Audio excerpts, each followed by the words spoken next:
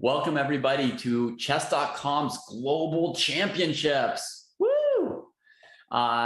We are in the fourth play-in qualifier today. We are in the first week of titled player action as these players vie for the first global champion title. I'm going to be your host today, International Master David Pruce. I hear that Daniel Naroditsky covered the earlier show this morning. So, expect a little drop off on the quality of the commentary. Hopefully the players will make up for it for me. We've got some strong players here. But let's start off by looking at the format a little bit. For those of you who don't know what this competition is, let us be clear about what's going on here and what it all means and what it all stands for. So the qualifiers are every Monday and Friday right now, 2 per day on Monday and 2 per day on Friday. And currently they're open to all titled players, any confirmed titled player. So chess.com has to verify your title. And also you also need to have done the chess.com verification itself, as well as the title player verification through chess.com. But basically any NM, GM, IM, WGM, FM, etc. can be in these events. And there are also going to be players who've qualified, untitled players who've qualified as the top finishers in their sort of qualifying phase play-ins. So they'll be in there and they'll be going up against the title players, and we'll see, can some really good rapid players compete with, famous grandmasters. The format's going to be a 9-round Swiss. The time control is 10 plus 0. So it's 9 rounds of that. The first player, the person who wins this tournament, qualifies to the next phase, which is the 64-player knockout. The second and third place players will play an extremely thrilling match. So no matter how this thing ends up, folks, we're going to see, and I'm looking forward to this already right now, but we all have our own things. But between second and third place, there will be a match at the end of today's event for who gets the second spot in the 64-player knockout. So we're in this play-in phase from now until the 5th of August. These events will continue. We've got 3 more weeks, in other words, of this. And then we get into a knockout phase, there will be a break in August, and that will be from September 14th through October 9th. You'll have a knockout phase of 64 players, 32 qualified, 32 top GMs who get lucky enough to get an invitation, or who we are lucky enough to have accept their invitations as well. And let's talk prizes, okay? We have today $3,750 in prizes. That's the case for every one of these 16 play-in events. $850 to first place, $600 to second place. But the real prizes here are the plus qualified, folks. It's not as big as the cash numbers, but check out these bigger cash numbers that those qualifications represent. If you end up losing in the very first round of the 64-player knockout, you will get $5,000. Yeah, that's a lot for losing. And of course, first place is $200,000. That is more than you're going to see in any Magnus Chess Tour event. It's more than you're going to see in, the Sinkfield Cup, probably, for first place. This is major money. There's $940,000 out of the $1 million prize fund is going to this knockout phase. And we are into the action, folks. It is 10:00 a.m. on the Pacific coast of the United States, and we are into the action, and Orest Vovk is up against Jeffrey Xiong. Up here on first board, Orest Vovk is a titled player, so that means we've got more than 50% titled players here. And going after the d5 pawn with an unusual opening. I mean, 1g4 was played this game. Let me get my mouse going here. Where are you, mouse? Hang on. We're going to get the mouse ready. But 1g4 was dared to be played against Jeffrey Xiong. And now white is trying to make use of it to fight for the d5 square and the b7 square. So one idea from white is, and we see Jeffrey like deep in thought, is that if black plays knight f6, white's going to play pawn takes g4 probably.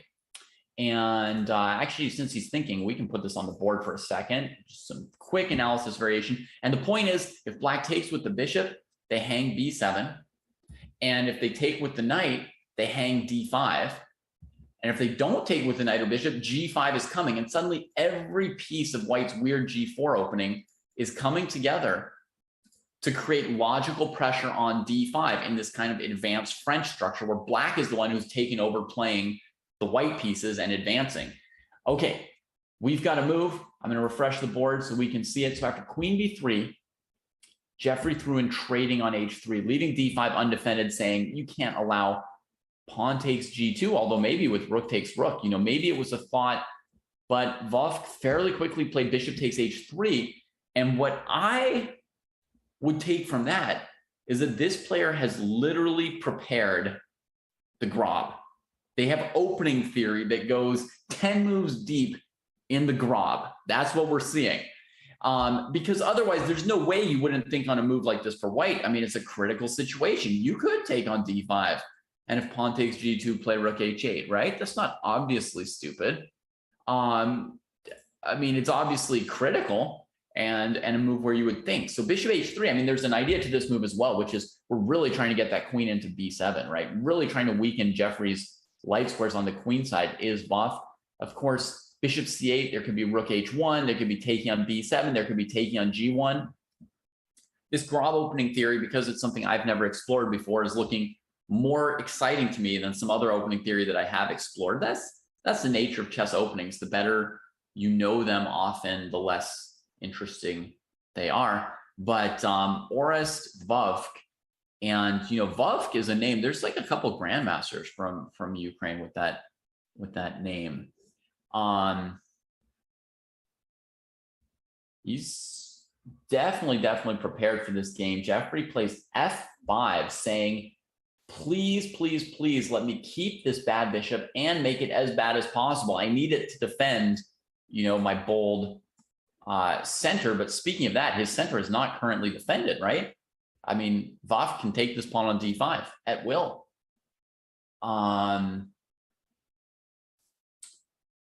We've got a question from chat. Who won the early event today?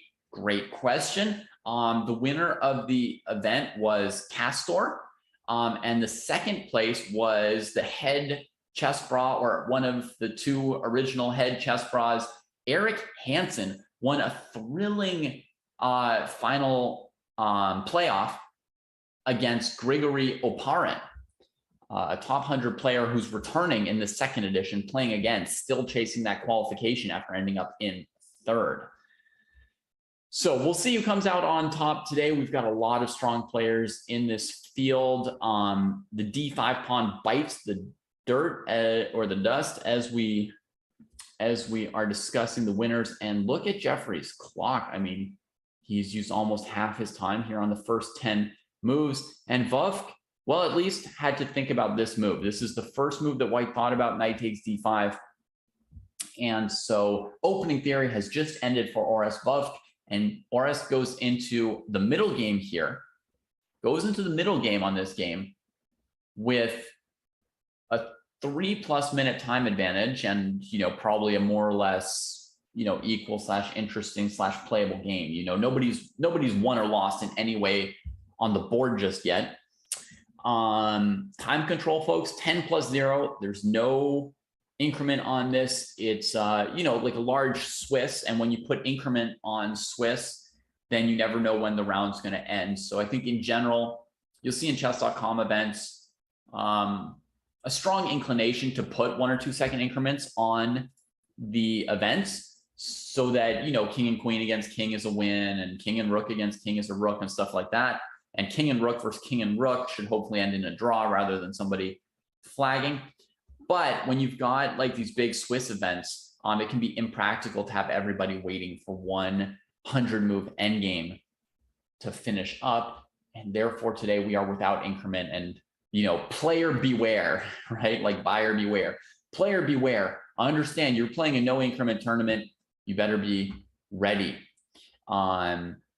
for that final phase, and, you know, use your time accordingly. You start out with 10 minutes, you can think a little bit, you know, it's not quite a blitz game, But you have to realize as you get down to 3 minutes, 2 minutes, 1 minute, that you're basically on the clock to finish off a blitz or bullet game at the end. So we could try to evaluate the situation that they've gotten. It's an unusual situation, right?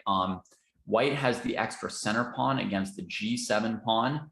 We've got probably a trade of dark squared bishops, which will weaken Black's dark squares. Since Black's got more of a light squared pawn chain here, and White is more likely to play E3 and get an F2, E3, D4 pawn chain. So the static positional factors are slightly favoring White here, but there are 1 or 2 little tactical problems for White here, which may adjust what White's able to achieve in the next couple moves, as we see Vufkin deep thought about this. One is that this rook on H1 is undefended, so it's tricky for White to use the bishop H3. And another is that the queen and knight need to watch out for bishop E6 at some point. The obvious or natural move for White here would be E3, but it hasn't been played for 2+ minutes, right? So is there an issue with that? I mean, does E3 run into bishop E6? We're going to just quickly check here on our analysis board. So can White use knight C7 here like previously? It looks like that's still totally fine for White. And when I say totally fine, I mean beyond fine, right? D6 is hanging, F5 is hanging. White comes out winning. So I don't yet see an obvious problem with the E3 move. Does queen A5 check do anything? I suppose the knight could retreat. That would be fine. Yeah, I don't see like a strong reason. I'm going to go back to the live position here for you guys. I don't see a strong reason why White's hesitating over the move E3. You know, I wouldn't want Black to play knight takes D4 here if I were White, and E3 would be my first thought. I guess castle's queenside is another candidate move, defending the pawn on D4 with the rook and looking to tuck the king on A1, probably the best square on the board for White's king. So we could be looking for castle's queenside here as well. In any case, this was not an appropriate use of time for Oris Buff, who's, you know, squandered that entire time advantage on one random move here in the opening, which is just a positional decision. You know, it's not some kind of critical tactical line. Maybe they were calculating bishop takes F5 really hard and trying to make that work. But if so, they should have given up on it after, you know, 30 seconds to a minute. Bishop takes F5, exposing the hidden attack between the rooks. These moves are always critical, right? Black probably takes, and then you can go check, and you know, you can calculate king D7, king F8. This doesn't work for White in any variation. So I mean, maybe that's something that White was thinking about in this position here, but it was just way too long. Whatever it was, that was 4.5 minutes used on rook to D1. That's the equivalent in a classical game of spending over 45 minutes on one move. So just gross. So rook D1 is played defending the pawn, and Jeffrey plays king F8 to get out of the range of the knight checks. Probably Jeffrey's just preparing / threatening bishop E6 here, which would tie White up considerably, right? So if White played a simple E3 move now, Black would be playing bishop E6. Instead, we get a weird queen G3 move from White, and we see both kings are not going to castle this game. They're just going to like tuck on the F file, probably, and hide behind the F2 and F5 pawns. And Oris is planning to retreat this knight from D5 to F4 if Jeffrey trades, which seems pretty likely. So, yeah, queen G3, slightly unusual move. It shows maybe one reason why E3 hasn't been played yet. The queen swings to the king side, but this knight will have to get off G1 at some point, one would think. Yeah, mainly it's just like crazy to spend time like that on one move here, a move that, you know, before White played rook to D1, I would have said it's anyone's game. And after White plays rook D1, I would have still said it's anyone's game. So it's just not that important a move. And that's something I've been thinking about, you know, is time management in blitz, in rapid, in classical, just in terms of how much time do you invest on a move where, you know, and compare that to how important, so to speak, the move is. What are the chances that that move change? How much does that move change your chances of winning or losing the game? So we see like Jeffrey comes up with a slightly weird move that may or may not have even been on Vov's list of candidate moves. Defends d6. The rook can't be captured because of bishop takes g3, right? So it's just visually, you know, you might not look at this move because it's slightly unusual. And if your opponent's using up a lot of time, it can be good to find, you know, all things equal, a perfectly normal or equalish move that they might not have been thinking about. You can cost them a little extra time. Jeffrey plays queen check and is going to take the knight on d5 in case of king f1. And I think the knight might need to retreat, and it does. I've got my analysis board up, so I can show you quickly. The idea there is that on king f1, you capture the knight defending d6. If bishop takes d6, you know, you just recapture with the rook or queen and you're home scot-free. If rook takes rook, you throw in bishop takes bishop, hitting the queen, and then you can recapture the rook. See, here your bishop's hanging. If you just recapture the rook, white plays bishop takes d6 with a good position, right? But you throw in bishop takes bishop, and then you end up ahead a minor piece for black. So that was like the trap, so to speak, with queen a5. And Vov had to retreat the knight to c3 instead of putting it on f4, which was sort of what Vov was mostly envisioning. Now we get a trade and a trade and a trade, and Jeffrey's going to continue development. And, you know, the position's still the same kind of position that we had before, right? Black's a bit weak on the dark squares. Material's equal. It should slightly favor white, but now they're definitely in 3-0 territory as white sends the d pawn forward bravely and needs to pick a square for the queen now before the pawn can get to d7. Tempos the knight. That's a good choice, I think. And now we're in a new phase of the game where things are going to go fast, and I'm not going to show as many analysis variations, right? We're just going to watch what's on the board and maybe show an arrow or two at some point, like show that black still got control of the blockade square here on d6. And you guys can meanwhile check out the list of people playing in this tournament here, right? To the side of the chessboard, or to the side of the chessboard, you can see some of the big names in today's event, and we'll go over them together at some point. 2.5 minutes each. Vov is definitely keeping pressure on Jeffrey at the moment with this pawn here looking strong and this king not that well protected. Jeffrey needs to coordinate these two pieces. Vov brings a different knight to f4 or g5. This is good territory for that knight. Bishop on h1 is a problem. All the other white pieces are looking good. Vov still hasn't played e3, and we wonder maybe white's still going to play f3 at some point to try and activate this bishop, but we see Jeffrey quickly. He gets the pawn blockaded. He brings the rook off of a8. He is close to coordinating his pieces. Knight on h8 sits here stopping knight g6 check for the moment. King gets out of the way. That was going to be its home, and we finally have the promised kings on f1 and f8. Very, very interesting game white generated by playing the horrible, gruesome, grisly, gratuitous Grob. An opening I generally have very bad things to say about, but I appreciate that Vov was able to give us an interesting game here for sure.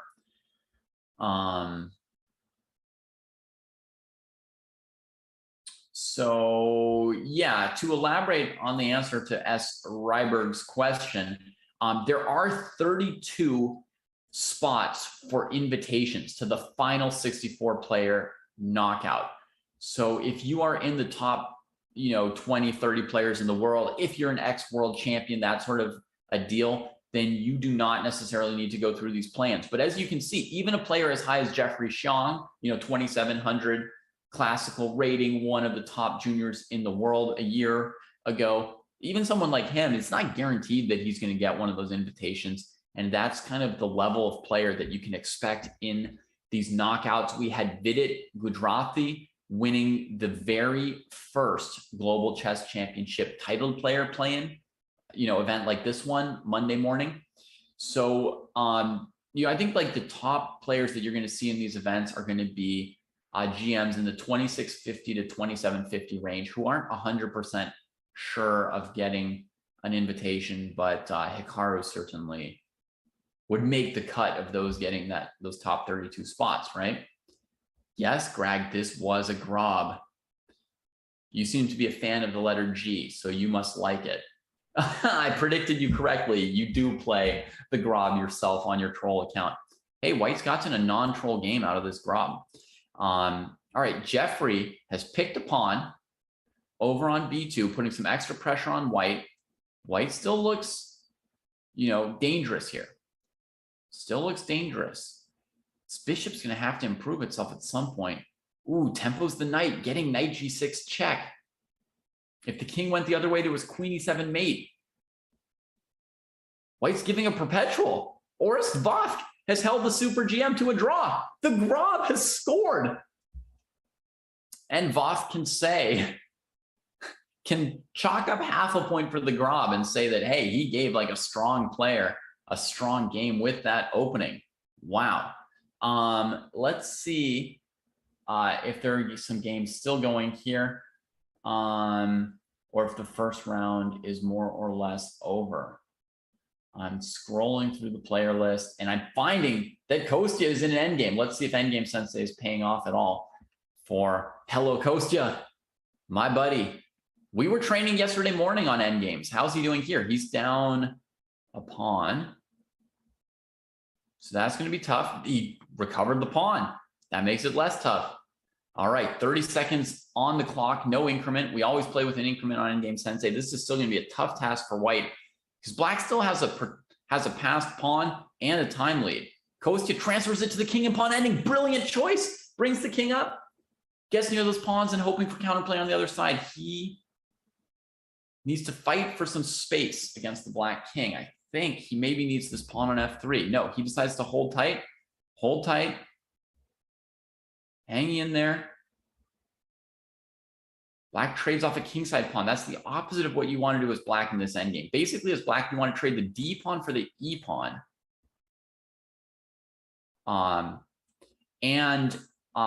Then use the C pawn to get Kostya's king to the kingside and bring your king over and eat the remaining kingside pawns. By trading the remaining kingside pawns, Black gave up their positional advantage. And this game should end in a draw unless Kostya flags. Let's check out his mouse skills, but he should have it. 16 seconds.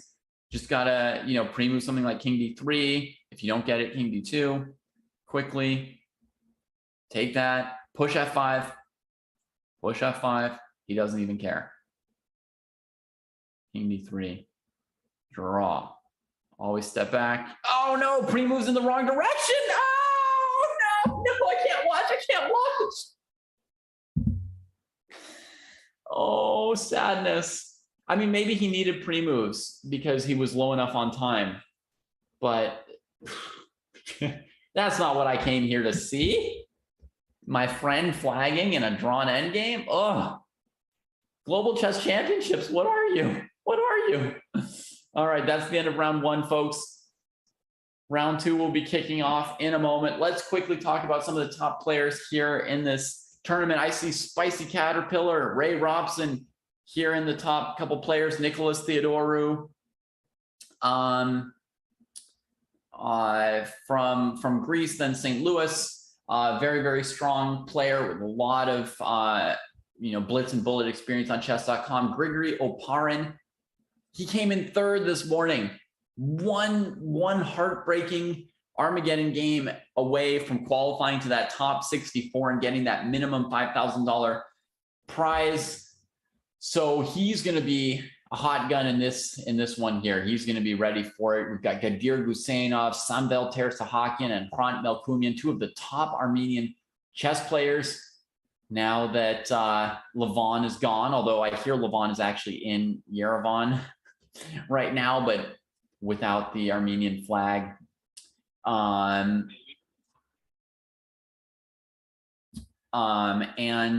We've got, by rating, two IMs, at the top of this field. We've got Sain Janat.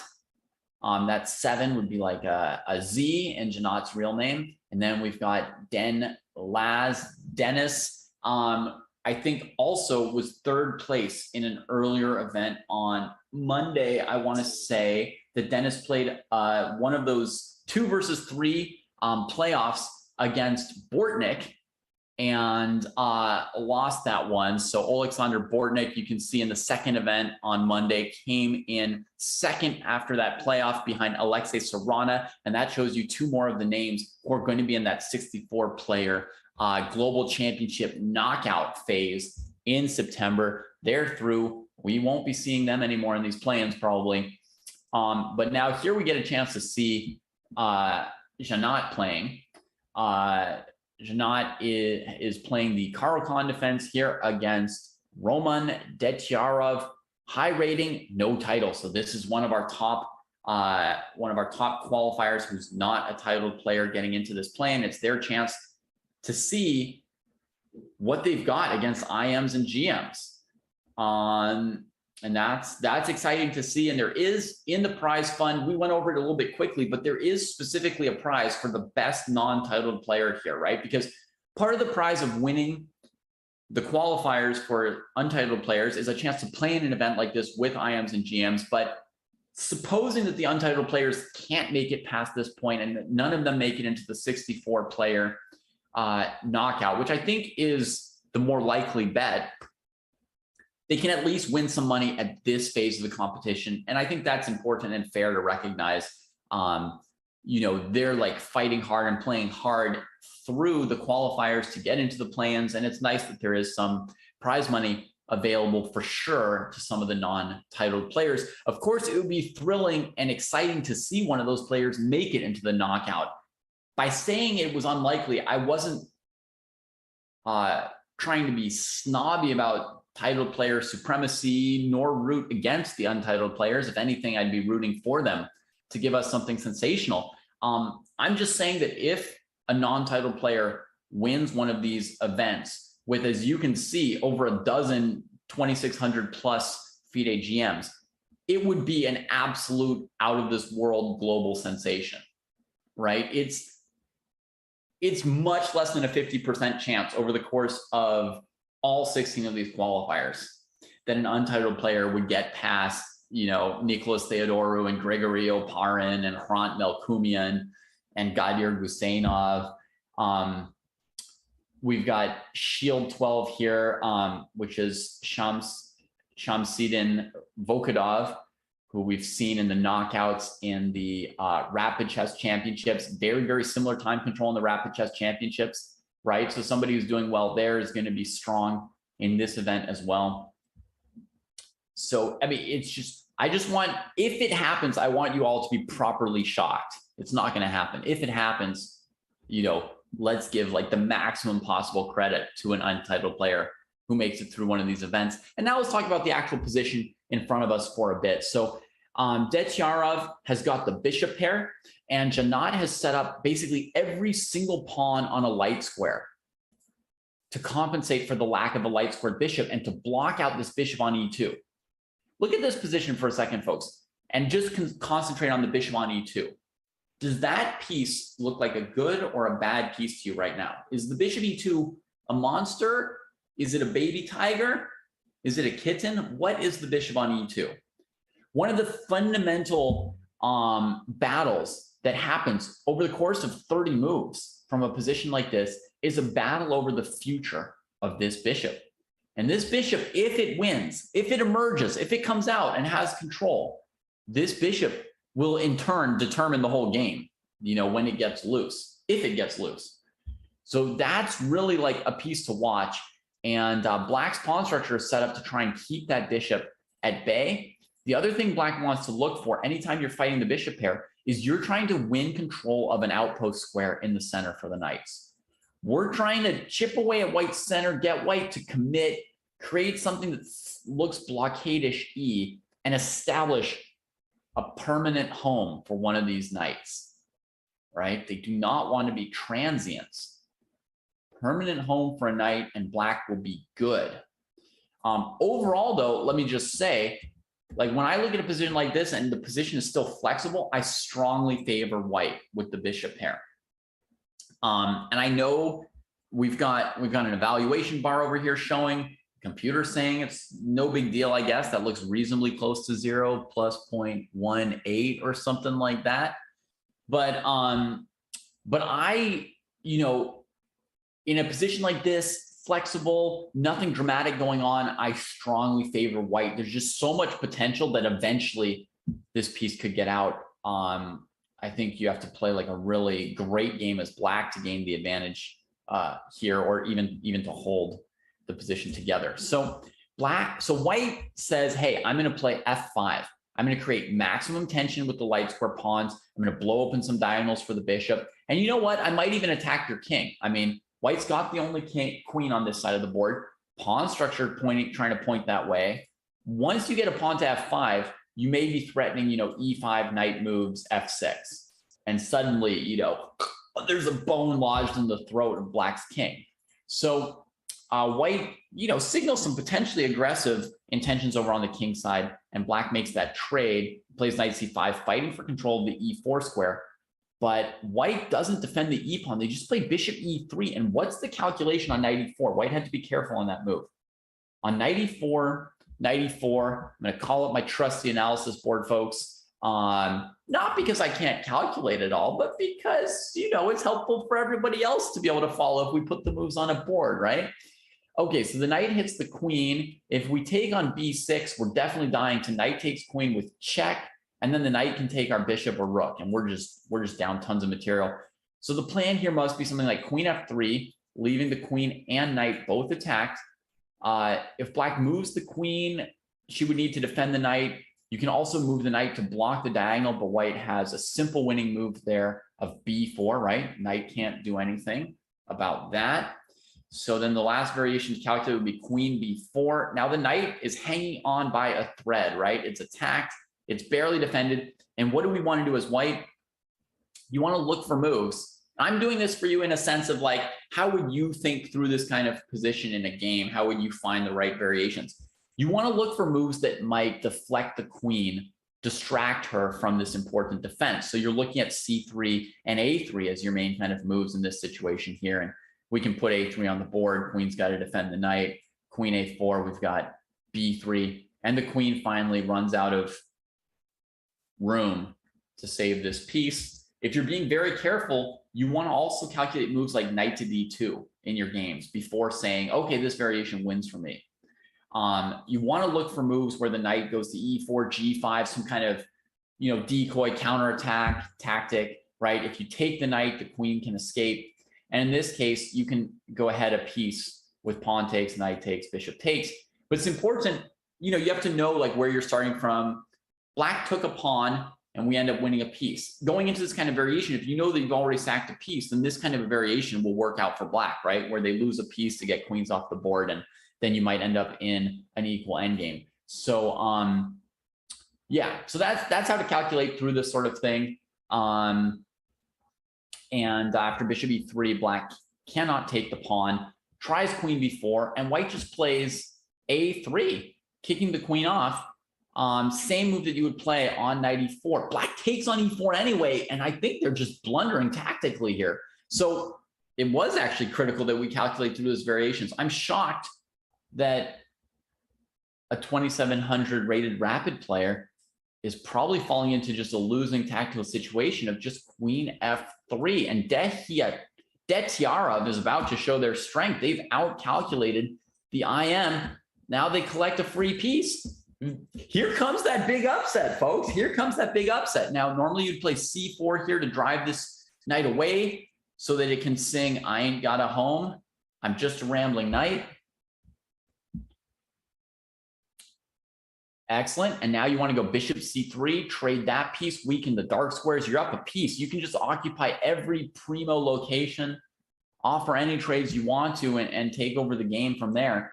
Put rooks on the d file, see if black wants to trade rooks with you. Man. Yeah, throwing in the trading queen c3 and then rook d1 is probably fine as well. We have to keep our eye out for, knight g3, knight e3. Those are the kind of moves that could potentially mess us up a little bit. But, you know, if the knight goes into e3, we've got the move c5. Detiarov has shown themselves perfectly capable of calculating some tricky variations, folks. I think we're going to see a big upset here. Honestly, I want to click over and follow some other games too, but I wonder if I might not be able to get back to this one. We don't want to miss the potential drama. I mean, Black's not going to go quietly into that good knight. They're gonna fight like crazy for this endgame, and Detiarov is still gonna have to show some skill. Knight or minor piece versus pawn is completely winning. Completely winning. Nice move. We see Detiarov still focused in trying to play the best possible moves, not just plodding along with the advantage. That shows some of the psychological strength. F6 tricky move, introducing queen takes knight. So now pawn takes, queen takes e4, check, bishop f3, queen takes f5, not especially desirable for white. So white might need to trade on d4 after all, or play a move like bishop d3, then queen c3, knight c3, knight g3, check is not good. Got to keep our eye on this move here if there's a trade. In fact, what did white have in mind last move if black took on c3? I think white was going to take with the pawn, folks, leaving this knight to stop knight g3. And so after this knight moves, white wants to capture the pawn on b7. I didn't realize that was his plan. All right, let's get back to the live position. After f6, white just defended the knight. Man, super good.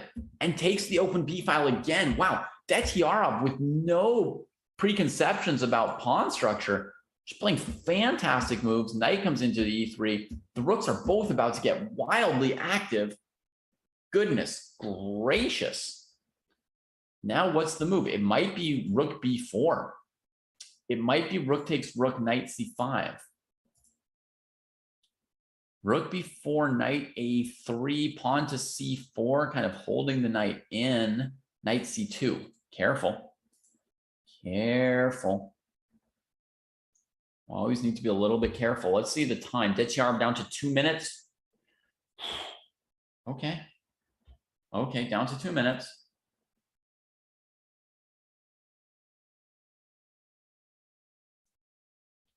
Not a lot of time and still a complicated position. And Detiarov so far, you know, playing very, very precise, high quality moves.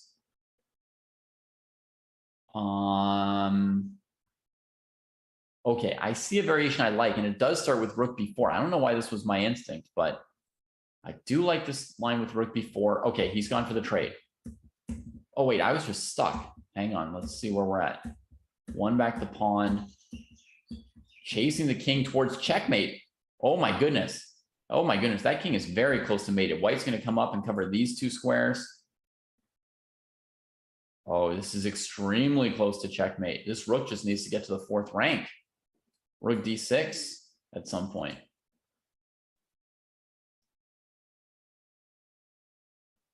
All right. Do I have to click this more times to like stay up to date on the board? How are you guys liking this? Who's rooting for the titled players and who's rooting for the untitled players? Let us know in chat if you want to see Detiarov and the other untitled players score some upsets on the IMs and GMs here in the global championships. Yeah, knight c4 is going to stop rook to d4. White has to think better of it. Repeat positions once, 1.5 minutes left. That's not a lot without an increment, but it can be done. It's more than the time needed for a full bullet game. So, and white is very close to winning. I don't know why white isn't just putting the bishop on f3 to make room for rook d6. Definitely Roman doesn't seem totally certain how to finish this game off, but okay, rook c5. The idea here is if this rook activates, that white can take the pawn. That was definitely like a major idea there. Now comes bishop f3. So now preparing rook d5 or e5 to go for that checkmate. Rook e7, so probably now the move would be rook e5. And now how does black stop checkmate? You got it, Roman, you got it. I think GMs have won enough accolades, right? Oh, he's going to keep playing. Miserable. Just resign. Just resign. I think I was going to say, I think like, you know, IMs and GMs have won enough accolades and prizes and things. And the untitled qualifiers, this should be their event. Push it, push it, push it. You got him. Oh man, look at that king coming to blockade. That's annoying as can be. All right, but Roman is sped up. He's saying, I'm up a rook. Let's go into another gear. It's not that important what moves I play. Let's just make sure not to flag. This is exactly the time where you just need to start playing super fast. You're up a rook. There's not really anything that can go wrong other than flagging. Collects that pawn. Head over to the blockade square. Queen the next pawn. Shamelessly, Janot refuses to resign here. Come on. Come on. Okay, we got to be careful around stalemate. 48 seconds, and there goes the last pawn. That was not careful of white to lose the last pawn. So, I mean, you got to be able to win king and rook against king, though, anyway.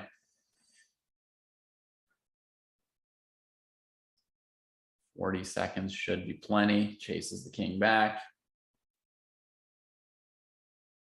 Oh my goodness, I can't believe that black is not resigning. What an absolute shame. Come on. Come on, have some respect for the verified checkmark of Roman Detiarov taking out the top seed. Or was Jeffrey Shang was the top seed, taking out the #2 seed here. Bravo. Bravo to Roman. Hope we'll get to see Roman later on today, scoring some more points. For the untitled players, we've got another untitled player here at 2-on-2, Vag Patri. Excellent. Let's see if we've got some games still going. We've got, I'm going to go for Hrant Melkumian. Just got to pick somebody. We're going to pick Hrant in a queen and pawn ending, down 2 pawns. So white is struggling for their life, looking for perpetual here. Queen e5, queen f5. I don't see Hess or Danya on the player list. Hess is definitely commenting in chat. And Danya commented, did the actual live commentary on this morning's show. But hopefully we will see Hess and Danya in this event at some point. They are definitely right at that level where they could compete for a knockout spot. They would not be a shoo-in necessarily. But they would not be outsiders. They would have very, very good chances. We would see them definitely in like the top 10 of this kind of a tournament fighting for those spots. In the knockout, we've got Penguin GM. Check out how he's doing. Material is equal. Black grabs an extra pawn. And white's looking for some kind of checkmate. But G7 is covered. Bishop can drop back to f8. Bishop c6 is a move, and the chess bomber finds it, drops a bomb on the Penguin GM. Queen's got to stay near g7, drops back there. White can collect the pawn on a4 at least. Queen b8, there's bishop f8. What white really wants is to bring this h4 bishop back to like b2, somehow behind the queen, but it's hard to see how it gets there quickly. It's headed there now while defending h6. Black threatens queen f3, and the chess bomber stops it, says absolutely not. And now I think bishop d2 to c3 is correct. Oh, falls into queen to d5. Hitting the bishop. If you go f3, you still lose a piece. No, the bomber bombs out. Penguin GM's got 20 seconds left to win this game, but he's basically like maybe the top bullet player in the world, or you know, if not, you know, somebody who can play bullet with Hikaru. So 20 seconds may be plenty. Should be plenty of. F3 gets played. So the bomber is going to test Penguin GM's flag. I think Penguin GM is famous for not flagging. So we'll see how it goes. If you trade queens, he can't checkmate you. So he's got to win it off of the pawns, but he's got this. Look at that technique. The clock seems to move, but then it comes right back to where it was. Now we're going to get bishop e3 at some point here. Okay, one move sooner would have been even better, maybe. Maybe Penguin GM could flag white here instead of queening if he wanted to. Oh, he's got this. Now you can just pre-move the h-pawn all the way. Boom. And that's how it's done by those few with the incredible mouse skills to go with the incredible chess skills. Penguin GM moves to 2-0 here with the 2400 rapid rating. I wonder if Penguin GM has played many rapid games and where their rating is going to end up in the rapid pool. Let's see if we've got one or two other games still going in round 2. We can check out some end games. End games are good. We've got Yob DC, Queen versus Rook and Bishop. That should be a fortress for Black with everything defending itself, and the White King can't get over to the Queen side to try and threaten checkmates. So that game ends in a draw, and that is going to be close to the end of round 2. I mean, if there's a game still going, the players have less than 10 seconds each. So we are done right there. Nobody's going to be resigning today. All right, maybe nobody will resign today. We'll see. But I think when your opponent's got a minute on the clock and an extra rook or queen, I mean, it's not too interesting to spend another minute on that game. We'll see how that goes. You guys may or may not like this, but I think I read from chat that you guys are rooting for the untitled players. I'm going to try to specifically keep following untitled players as long as there are some near the top of this tournament. That's where I'm going to be focusing our attention. Okay, folks. So, you know, we're going to be trying to follow these dark horses as they turn into swan songs, right? We're going to try and see how they can do against the GMs, and we'll see how far they can get, what upsets they can score, and when does the journey end for them.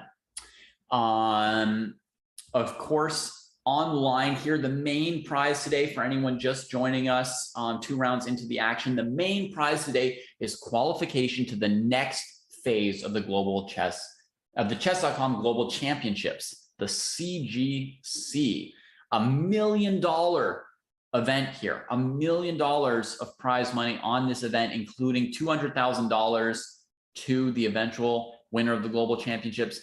The 64-player knockout, 64 players, 64 squares, is the next phase of this event. And the top 2 players today are going to get there. Penguin GM, you showed us some great skills last game, but we want to watch Bobur Satarov, the unheralded. Ooh, leaning towards Banco Benoni territory. It is an old Benoni, I guess is what it's called.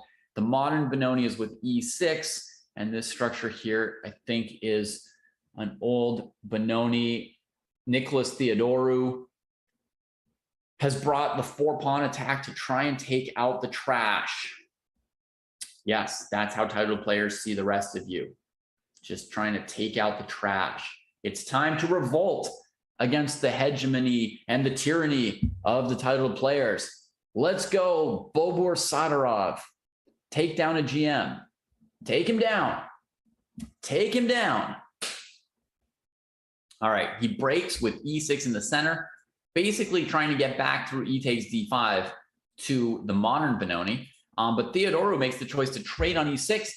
Slightly surprising. And Bobur has to stop and think about it, chooses to develop the piece, leave the weak backward pawn. If you take with your F pawn, you have some structural dreams of playing D5 yourself. But the problem is if you take back with the F pawn, there's a few problems. One is you weaken your king a little bit without the F pawn. The other is white usually plays E5 and leaves you stuck with the pawn on E6, blocking your bishop, and it becomes like a weak isolated pawn on E6. So I think it's prudent to accept the King's Indian style weakness on D6 and just develop here. You know, of course, white's position is going to be advantageous, but Black's position is not dead yet. So that's the best we can say about this opening. And I think that's the right choice from Bobur. We'll see how resilient Bobur is. You know, every player's got their own strengths and weaknesses with which they can, with which they can dazzle and shock us. And we'll see if Bobur is somebody who's like very good at being resilient, keeping a bad position going, finding chances, not committing suicide. Look at Theodorou with 9 minutes and 50 seconds out of 10 minutes on the clock, blitzing out these moves like knight d5 as if he planned for knight g4. Really trying to give some of that titled player disrespect here, right? You can feel it oozing across the board, that disrespect, like, oh, you're untitled. I don't even need to think on my moves. Enough, enough. The untitles have suffered long enough. Take him down, Bobur, take him down. So what's black looking for? Some scrappy counterplay on the dark squares, right? Knight G4 unveiled the monster on G7. And black could come into outpost at D4 or E5, but instead now plays Knight B4, looking to trade off white's knight on D5, plug the hole on the D file. But I mean, the main move for white would be knight takes B4. And so that is not an obvious decision from Bobur Sadarov to allow this, right? Because now this pawn's even more isolated, right? He's like, okay, goodbye, everybody. I understand nobody likes me. You know, cue negative self-deprecatory internal monologue for pawn D6. And by doubling these B pawns, this 3-on-2 here is kind of like a deprecated majority for black. White's got like more pawns throughout the rest of the board pretty significantly. But what is it? I mean, I think it's largely about queen B6, and it's very hard to stop knight E3 and knight F2, especially since your bishop on C1 needs to also cover B2. So apparently this was absolute brilliance from Bobur, because Theodoru finally had to think on one of his moves and chose bishop to G5, not taking that knight takes B4 moment. Now this move is pretty strong in its own right, shall we say. But still kind of, we see some of Bobur's strength there in finding that unusual knight B4 move. So here the queen's got to be careful, you know, about not getting forked by this knight on D5. Queen C8, knight E7, queen C8, knight C7. So there's not a lot of room to go. And white's about to play F6 as well. So Bobur plays F6 themselves, slaying their own monster. And now bishop F4 comes in. And, you know, white's position looks amazing. Oh, man. Oh, man. It's gonna continue to be an uphill battle for the untitled upstart. Bobur Sadarov, hopefully buoyed by 2 wins already against title players today. I mean, can you imagine, for anyone in chat who's untitled as well, can you imagine winning 2 games in a row against title players, where you'd be feeling here in round 3? Bishop takes D6 from Theodore, trying to take apart everything that black has built in the center. And now come the tactics, right? Pawn takes E4, hits lots of pieces. Bishop F8 takes pieces. It's going to get crazy right now. Black also has the move bishop A4 to consider here. Another candidate move, as this position just literally exploding right now. Sacking exchange can be a good idea. What about knight takes D3, bishop takes F8, pawn takes E4, right? Lodging that knight. In order to not end up way down material, white would need to trade on G7 then. How would this situation look? Black's got a bishop and like a pawn against, I think some move was played. Let's refresh and see what was played. Bishop A4 was the move. Okay. I had a feeling that was the best move when I mentioned it, but then I wanted to investigate some other moves. And this move we get to actually see in the game. That knight D3 variation I showed you was probably not quite good enough for black. Not quite good enough, but super complicated. But instead, just trading the bishops to win control of the dark squares here. Now bishop on D3 is hanging. There's still tension on E4, and white's got to keep checkmate covered on H2. Theodoru continuing to play quite quickly with H3 right here. And black can now play knight takes D3, pawn takes G4, pawn takes E4, with like an obviously good position for black. Let's go, Theodoro. Keep playing quickly in this complicated position where every move is about to decide the game. Do it. Keep showing that disrespect. Play too fast when the moves are critical. So we can see you lose. Lose. What do you expect me to do, David? Do you expect me to spend a lot of time? It's a rapid game. I expect you to lose, Nico. All right. So what's coming next from black is probably F5, releasing the beast. That's why this is such a big deal. That's why this position is so good for black, okay? Because the buried piece, right? This is sort of like killing black's mojo, you could say. Black's vibe is being killed by this bishop being trapped by the F6 pawn. So when we take on e4, now we're going to be able to play f5. And this thing's going to become a monster again, right? It's kind of funny. It goes from like monster to dud, back to monster. There's a lot of whiplash in chess, right? Especially when I'm giving you this commentary where I'm, yelling at the players and impersonating them weirdly. Okay, white wants the knight on f5. That would be sick. Black says you can have the knight on f5 with my f6 pawn's complements, right? Just needs it gone.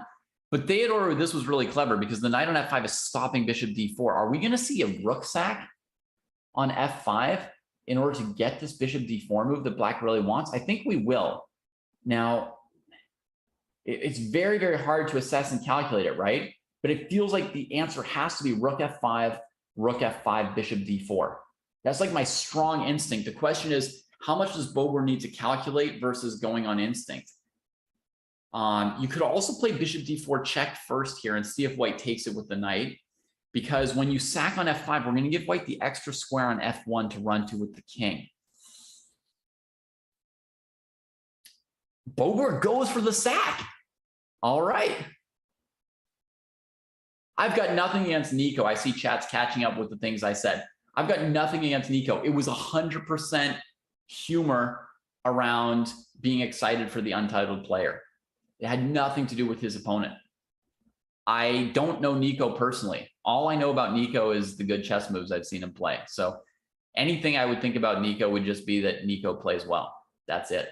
That's all I got on Theodoro. I know even less about Bober, but I'm invested. So let's go, Bober. And yes, I am not objective. That is right. I'm giving you guys some of my own fun feelings here. So king f1, king h1 feels like a death trap. So I'm expecting king f1. And honestly, I don't even know what the follow-up is for Bober. I mean, I see that, this eval bar is agreeing with Bober and me on this instinct that rook takes f5 and bishop d4 is good, but I don't know why, I mean, maybe queen h2 to g1 to g2 and just keep chasing this king. I don't know where this king hunt ends. I don't. But, instinctively, I mean, look, these are both outposted pieces. Obviously, either of these pieces is about as good as a rook, right? So it's a strong position for black. Black's king is going to be exposed too. And white's main hope is going to be to like launch a counterattack, strike black with something like, queen d7 and suddenly white's checkmating as well. So, okay, queen h6 rather than h2, a subtle difference. Still, the main idea is queen to h1, but he's also cutting the king off this way. So if the king tries to run, I was going to say he might go to e3 instead of g2, but no, there's definitely not going to be queen e3. Yeah, so the king may just run here. May just run. How dead would white be if they played queen d7 and allowed check, check, king here, knight b2, king c1, knight d3, king d1. Black's got at least a perpetual, but queen g4 would win probably. Yeah, okay. I think black wins if white goes queen d7. So probably I'm looking at king e2 continuing to run as the most likely move from Theodoro, and he does play it. The king currently can't go to d1 because of knight b2. Queen comes to h2. That seems like you should have just gone there in one move if that's your follow-up, right? Ooh. There must have been some really important reason not to go to h2 because that's the more obvious move. I'm sure Bober saw it. So far, I'm extremely impressed by Bober's level. Very dynamic, very in tune with what needs to happen in the position. When you need to accept a positional disadvantage, when do you throw some counterplay your opponent's way, when do you activate your pieces. When sacking that rook on f5, I'm sure it was done mostly on instinct. I mean, Bober tried to calculate for a little bit before playing it.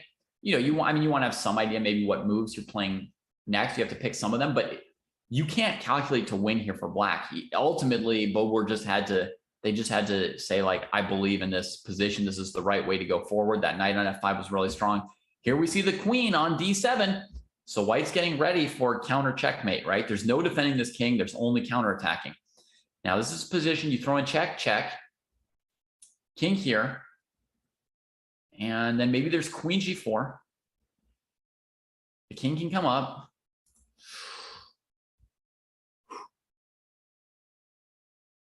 Can black survive queen f7, king h8? Like, can black just take the rook on a1? Knight e7, king h8, queen f7, king h8. The king only needs to be able to survive for one move. Can we capture this rook?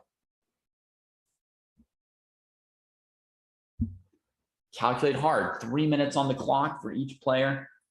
This is where I would stop and calculate. You know, we talked about time usage. A move like rook f5, you kind of want to play mostly on instinct and not too slow. And then, you know, you're much better off having 3 or 4 minutes here rather than 1 minute here. So you can really find a kill at this point, hopefully. Queen check. I feel like this queen might be taking on a1.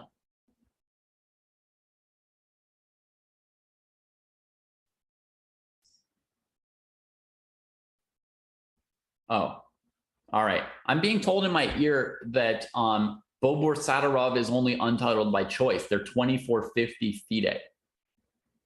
Well, that's like, I mean, if you're 2450 FIDE, that means like every time you play, you make an IM norm, more or less. So basically, this is somebody who doesn't like titles. They just don't want them. They just don't want the titles. So, yeah, I see now a comment in chat that earlier on where I was wondering about queen h6 versus queen h2. If queen h2, you allow rook h5, not especially because you've got queen g1 check, right? Defended by the bishop.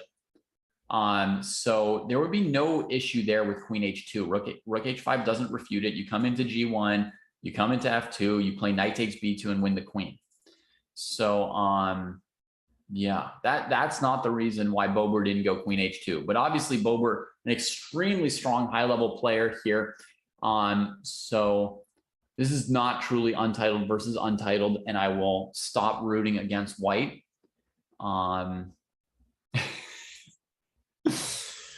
That said, black's played a great game. My goodness, f5, rook f5 was a very nice idea. Hopefully we all learned something about the King's Indian / Benoni style position. And it more or less looks like black's winning at this point. They're up this entire bishop for free. But both kings are under huge danger. So it's kind of a question of, you know, who's gonna land a tactic. The queen here prevents a move like knight f6 from trading off this bishop. So what's white looking at? Like queen f7, king here, rook h5. Black can defend pretty easily with bishop g7, actually. Just actually stopping white's attack instead of checkmating ourselves. There have been some players who, you know, got their ratings super high and the first title they took was GM. And there are even some players who don't want the GM title, right? I mean, isn't there one player who's always at the top in Title Tuesday who's over 2,500 FIDE? And Chess.com has an NM title on him, but he's just didn't want any title. Here, there's queen b2, and if king d3, queen b1 wins the queen. So black can continue the attack here with queen b2, or queen c1. Same thing. If king takes the knight, there's queen b1 winning the queen. And Bobur delivers the checkmate and knocks out one of the players I would consider, you know, like a top 10 player in this event, Nicolas Theodoru, an absolute monster and beast. And maybe if Bobur had that IM title on the account, you know, Theodoru would have been more worried and warned, since Theodoru during the pandemic spent several months as the world's strongest IM, potentially. Let's see who else is still playing here in round 2, or if that was the end of it. Hey, we got to see a heck of a bloody game there, right? So, so there was that. We're going to go to Dennis here, who is a player who's been in that second versus third place playoff in a Monday second event. I say a previous edition as if there's been hundreds, but this is the 4th of these play-ins, the 4th event. Let's see how Dennis is doing. Feels mildly dominated by white's space with the pawn on c5, but looking to throw. This isn't desperation. This is just genuine, natural, major counterplay that's coming in from black here with g4. But now I'm also realizing the bishop on h2 is trapped. So there's many angles through which black can play this position. It was just visually, I felt like black was a little bit squished by the C pawn, but now I'm going to say it's just a mess, you know, chances for both sides. Looks that C5 is now just completely undefended, but black's more interested in getting this queen into G4 or H3 as soon as possible. That's right. Sviridov. That's who I was thinking of. Thank you, Jared. Sviridov, who's got an NM title on him and is over 2,500 FIDE, and he doesn't even want to cash in the GM title from what we can tell, right? So, yeah, there's players with different relationships to titles and to FIDE than the rest of us. So, 1 minute 20 seconds for Reader. 50 seconds for Dennis. Takes the pawn on C6. We get a little bit of a simplification there. And now we emerge to an endgame where white is just worse because of the bad bishop on H2. And instead of attacking the king, black attacks the bishop. I bet a lot of us were looking at moves like queen C3 or trying to get the queen to D3, right? Black goes straight for the bishop on H2, says this is the real problem. This is the piece that can barely move. You know, in case of bishop G1, he'll play queen H1 and checkmate the bishop, not the king, but the bishop. You know, at the same time, you know, black does have ideas like queen H5, pawn F3, queen H3, switching over to a light square, checkmate against the king. And very hard to suggest the next move for Reader. You would think king G2 would probably be next, but then maybe black plays F3. No, quickly queen G6. Just collecting the E4 pawn here. I think I wouldn't expect F3 folks going for the weak squares and the checkmates because of bishop G3. Queen H5. I'm wrong. Queen H5. You know, I think in a position like this, black may have thought that, like, practically speaking, if you go for F3, white takes it, gives up this bishop, and then you're low on material to win the game with. So it's like safer almost just to keep that piece contained. Keep going with the queen threats. Queen G4 inching closer into the light squares. And now black can just win the game off of flag, basically, right? Like, Dennis made those moves fairly quickly and confidently, put pressure on white with that. And, and collect wins on the board too. I mean, it's just all over. Other than playing queen H5 check by accident here as black and losing your queen, the game is more or less in the bag. Gives the check, covers the king. The other thing that could go wrong for black would be getting perpetual checked. Otherwise, black just needs to collect the flag in a moment here. And we get our first resignation. Somebody said there'd be no resignations. There was a resignation. And fair enough. One second left for Reader. Honorably says, you know, it's true. I've lost this game. I've lost this game. And that concludes round 3. We're a third of the way there. Let's see. Do we have any truly untitled players on 3 out of 3? I mean, I do see Bobur Sadarov in there, but, you know, 2450 FIDE, I wouldn't really call that untitled.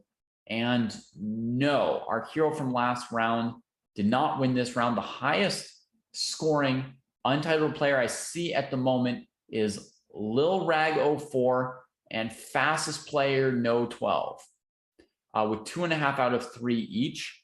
I'm seeing them here.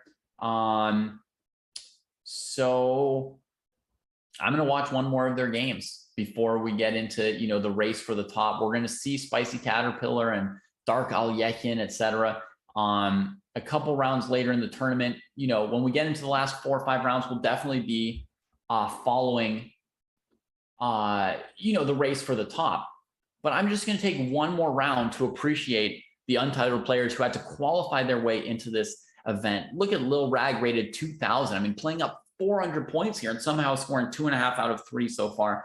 Let's just appreciate the strength of Lil Rag for a moment.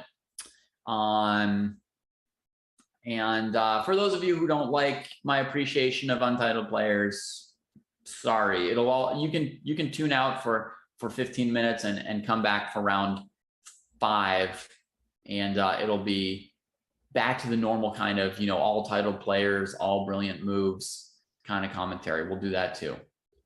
Okay, so playing a Queen's Gambit, we've got bishop b4, kind of Ragozin, the bishop locked out on f4. So this diagonal is a little bit hard to defend. White's going to be relying on rook c1 and queen c2 if black goes c5 and queen a5 and knight e4. I am in a rush to castle kingside in a position like this as white. Absolute breakneck rush. Myself, we get a3 play. Yeah, that makes sense too. You lose a tempo with the pawn move, but you resolve that bishop. So there's less likely to be heinous tactics on c3. Fair enough. And you insist that, you know, you want that bishop pair, you want that dark squared bishop. Black's gonna have to counterattack c3 hard right here with queen a5 and knight e4, I predict. Well, actually, black can also just use this pin to play c takes d4 when white has to play e takes d4, and then you get hanging pawns for white in the center, and black can find room for the pieces to outpost on like c4 and d5. There's a whole light square strategy there as well. So yeah, knight e4 is not the only way to play this. Not the only way. All right, knight b6, fighting for the c4 square. That's possible. It could also be a prelude to knight a4, knight e4, and really clipping that pawn on c3. All right.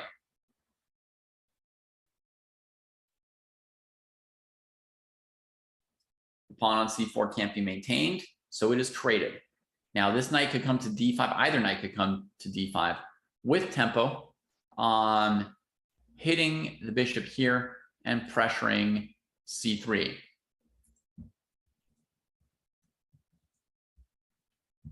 Okay, and I am getting the information. Thank you to my producer. Shout out to Hala. I am getting the information that Raghav Venkat is Lil Rag. Raghav, an 18-year-old with a 2200 FIDE rating. So definitely also a titled player in level, right? National master kind of level, or FIDE's. FIDE, I guess, calls it a candidate master, I think, is the FIDE title at 2200 on CM. So we've got a fairly strong player here, but still outrated by 400 points by Grandmaster Martin Kravtsev of the Ukraine, who is a very strong and dangerous player, uses that d5 square. c3 is under assault. Knight f4 is also always going to give black a pleasant game by breaking up white's bishop pair and leaving white with a weird structure. So this game, I was going to say Nimzo-Indian, but you know, it's these Rogozin Queen's Gambits, like the Queen's Gambits with bishop b4. They're straddling the Queen's Gambit / Nimzo-Indian divide, right? They're kind of like both. This is very Nimzo style to have given up the bishop and now be fighting for control over c3 and c4 on this side here. What I want to say is I feel like it's gone black's way, right? I think we can see that battle and struggle has gone black's way already. White's having major problems with the c3 pawn. White's not really able to cleanly maintain the bishop pair. Rag makes the choice to keep the bishop pair and let bye pawns be bye pawns. And he says bye to the pawn on c3 here. Maybe he could regain the pawn on c5 if black takes on c3 right away. Maybe if black takes on d4, Rag will recapture with the bishop and cover the pawn after all. Yeah, it's actually a very strong move, Rag. Very, very good choice. You know, if queen c3, we're looking at trades, takes, tempoing the knight, you know, and then depending where the knight goes, you can even lodge the bishop on d6 in some situations. But even if you don't, and even if this pawn gets lost again, white's got, you know, free room for the pieces, you know, rook b1 coming. Yeah, plenty good. Nice idea from Rag. And Kravtsev takes with the knight, trying to keep this diagonal as an issue for white, right? Some knight discovery checks. If you go queen d2, simplest move to cover the diagonal, the second knight comes to e4. That's no good. So instead, Rag clears the f1 square for the king. You know, if some kind of a knight check comes here, the king can go to f1 or maybe f2. And white's threatening to castle and then just play with great compensation here. So Rag actually making choices that make the game quite difficult for Kravtsev. I think in blitz games and even in rapid games like this, 10-0 is reasonably quick. I think in such situations, it is tough to take on the mantle of being the player with the extra pawn, but the slightly bad position. You know what I mean? Like the opponent, like you've got weak squares, or you're behind in development, or their king is safer. To give away those kind of advantages for a pawn, even if in a classical game, it would be not quite enough compensation. It would be like considered, a slight advantage for you or something like that. I think in rapid, it's kind of hellish to play this sort of position here that Kravtsev has at the moment. So I'm going to say like the evaluation bar is going to kind of lie a little bit from a human perspective as far as how Rag and Krav are feeling right now about this game. And the clock tells us a little bit more accurately how they're feeling, right? More time on the clock for Rag says that Raghav is feeling reasonably comfortable and confident here. And the time usage from Kravtsev using half the time just on the first, dozen moves of the game shows some discomfort, actually. Like he played like the correct, chess moves that he knew, right? Like you go knight b6, you go knight d5, you fight for c3. He played all the moves that like would be like the correct chess moves, right? And then the correct chess moves lead him to this situation where he's like, oh shoot, the correct thing to do is to like take that pawn and slowly fight my way out on the dark squares and neutralize white's initiative. Wait, I don't really want to do that kind of work in a rapid game. But now the queen trade is going to make things a little bit better for Kravtsev. I think now he's going to pick up the pace and feel comfortable. I think white should have moved the king here. On no account should queens be traded. I would call this kind of like a practical blunder here from Rag. And, you got to just play like king f1, king e2, something like that, I think. I don't know. This was the choice. What do I know? These players have much more experience with rapid and making practical decisions than I have. I'm sort of guessing at these things. So white just gets castled. Black, you see, trying to block some of the dark squares, trying to shut down this bishop a little bit, shut down this rook a little bit, sets up a pawn structure that kind of holds both of them off. And Kravtsev is looking pretty good. And as I said, has picked up the pace here, right? Playing some pretty quick moves. Rook c8, Raghav is going to have bishop a6 to win control over the c file. So white's now trying to get rook c7 as a piece of the compensation for the pawn that white remains down here. Get rook c8, immediately bishop a6 for sure. Rook trade, and now the king's going to try and keep the rook out of here probably. Knight d5, white could probably recover their pawn on g7. So I'm feeling kind of like king d8 probably. Knight e8 is the choice. Okay. Definitely a bit passive. That lets this knight, step forward and take over some new territory. Maybe black wants to prioritize playing f6 and e5, fighting this bishop and strengthening black's piece. f4, Rag says, no f6, e5. I see it coming and I don't like it. And maintaining that lead on the clock, which could eventually be some pressure on Kravtsev. But I would say Kravtsev, this deep into an end game, knowing and seeing what pieces are on the board, I think Kravtsev probably has what it takes to pull this out. I think black's a favorite in the game right now, though I'm impressed at Raghav, making these choices like f4 and e4 quickly and managing to still keep pressure on black. Especially on the clock. It's impressive. I mean, anybody who scored 2.5 out of 3 is going to be confident, right? The real question in one of these 9-round tournaments is how do you react to the first game that you lose or the first game that you draw in an unfortunate way? Like you were better and you draw and you should have won it, or you draw against somebody who you think is lower rated or weaker or something than you. It's how you respond to the first piece of adversity that's more important in these kind of tournament situations. That determines really how close you can finish to the top. So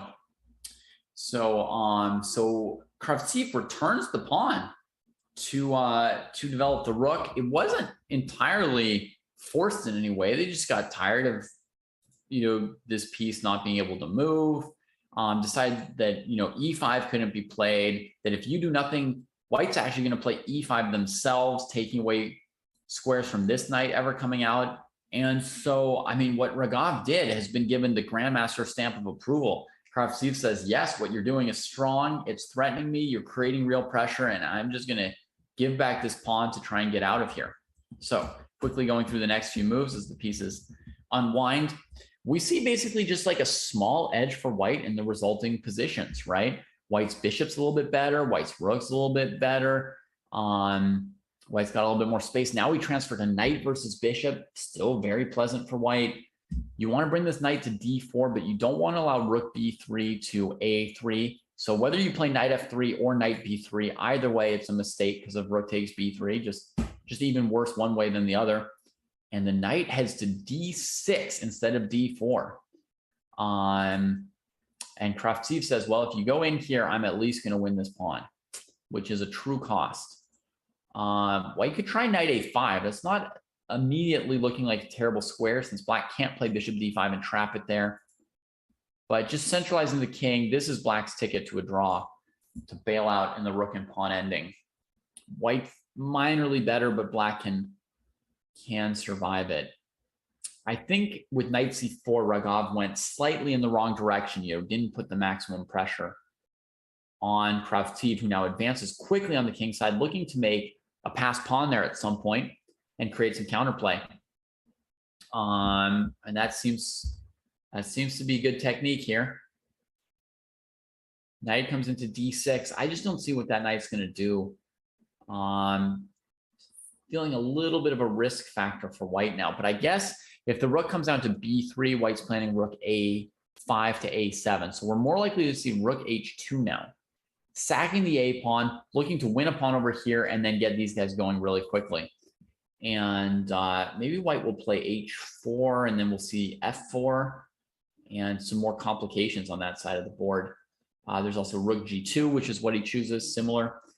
Looking to make some passed pawns on the king side for black. That's plenty of counterplay, and I really just don't see what this knight does on d6. I mean, it's a great middle game outpost, but I really think like back here, this position would be more favored by a white knight on d4, covering light squares all over the board.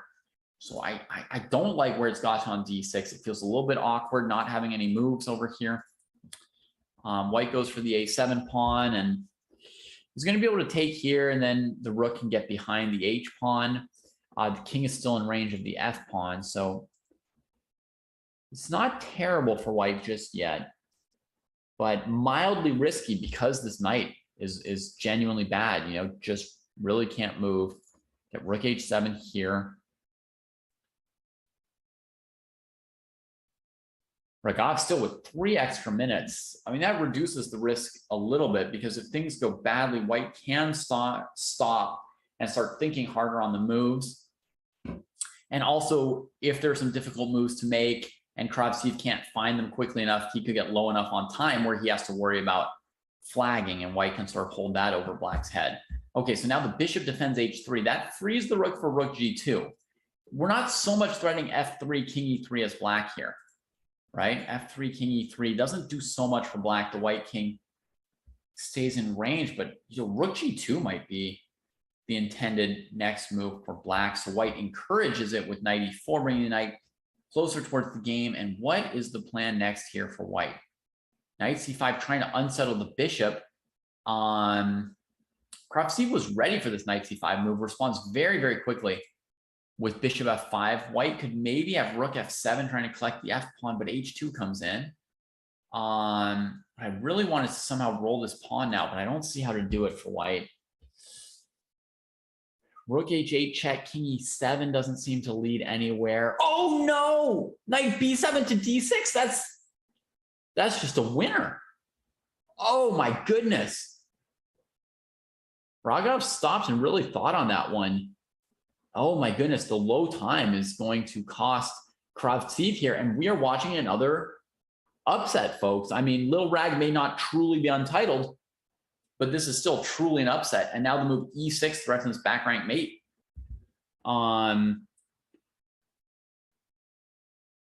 And yeah, that should be it. That should be the end of this game. It's also threatening against rook g5, maybe rook f7 with checkmate. Oh, just allowing the back ranker. And Raghav Venkat on 3.5 out of 4, 2,200 rated 18-year-old, really showing up at this tournament so far. Holy moly. With a gradual endgame grind on a GM. What? Let's check out one of my favorite players in the world, Ray Robson. Is he down a knight or up in exchange? Up in exchange. Okay, that's good. Oh, Raunak Sadhwani, another of my favorite players. Shoot. I was going to say, let's make sure that I'm not rooting against someone else in a mean way, but yeah, I can't root against Raunak either.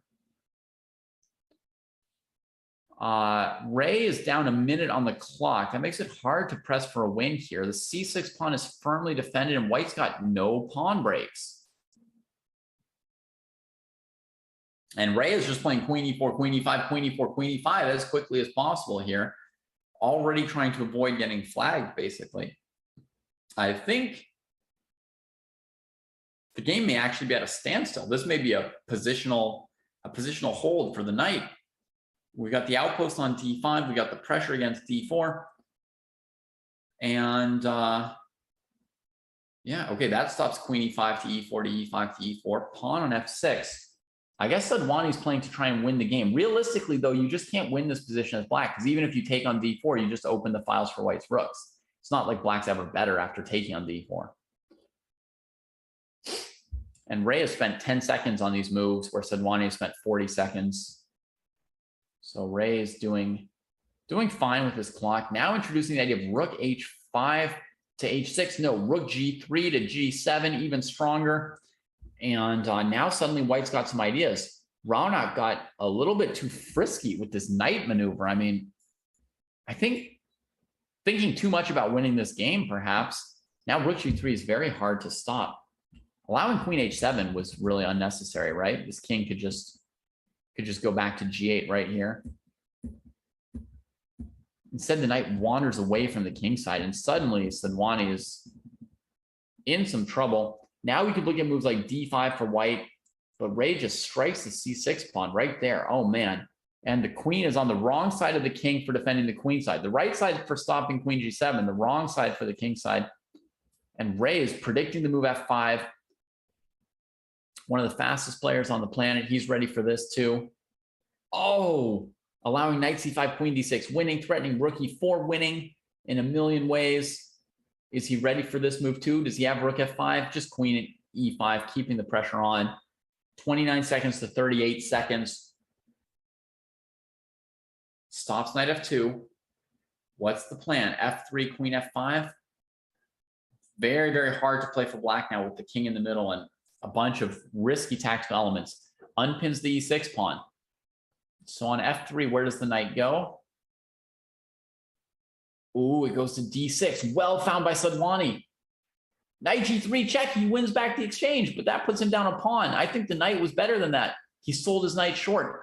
The position's pretty much equal. The time's pretty much equal. Ray's looking for h4 at some point to open up more directions in the game. Sacks that pawn, goes to the endgame. Who's got the faster mouse, folks? 14 seconds each. Sadhwani is a speed demon as well. They both are. Making the pass pawn. b4 throws in a check. 11, 10. Oh, they're just neck and neck on the board and the clock. Check. Wait, can he not stop this pawn? Oh, now there's an extra queen for black. But can he checkmate in 3 seconds or flag white by unpredictably placing the queen? Oh, he's going to find the checkmate, isn't he? Good Lord. 1 second left. Yeah, he's got it. He's got it. Oh, my God. 0.7 seconds. Sadhwani's mouse takes down one of the fastest in the business. And he goes to 4 out of 4. And we see how bullet skills are a component, even in 10+0. The bullet skills are going to be part of the story today, now and then. GW9592 claims that the Chess.com Global Championship is going to have tons of cheaters vying for the $1 million prize fund. But no, any cheaters are going to be caught by the cheat detection system. That's why Chess.com is able to do this. That's the whole idea behind verified. If you are verified, you can play against other verified players and know that Chess.com has verified them and that they're not cheating. Their identity has been verified. Their personal reputation is on the line. And this is going to be totally a safe tournament. And speaking of that, right here after round 4, we have a 6-minute break for the players, 6 minutes of work for the fair play team, as they're probably going to be double checking, triple checking everything that it's fair here. I don't think that you need to worry anybody about the global championship being affected or ruined by cheaters. I think Chess.com is ready for this day, ready to offer this open $1 million prize fund to any player in the world over the internet. It's an incredible enterprise to take on. And we are going to take a short break ourselves. And we will be back with round 5 action in just a couple minutes. See you soon, everybody.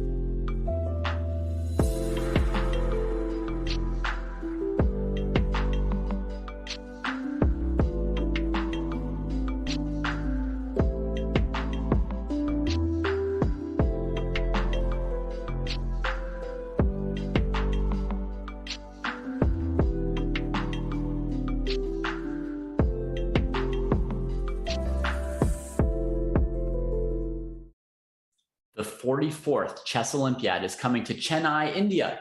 This is the biggest team event in chess and also David Pruse's favorite chess event, period, with 100+ countries competing for gold. Catch all the action on chess.com between July 28th and August 9th. That's really coming up on us. We didn't have to wait that long after the candidates.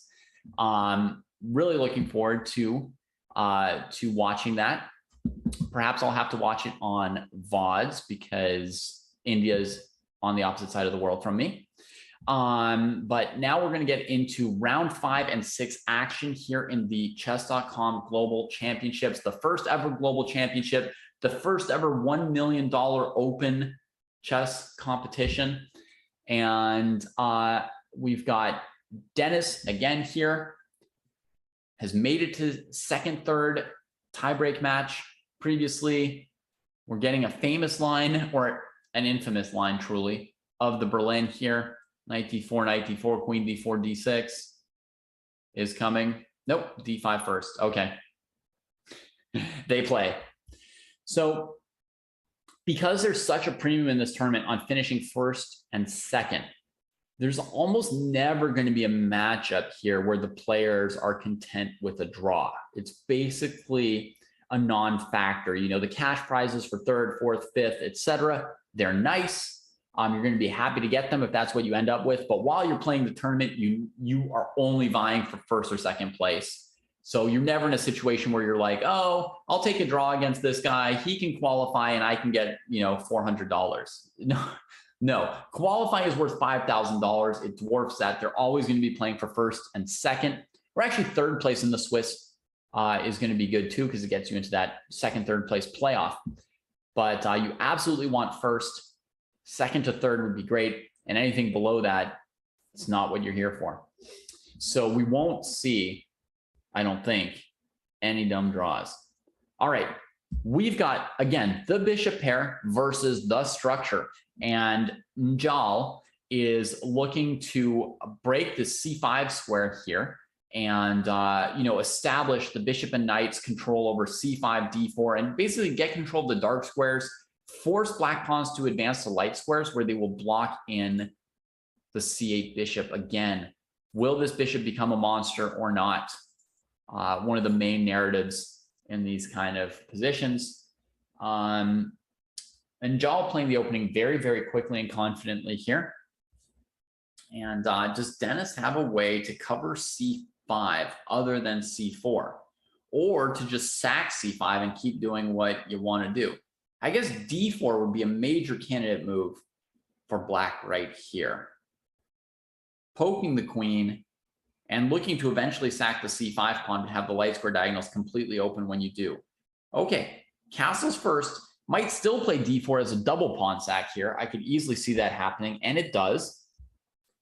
White doesn't take it. On queen d4, I think black would probably bother taking the pawn on c2 because it takes out the underpinnings for white's control over the light squares, right? So now any white piece on a light square is really floating. Imagine knight d3, bishop a6, right? Or knight e4, bishop b7. And you can see how this piece is just, it's not secured, right? Like this just can't hold together. And within moments, white probably loses here since there's another weak square on g2. So white chooses not to take the pawn on d4, and I think it's because black would capture on c2. And now Dennis plays rook d8, and this option of letting the c5 pawn die rather than move it to c4 shows you how important it is to Dennis to have this light squared bishop be good, be strong, right? Now the knight is taking away b7, so black gives up the bishop pair on purpose to try and get that bishop going. But now there's no bishop pair. There's just one bishop. It better really rule the board on its own. Bishop e6 doesn't look like it threatens checkmate on g2. White develops the bishop on d2 calmly. Still not grabbing c7 because rook c8, c2 is just absolutely terrifying. So white wants to get the rooks better organized and probably even cover c2 before thinking about a move like queen takes c7. Dennis prepares more kingside counterplay with h5, h4, h3 at some point. Definitely looking towards white's kingside is Dennis here. b5, controlling some light squares, making room for the bishop. Advancing over here. White's better on the queen side, it seems. Black on the king side. a6 is an interesting move, challenging white's majority there. I think one thing that black didn't want to sack, they're willing to sack the c7 pawn for rook c8 to c2, but I think black doesn't want to sack the a7 pawn. So there's some concern from black that the rook is just busy babysitting this pawn, so you'd rather trade it off if you consider it to just be a weakness. So a6 comes in, white trades it. Now there's a passed a pawn for white. Just going to immediately advance and try and start tying the black rook to the passed pawn the way it used to be tied to its own pawn. All right, so what's black looking to do next here for counterplay? Bishop d5, queen g4, maybe just h4, advance that pawn again.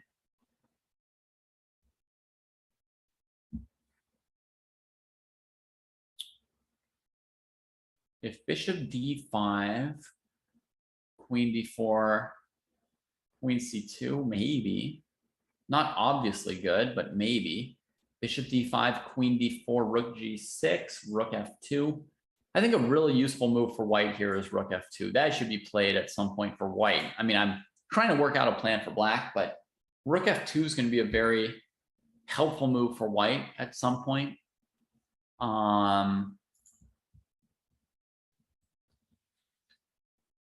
And looking at the clocks, white actually seems very confident with what they're doing, even though they're navigating, you know, attempted aggression from black. Look at rook f2 coming in 1 second or less.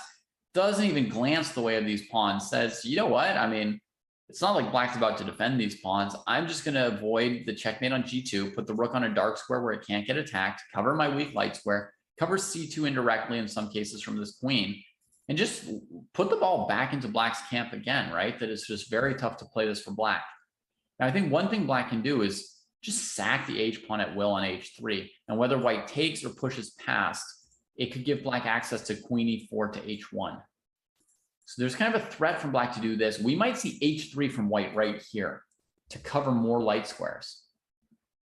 It also gives the king a hiding square on h2 if we ever get into back rank situations.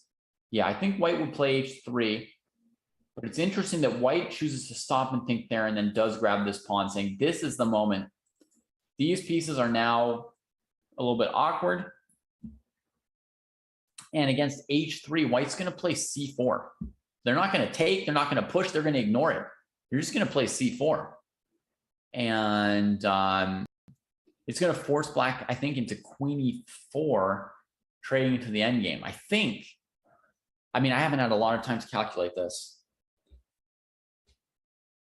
c4, the bishop moves, queen d8 is with check, that's surely winning. c4, pawn takes g2, c5, there's no real attack.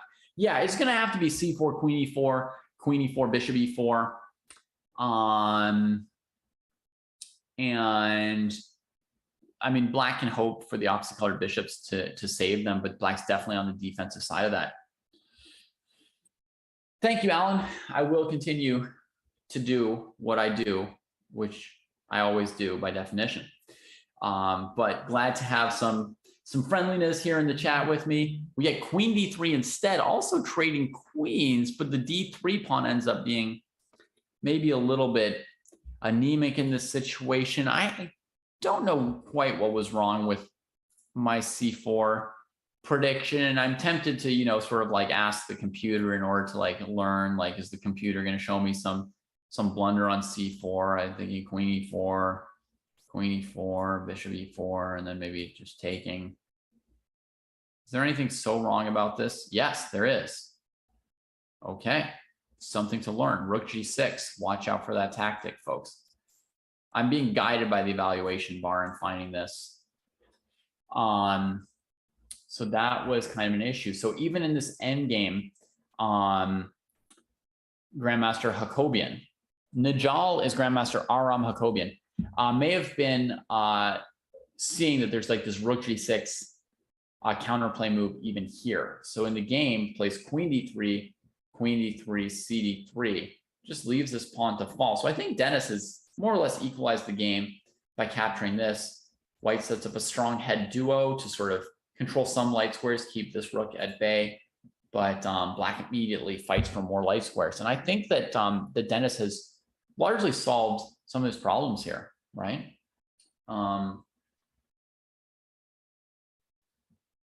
Yeah.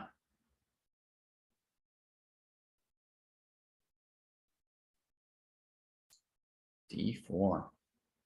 Yeah, the squares are just blockaded. Dennis is in good shape to probably draw this game at the moment. The G2 pawn is a little bit dangerous too. Let's just click around and see one or two other games as they are going on. Let's check out Gadir Gusenov, who we haven't seen yet. Very, very, very strong Azeri Grandmaster in the upper 2600s FIDE for classical chess, you know, 26, 60, 70-ish range might be an average rating for Gadir. And we're looking at an equal endgame, 2 rooks a knight against 2 rooks a knight. Playing against Vladislav Kovalyov International, winning the pawn on d6. Wait, why did Black's king not go to c7? Let's just make sure we understand this. King c7, knight e6, king d7, knight g7. Maybe it's that. So gives up a pawn. Yikes. Yikes. Now, in this position, Gusenov, of course, sees king f2, knight g4. So the way to defend the e-pawn is definitely this move, rook e6. And Black's probably going to play rook d8, keeping rooks on the board. The pure knight endgame, I would say, is basically terminal for Black at this point, lost, especially White having tons of time on the clock to think about it more or less. I mean, 5 minutes is, you know, rapid chess, tons of time, obviously not classical. It's not completely guaranteed, but very close to winning for White. So instead, Black goes for this counterplay here. The rook's going to come to d2 and create some chaos. Keep in mind, there's also knight g4. So this king is pretty short on liberties.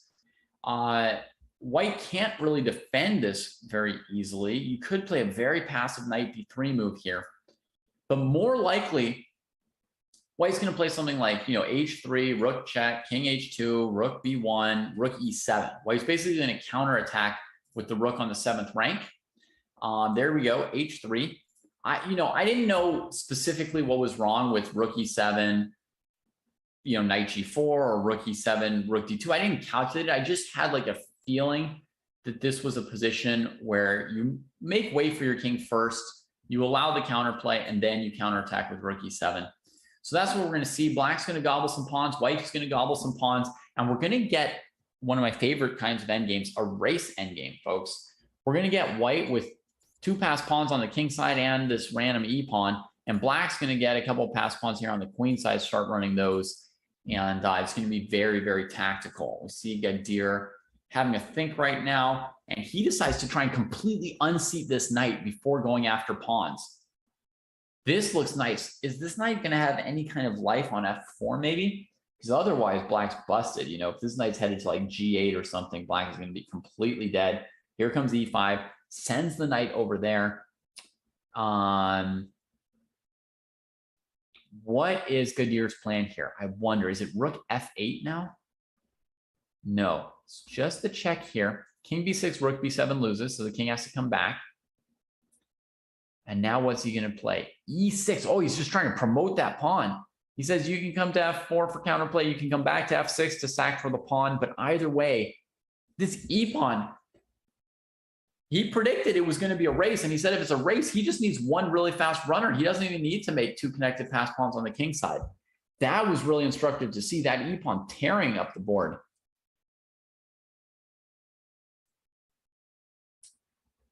Yeah. Whew, rough times for Black. And the knight on c5, standing strong on a not very secure square, but so far, you know, b6 has never been a very strong move for Black, opening up the full 7th rank, and the knight can reposition to d6. rook gets behind the passed pawn, you got to. That's got to be the best defensive move, I would think. Practically low on time. And now he grabs that pawn. That ensures the full open 7th rank and also some mating patterns for the rook and knight. Black needs to get rid of this pawn now, but on knight f4, I guess white's just going to play knight back to c5 probably. Or would white play knight d6 check, king here, rook check, king in the corner, and then e7 with the knight covering the queening square. Oh, to lolly. Okay, so this knight can't go to f4. It's got to come back to f6. It goes to f4. Let's see if at least I figured out what was wrong with this, which is going to be check and the e pawn pushing, I think.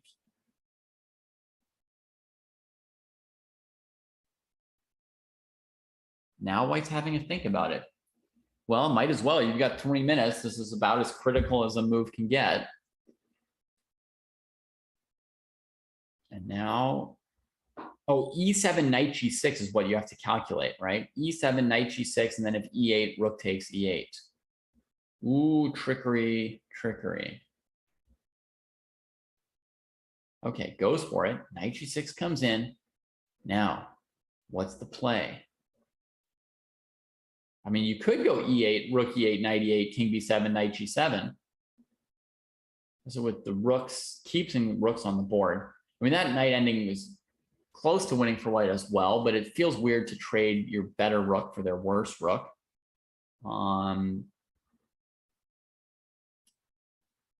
Now maybe c5 to take the time to take on h7.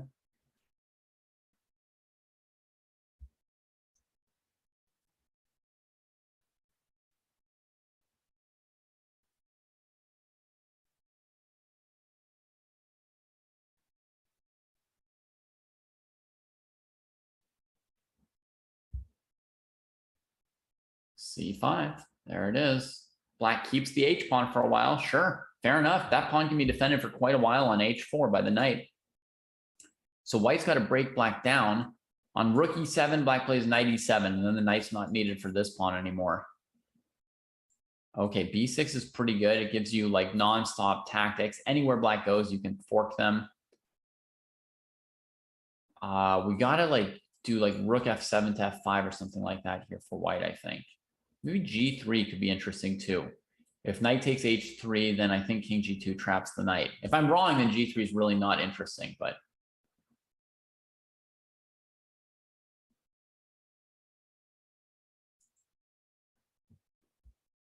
a4, advancing that. The endgame's not fully put away yet. Gadir used a bunch of time and didn't find the way to finish this off. Gets in a couple checks, still got that time advantage, goes after the h pawn. It's a hard pawn to collect. Black's threatening knight c5 if white missteps. The knight on b6 is not doing its job. I don't see how to win this position here for white. It's very much not trivial, but I guess rook g4, you'd be happy to trade your c pawn for the h pawn, I think, as white. So rook g4, and then, I'm more worried about black playing, knight e1 or knight e5 or something. Yeah, rook g4, knight e5 would have been a little bit tough to deal with. Here, you can now bring the king out and deal with knight e1 that way. And Gusenov does. Now he's got knight e5 covered, but he goes to c6. Okay. Gets pushed back in. Mate is threatened. Oh, God. We got to move the g pawn. We do. All right. No mate, no mate, no mate. Now white's got this h pawn. That's it to work with. Potential to win c6. Yeah, still tough for black. Down to 30 seconds now is Kovalyov. And that is a tough situation to be in, to be this low on time. One pawn trade helps black, that's for sure. Now, if black can capture this pawn, they can fully run the king to the h file. Okay, and black's confident that the knight and rook can deal with the a pawn and start sending the king this way already. The draw is within reach, but is it within 23 seconds of reach? We don't know yet.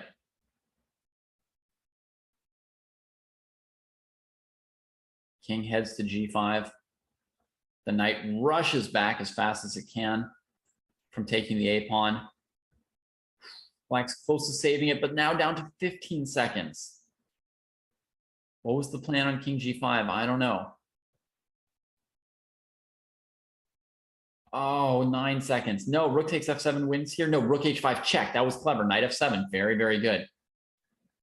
That's right. Rook takes H5 pawn check. Would have been a draw.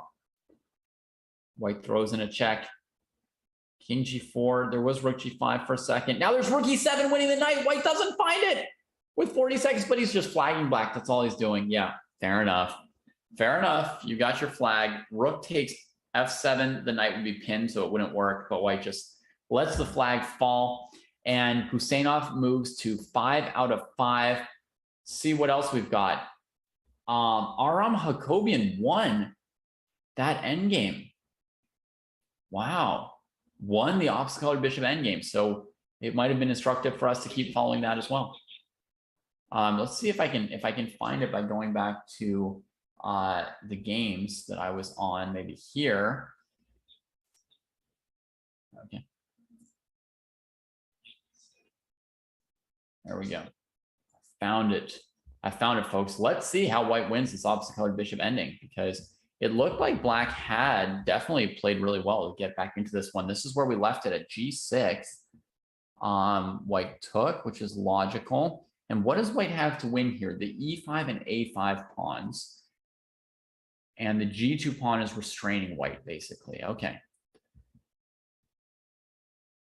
Makes a rook trade, starting to break down the blockade of the past A pawn, but the E pawn becomes disconnected. Black goes active. Maybe just, oh, if they go bishop C4, they drop the G pawn. So Black stays active with the rook. And here's going to come the A pawn, right? That's going to advance. That's going to tie Black down horribly. White holds the second pass pawn. Now there's the idea of rook E1 to E7, as well as rook B1 to B8. H4 just defending everything before going on the offensive. Poke C7. If White trades into the pure bishop endgame, can White win that one? Oh, next round. Too late, folks, but man, he did put some real pressure there. He did put some real pressure on Black and did eventually win that. Aram Hakobian did. So we'll now get into the live games for this round. We've got some of the last players with 5 out of 5. 2 of the last 3 players, Huseynov and Raunak, facing off. Gadir Huseynov, longtime dragon player and accelerated dragon player. This is a good guy for you to watch, Charlie, for your Black games. You could look at any number of Gadir's games as like a model for how you want to play as Black. Anybody playing, dragons, accelerated dragons, or hyper accelerated dragons, this is one of the top players in the world, if not the highest rated player in the world, that you could watch currently for that opening. We get from Raunak C4, the Murat C bind, looking to keep Black from ever playing D5, looking to negate pressure on the C file in advance by advancing the C pawn and being able to defend it with a B3 pawn and hold that file, right? Because in a normal Sicilian, what's one of the major sources of counterplay for Black? It's just the C file, right? Putting pressure on a pawn on C2 that White needs to cover. So here with the move B3, White's going to be able to really like negate a lot of Black's counterplay here on that C file.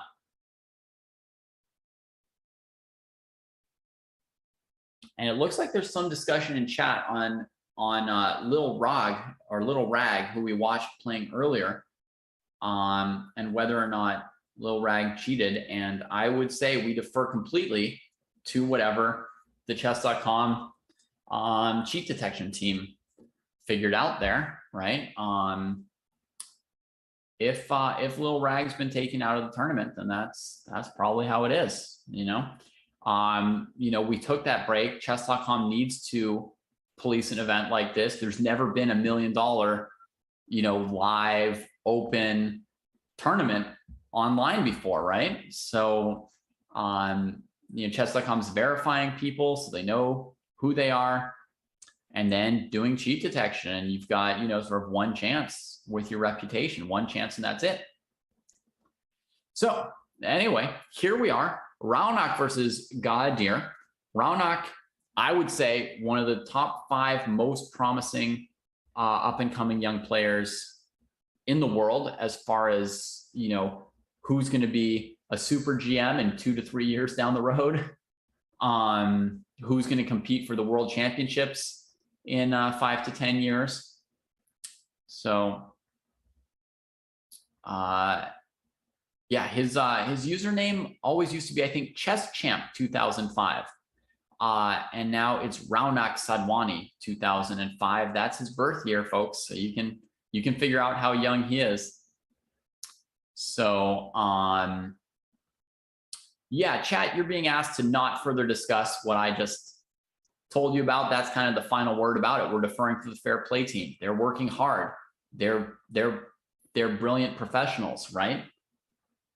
They're super GMs of cheat detection, right? They're Raunak Sadwanis and Gadir Guseinovs of looking over your games. And that's just how this all works. So that's part of it. Hopefully there won't be many accounts getting closed. I don't think there will be very many. I think most people are going to play fairly, and they're going to know that $1 million event where you're being watched by Chess.com's fair play team is not going to be the place where you succeed at cheating if you ever do. And honestly, there is no such thing as succeeding at cheating, but you know what I mean. This is not the place where it's going to happen for you. So as we see the board open up, has Gadir done enough?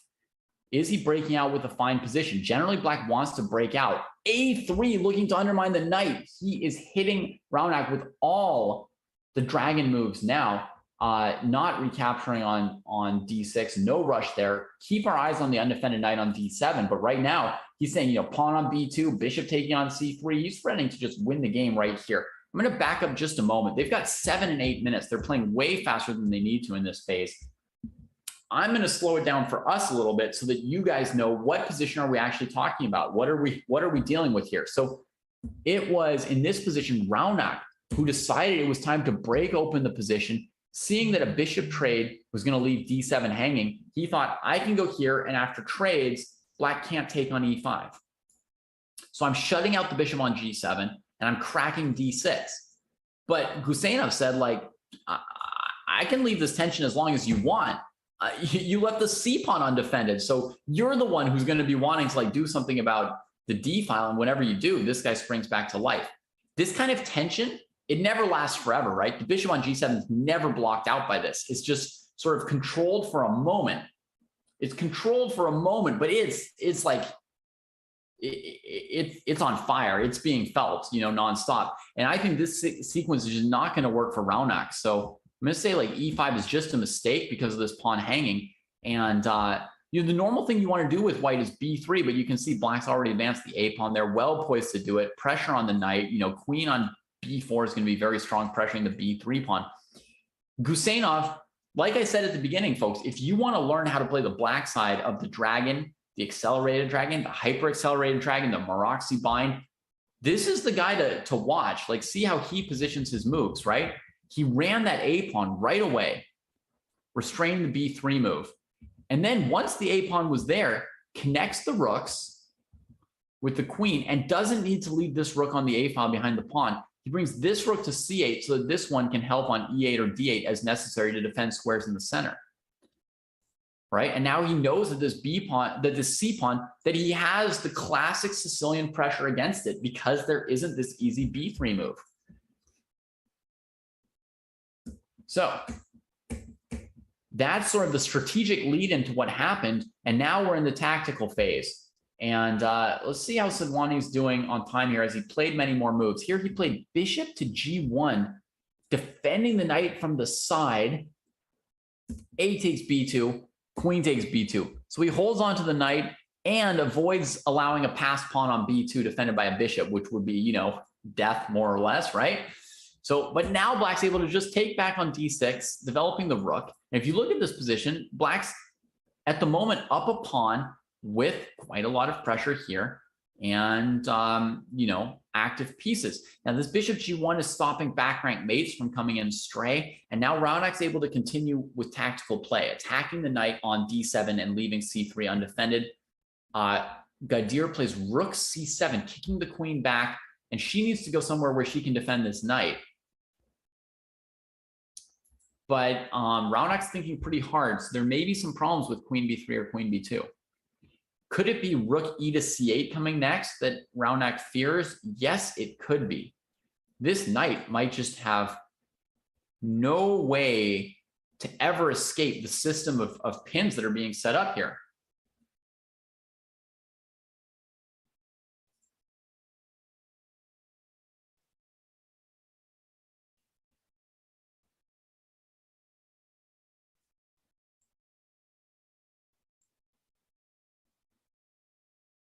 Yeah, Raunak in deep thought. It looks like it's going to be death for that knight, right?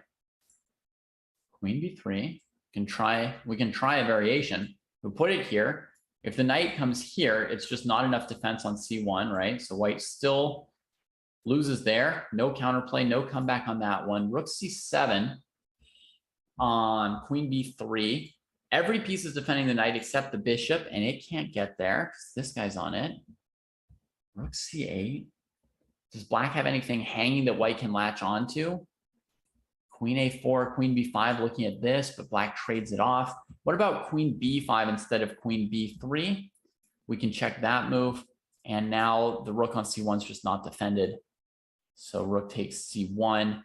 Okay, queen b3 has just been played by Raunak, and this is going to be the end of the game, pretty much. Gadir plays rook c8 immediately. So he was locked in. He knew there was no counterplay to it. f5 gets played, looking at fg6 and taking on f7. I think rook c3 hits the queen and just stops all that. So I think that move can be ignored, but it is interesting. Raunak found one more last chance that I didn't have my eye on. And Gadir's going to spend, certainly like a minute of his time double checking this, make sure that he gets it. But I think rook takes c3 hitting the queen should probably do it. But here are some variations, folks, for you to, consider. Here, check, right? And now black's better be careful about this situation, right? Here, check, here, and, just take on b3 now. And now white's got two rooks and the pawn on f7 against the knight. It's not clear at all. So black's gonna have to be more careful than that. Gadir has already chosen. He's just taking the pawn on f5. Interesting. And now we get rook g3 from Sadwani. Now, can you take on c3? There's going to be rook g7, king g7, bishop d4 check. Oof. Raunak keeping the game going, and Gadir is needing all his time and all his ingenuity to find the way to win this position. You guys think that you could find the winning variation for black at this point? Bishop d4, what a resource. Rook c3, rook c to c3, rook c to c3, rook g7, king f8.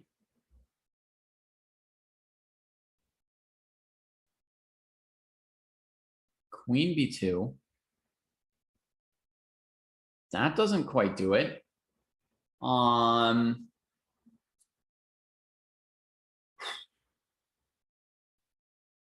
Okay, he's found a move. Rook c4, covering bishop d4, trying to take the queen out of it. Knight e2, pretty quick from Raunak. So black can take twice on c1, and then what is white doing? Bishop d4, knight e5, queen b8. Holy moly, folks, look at what Raunak has envisioned.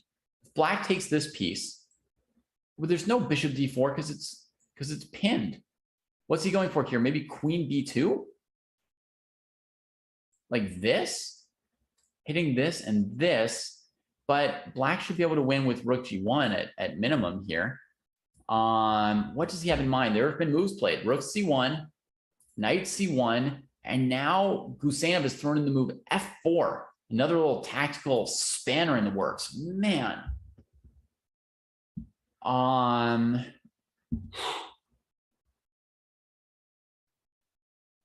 If the rook moves off of the g file, then rook c1 is going to look pretty safe. The rook could try to get to f7, but it can't in time. You could bail with rook g7, check, and then moving the knight, and you're only down an exchange. And that's probably what he's going to try, but got to watch out for queen e1 as well. Maybe queen 5 bishop d4. So, and then queen d4. Oh my God, look at this move. Queen e5, covering the pawn, hitting the knight, blundering bishop d4, but you just take it. Ha ha ha, chuckle, chuckle, chuckle.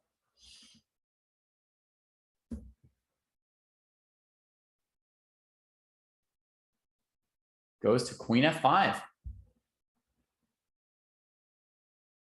And the knight centralizes. Queen hits d7, c8, threatens knight f5. Black is close to finishing this off. I mean, can black play rook c1 here? That would be the move to break white. And Gadir goes for it. So trying to break white. Knight f5 check. The king can probably just come out to f6, right? And put pressure on that knight. And against queen d7, you can probably safely take on d4. And then this thing is all wrapped up. Oh no, you can just play rook g1, king g1, queen e1. That's faster. White does anything but checkmate. Rook g1. And then back rank mate. It's coming. It's coming. So it's almost done. It's almost done. Raunak made it tricky. I might have flubbed this one, but not Gadir. Gives a check. Always got to check. King f6, queen h4. King h8. No more check. King f8. Also no more check. Goes for f8. Great to see how Gadir uses the 10 minutes, right? Queen to h4, covering the checkmate on e1. So now against queen takes d4. Okay, he resigns to rook g1. Against queen takes d4 in this position, he was envisioning queen check here, queen g5, queen check here. There was still a way to mess this up. You see, just check here, check. This is a famous perpetual pattern that normally happens with no pieces around. But here black's got a knight and queen like in the vicinity. So it's kind of surprising there's no way out of it, but there isn't. So that was the last trap from Raunak.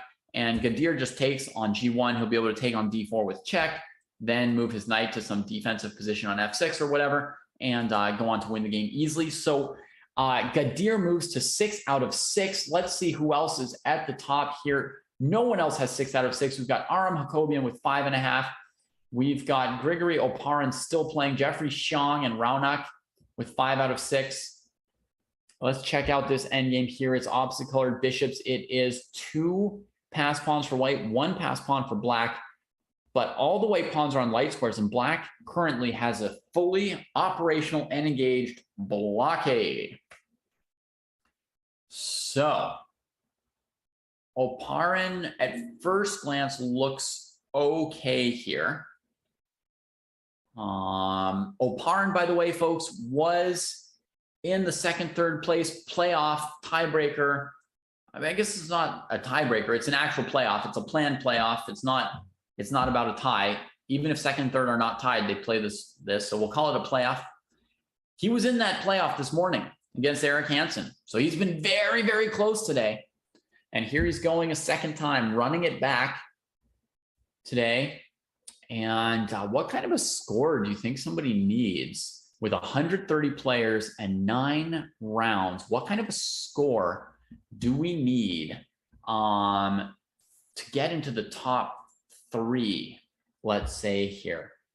I would guess like 7.5, kind of an off the cuff guess. Maybe even 7. I mean, there's a lot of players and they go a lot of rounds against each other.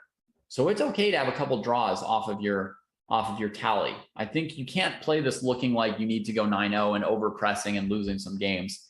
You have to accept that, 3 or 4 draws is maybe like reasonable over the course of the tournament. Let's check in on the other player who knows the taste of third place, Dennis. Dennis with 2 extra pawns here. Should be in great shape to win this game. Gets the king off of rook b3 being checked and prepares to play rook c5 at some point, or rook d5 will do the trick and just clean up the pawns on the 5th rank. GG, that's done. Again, we get a resignation. It's appropriate. I mean, this kind of thing, it's just paint by numbers for grandmasters and super IMs like Dennis. Who else is still going here near the top? I are not think so. Playing an equal material rook and pawn ending. Black's got a pass pawn with the rook behind it, but it's not very far away. So it's not going to draw this king away anywhere like extremely far from the kingside pawns. When you capture this pawn, you'll still be in range to defend against the opponent's pawn here. So I think rook a3 and rook takes d3 should be fine right here for white. 1 minute each. Would watch it, see if there's any drama. Sometimes you pick up some little tactical patterns or some new little tricks. White gives up this, and yeah, black's not even trying. You can just trade the rook and draw against the h pawn.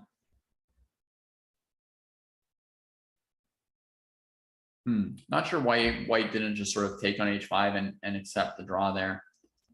I think both players are just trying to draw. They are. Fair enough. And let's see, is anyone else still going here in round 6? When the round ends, there'll be another small break. Ooh, we've got Chesscom with lots of pieces still on the board to work with. This was a locked up game for a long time, clearly. Rook and knight against queen, trying to hold the line with blockade. And it is a pretty blocked up position. Threatening queen c7, black stops it with rook c8. Black's got 7 seconds left with no increment, so it's kind of like death eventually. So Chesscom can kind of do whatever and ride out the clock situation. On the board, though, black is playing a heck of a game. Gets the pawn to h3, defended by the bishop. Rook to h8. White's struggling not to lose with the queen here, right? I mean, if not for the clock, I don't know how well white would do. Oh, lands everything. Oh, check and take, but that's just black's clock tripping them up. They would have lost one way or another on time there, but we got to say black played a series of great moves. They're activating that h pawn, and you know, in terms of chess, white was struggling at the end, right? Struggling to hold with the queen against the pieces. We got one last game for this round. It looks like it's the h pawn coming in to draw against the rook. White's thinking down to 7 seconds. I don't know if you need to do that. There we go. And now they move and they make the draw. We got our other short break for today in this 9-round Swiss. We've got 3 rounds to go in the Swiss portion of the Chess.com Global Championships. 4th play-in qualifier. We will be back in just a couple minutes. So grab a snack and save your seat. See you soon.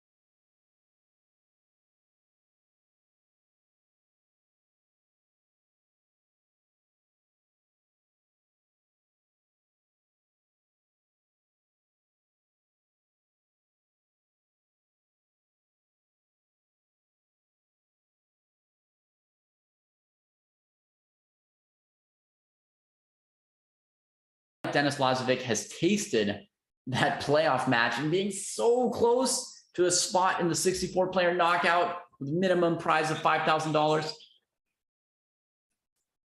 Okay, And I messed up and muted myself this whole time. I apologize to my producer and to everybody else.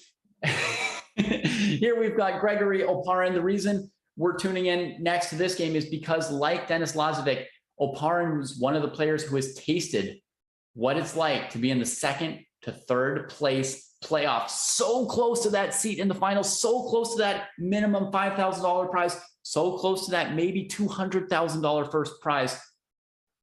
And here he is just a couple hours later, right back at it, trying to do one better than this morning.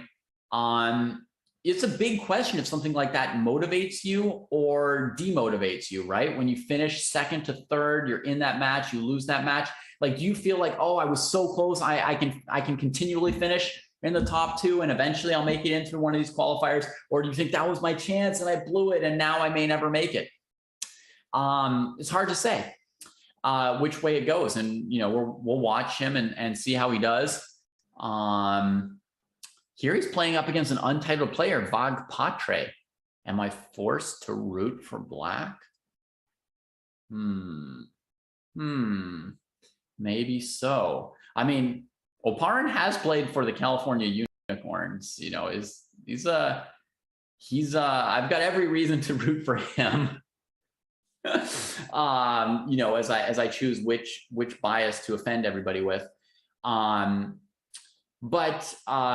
Yeah, I mean, very interesting to see how Oparin does in this event after being so close in the last one. Same with Denis Lazovic.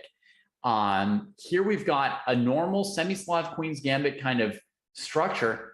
And White's got a little bit more space, but let's just say this, you know, the D4 pawn, it's blocked by the bishop. Sometimes there's some pressure against it on the semi-open file. So here White makes a move to try and turn C6 into a weakness and ask some questions about the fate of the bishop on B7. The general freeing move for black is to play C5 at some point and then say it's equal, which it isn't always, but that's the general move to play. C5 also prevents that. So we get pawn trade, bishop trade, queen trade, pawn sack from White, and then developing the rook. And White's going to look to play knight e5 and recapture the pawn on C6 and try and claim an advantage, maybe off of the rook's activity. So we'll see if that pans out for White. Black also needs to find a square for the knight and develop the rooks. Yeah, there's some questions for Black to answer here for sure. Third place does get money. We've got a question from Bald. You get nothing if you fall out in that game. And no, you don't get nothing.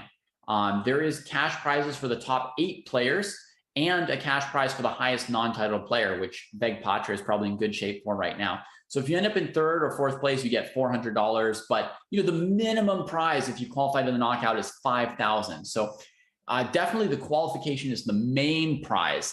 And I have hypothesized throughout the event today that the players playing this event, at least like the top players, are going to be playing basically just for finishing in 1st through 3rd. That's going to be the goal, and everything else is like, you know, you take any risk you can to get into there versus maximizing your chances of being 4th versus 6th or something like that, right?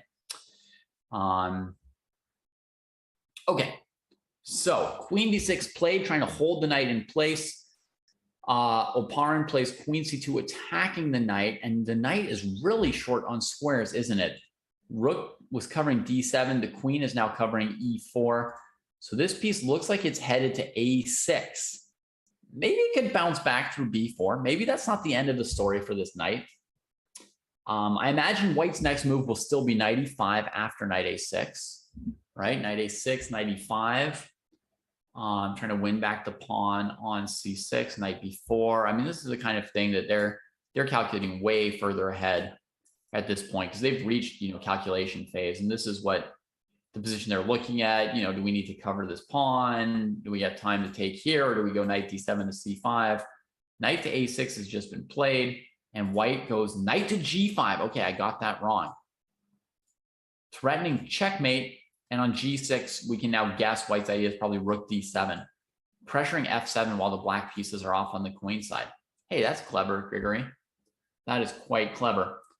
Well, I think if I start rooting for Vagpatre at this point, it's going to be just too late, too slow, because looks like Grigory's already found a way to win this game, more or less. I mean, you can't allow Queen H7. So you're looking at either F5 or G6. Moves are pretty darn ugly. Maybe the situation's so bad that you just play F5. Because G6, Rook D7, and then what are you doing? Playing F5 there?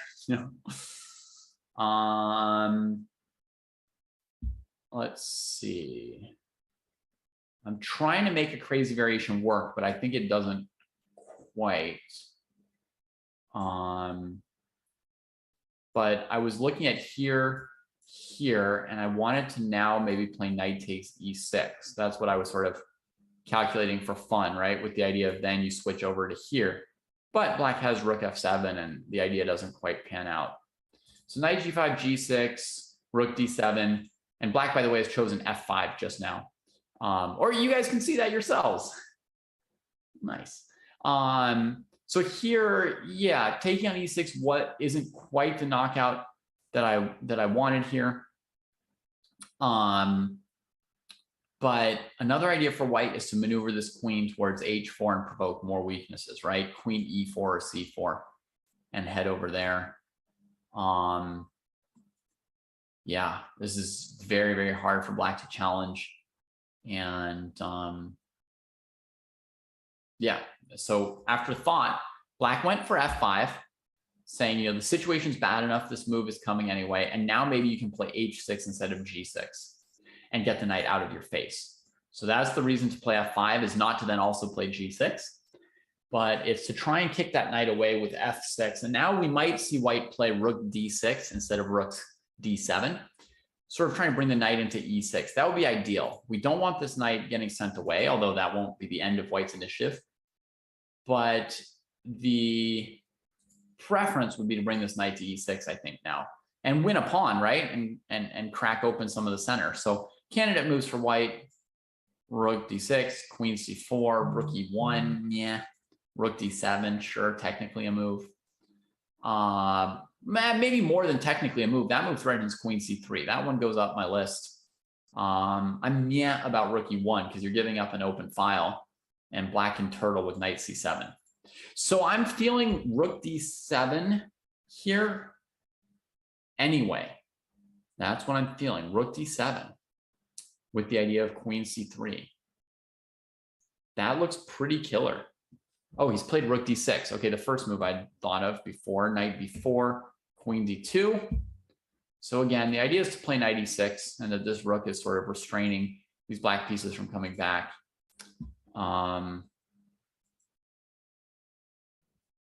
And Rook D8, yeah, trying to fight that file.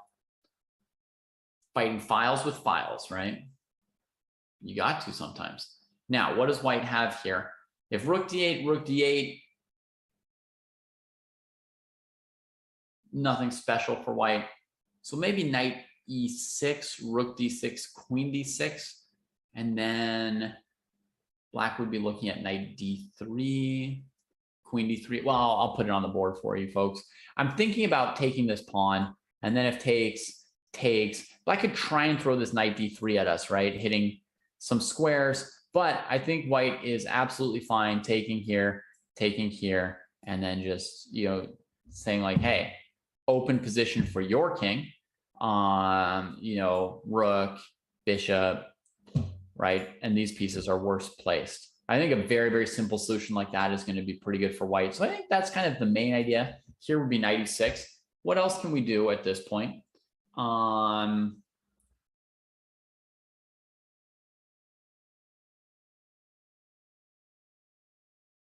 Yeah, I mean, Oparin's thinking a little bit. So he may be considering some other options. There's not Bishop D5. He plays Rook D1.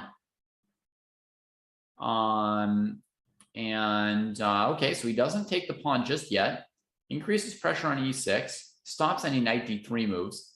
I wonder if black can mess with him at all with like Knight D5, or C5 is crazy, right? Rook B6, Rook d2, rook d2. Yeah, I'll just show you. I think it doesn't quite work out, but you have to look for these kind of moves when you're black in a situation like this because things are going so badly for you. Threat on d1, rook here. And now if your bishop weren't hanging on b7, you could just take back on b6 and things were okay.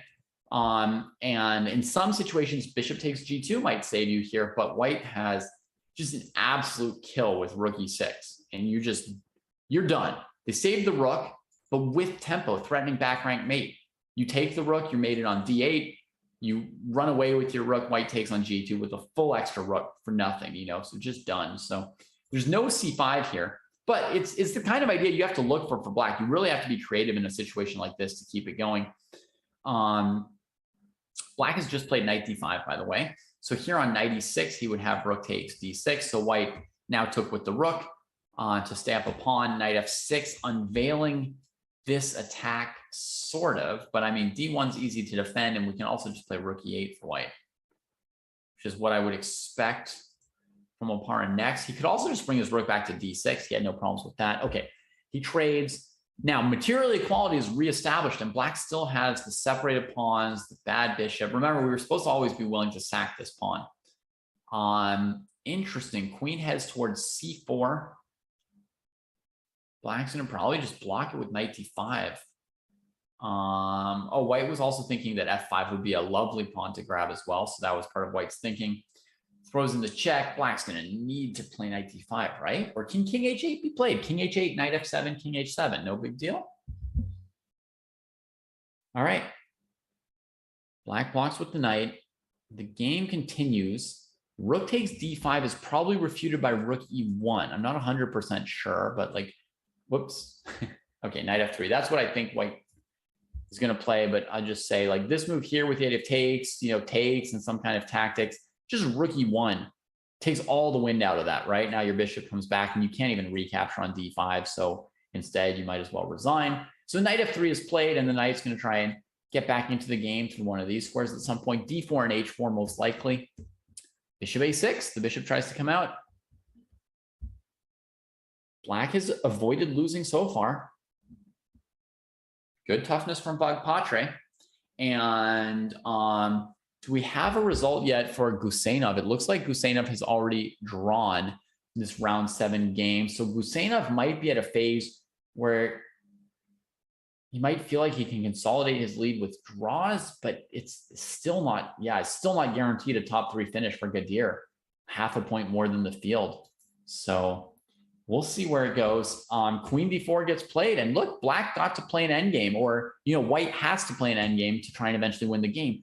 Active rook from Bagpatre. This is prime defense from black. I cannot believe black is still in this game. Cannot believe. We deliberately have a 1 minute delay here, so I'm a little bit slow to answer questions from chat, but you guys are welcome to ask any questions you have about the game or the players or the format. And I'll try to get to those questions, a minute late and incorporate them at least with some answers. Knight d4, hitting f5 and c6. I mean, it looks very, very nice for white to play this move. But black definitely has some counterplay by now. Knight c3 to e2 could be played, just trading that knight off. The endgame is extremely close. Okay, black went for knight c3. Rook e1, now kicking the knight. Sacking the f5 pawn, getting the b3 pawn. Black is in business with a powerful outside pass pawn themselves now, and white's got the extra pawn on the king side, which was all well and good in the middle game, but in the end game, the black king's ready to receive any pass pawn that makes it down this side of the board, right? So the c pawn is much more dangerous, and Grigory is in some trouble here. 3 minutes against 1, so Bagpatre, the clock is ticking against them a little bit at this point, right? With 1 minute to finish what is still a fairly complicated game. You don't want to go knight a4, bishop d5 check at some point because you're low on time. White, Grigory reroutes the knight. I'm not sure where it's headed. I mean, I would say knight g6, e5. Okay. I would be right for once. Where did white go wrong? I mean, definitely the queen trade was very bad for white. Yeah, that's a good question. Where did white go wrong, right? I mean, if this position was so amazing. When queen d4, I would say is not best, because in the end game, you're depreciating the advantage of black's king position being loose. So that's definitely part of it. But I think also right here, this queen c2 move was probably not like incisive enough. It didn't feel like the right idea, and it gave black a chance to chase this knight back. And then even then, queen c4, I don't know how it helps in this knight d5 line. Here your queen's attacking f5. So if you retreat to f3 first, or to h3 going to f4, then you still have this queen f5 threat on the board. Black has to spend a move stopping that, and then you can keep organizing your pieces, and you can hold the check in reserve. So I think definitely white slid a little bit in this position. You know, this queen c2 to c4 and then to d4 was all inaccurate.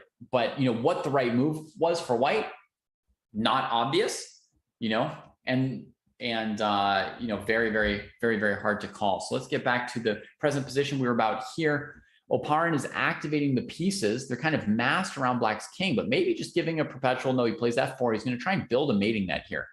He's going to try and build a mating net around the king. That's what you can do with extra pawns on the king side and less pawns on the queen side, you know.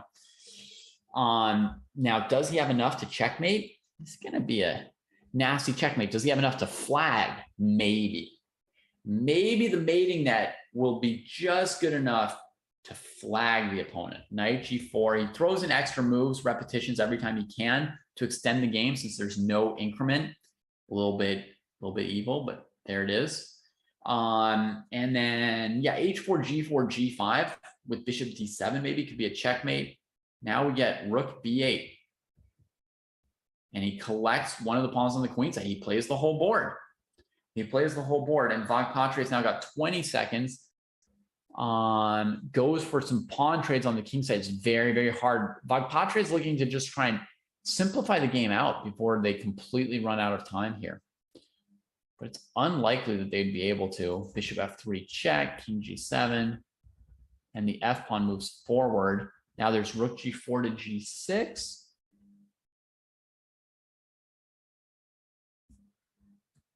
Just keeping the tension, keeping the pieces. Bishop defends the f pawn.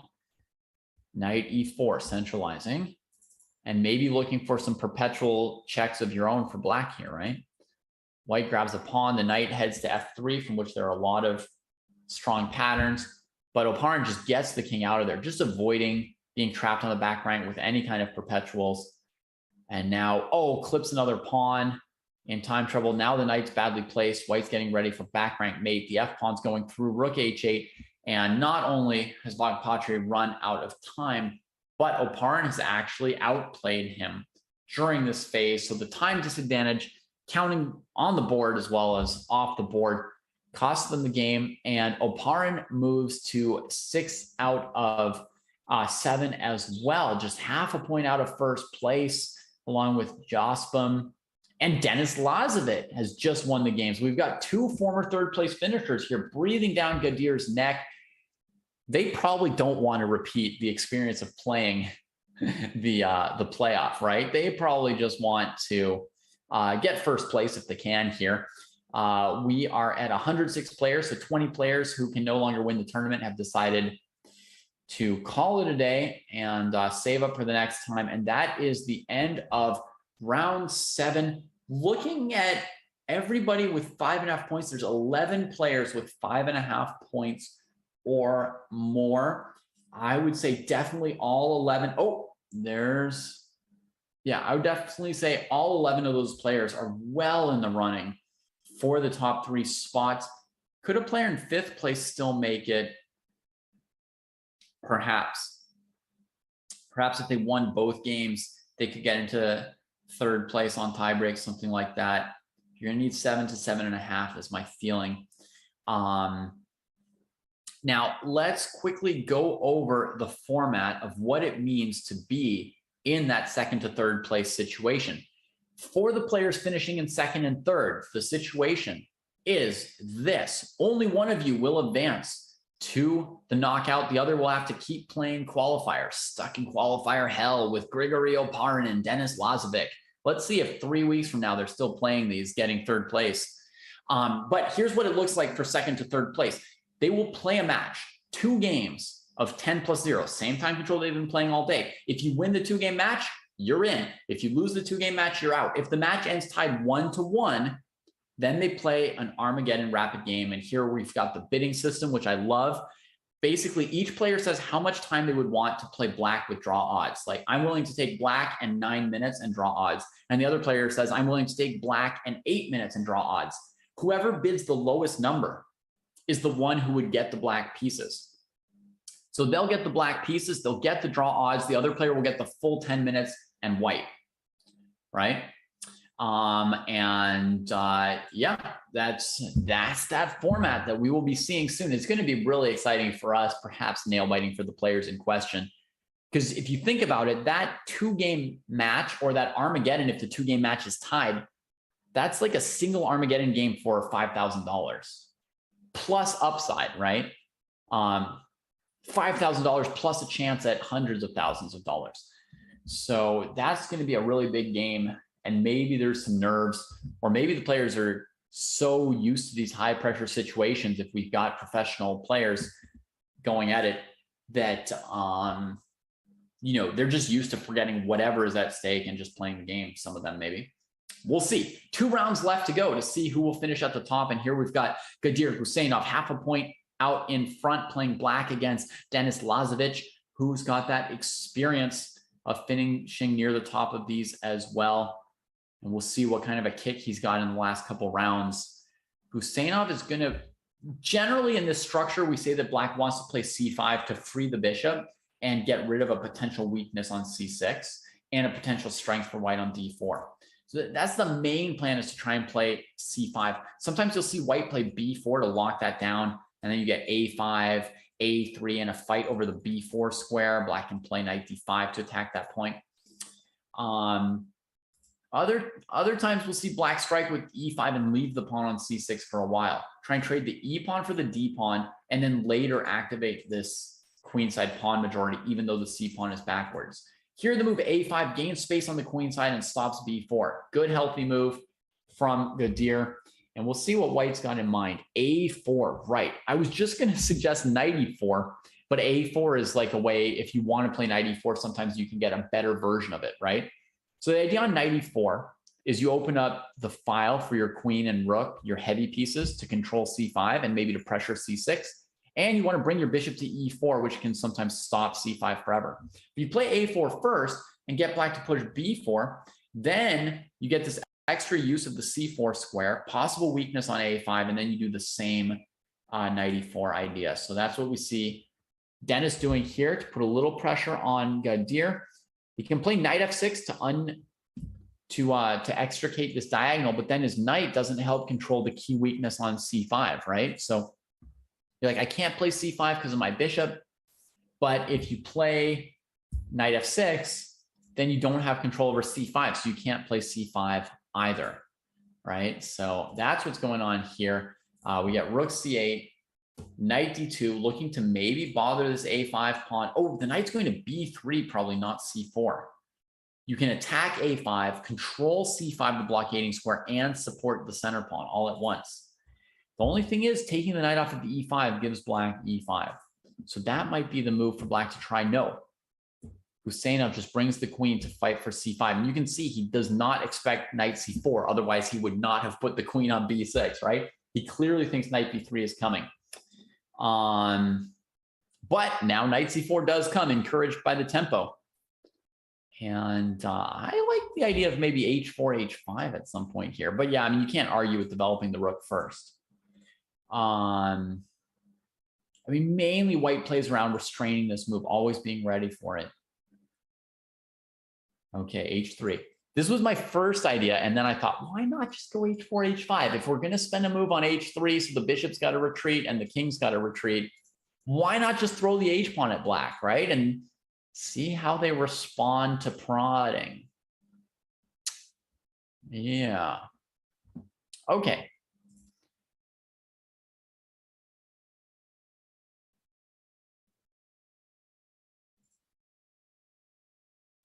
Okay, time ticking for Gadir.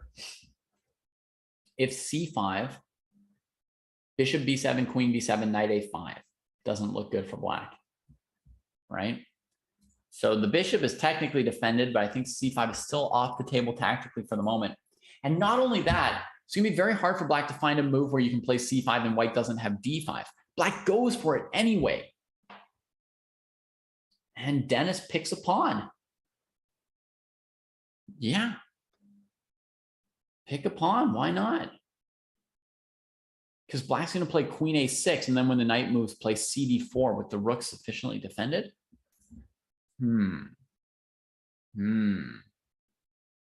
So maybe white's just going to play d5 now. Trade the light square bishop that would have been blocked by the d pawn, and then just play d5 here.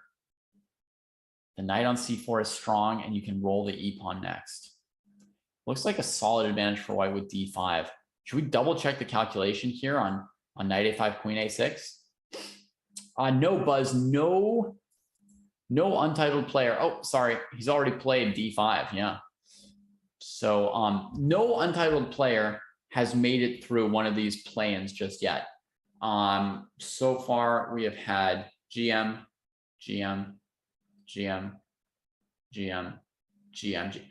only GMs, not just no untitled players, but only GMs have come through the first 6 qualifying spots here. Okay, so white goes for d5. I imagine that, b3, fighting for space to defend a5 and challenge the outposted knight, and also just keep a little morsel for this bishop to have something to do. You don't want to feel like your bishop's been sort of left behind by the game.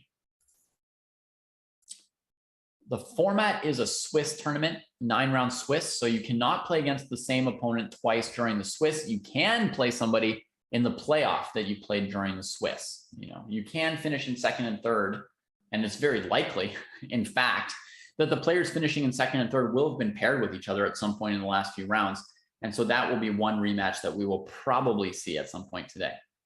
All right, queen comes to d3, supporting the knight and saying goodbye to the a pawn and the a pawn. White is probably just looking at e4, e5, and switching the game to a kingside attack. Again, I would love to have my pawn on h4 with the direction this game is going. If black played h5, then the move e6 is much stronger. And if black didn't play h5, then I would play h5 for white. So I've just got it up my sleeve. If I get this kind of structure in the future, maybe this h3 move, we could try h4 in that position, see how that plays. All right, Gadir thinking about this. I would say he's under a lot of pressure here from Dennis, and he's going to want to. He's got 2 choices. Fight against d5, challenge white on the square where white's strong. Play knight f6, play e6, fight like crazy for that. Or abandon it and say, yeah, queenside, some eventual counterplay, and hope that, when this e pawn comes in, that he can cover the king and just, fight to defend that position.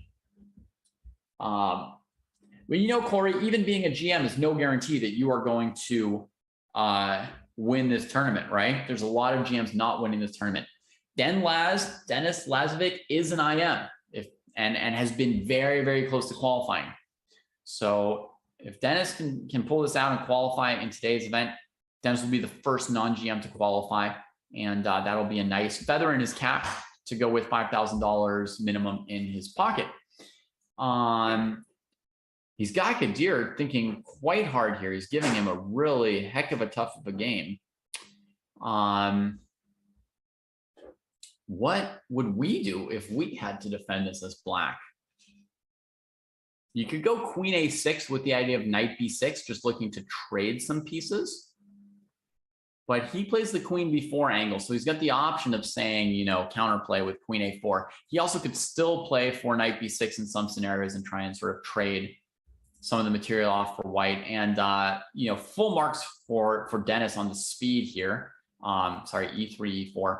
He just knows what he's got to do. He can't spend his time defending the a pawn. He can't spend his time worrying about knight b6. At this point, he's just got to strengthen the d pawn and prepare to throw stuff at the black king as necessary with e5, e6. Gadir could try bishop d4 to not get locked out by e5 and to isolate White's d5 pawn from the rook and queen, should White choose to push forward. Bishop d4 is going to be a major consideration here for Gadir. Gadir would like to have a little bit more time on the clock, but he's been forced by circumstance. So he goes for it with a4, and I'm expecting basically instant e5. I'm a little bit surprised that this move is taking more than 10 seconds. Okay, Dennis decides to keep to avoid any real risk, right? He's looking to take on a5, put a knight on c6. But he can't, yeah, I think he can't go with the knight to c6 because queen d3 and bishop b2 is, yeah, he doesn't want that. So he brings the rook, queen retreats. You just come back and try and clip this pawn. White's kind of got everything this way. I mean, he's played a really low risk version of this, has Dennis. Actually, it makes a lot of sense. I would have just thrown e5, e6 so quickly. Rook a1 was perhaps just stronger, period, as well as being like a very worthwhile idea to consider. Huh.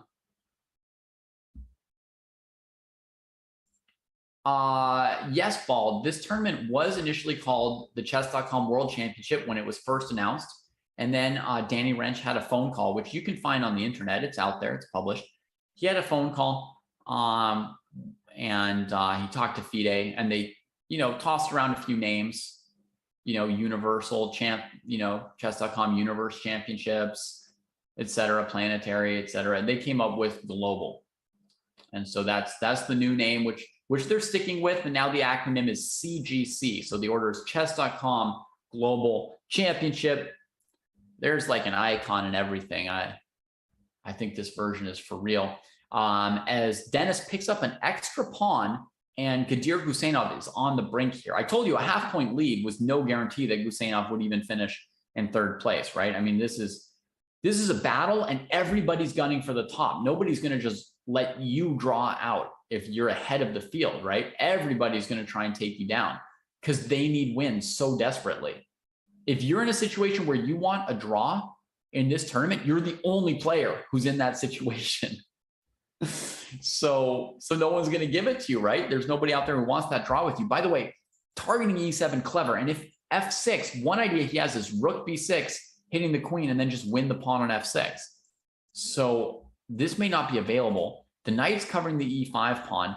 He's now up a pawn and barreling down the center and targeting weaknesses, and the black pieces are starting to be restrained and suffering from the position of White's pawns. So Dennis is guiding this game very, very confidently forward. He's also up 2 minutes on the clock. He's got everything going for him. So let's see if he can take it home. Let's see if he can take it home.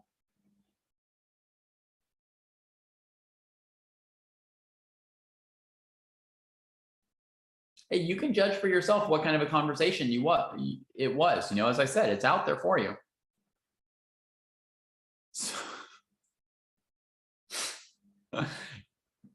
Good point, Karkite. Really, really disappointing levels of competition from other planets so far in all chess championships seen so far.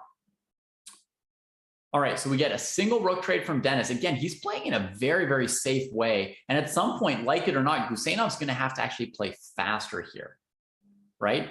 Because if he lets it keep going like this, at some point, he'll reach a point where Dennis doesn't have to find a way to win the game. He can just push Gadir off the clock because no increment, right? Like if this comes down to 2 minutes against 30 seconds in some random endgame, I mean, Dennis can just move around in circles. You want to... You're obliged here as Gadir to catch up on the clock in some way. Yeah, I mean, you need to equalize the clock. You can't be behind on the board and the clock. One or the other is okay, but he's just got to catch up on time here.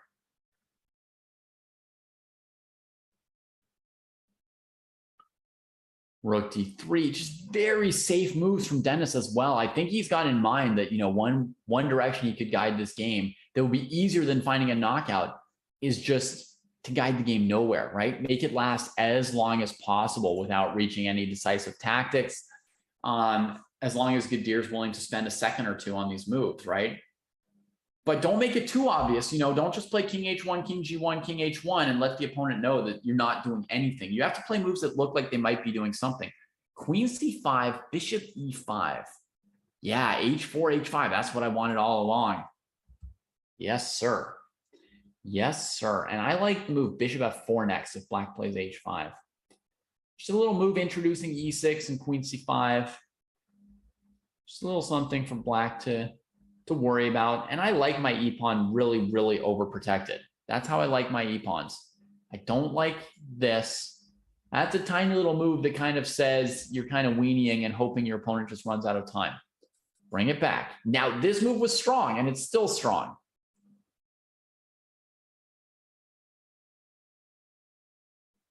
Ooh la la. Yeah, time to get the queen off of this file and just bring it home with the pawn. Black recovers and looks at the blockade square. Yeah, that might be a little Blockadovich. 3 minutes to 1. Dennis is still up 2 minutes. It's just, I'm not saying it's possible to save this position for Gadir, but so far it's not happening, right? He's getting into that real danger zone on the clock here. Yeah, we had a long discussion on my channel yesterday. Somebody was saying in their games, you know, it always becomes tactical. It gets out of hand. They're not trying to play tactical games. They don't want the games to be crazy and difficult for them. They want things to be calmer. Why does it always get out of hand? Well, the truth is, Denis Lazovic is showing us, that you can control how complicated and out of control a game is, right? You can play a style where you keep all your pieces defended and the game is less explosive, right?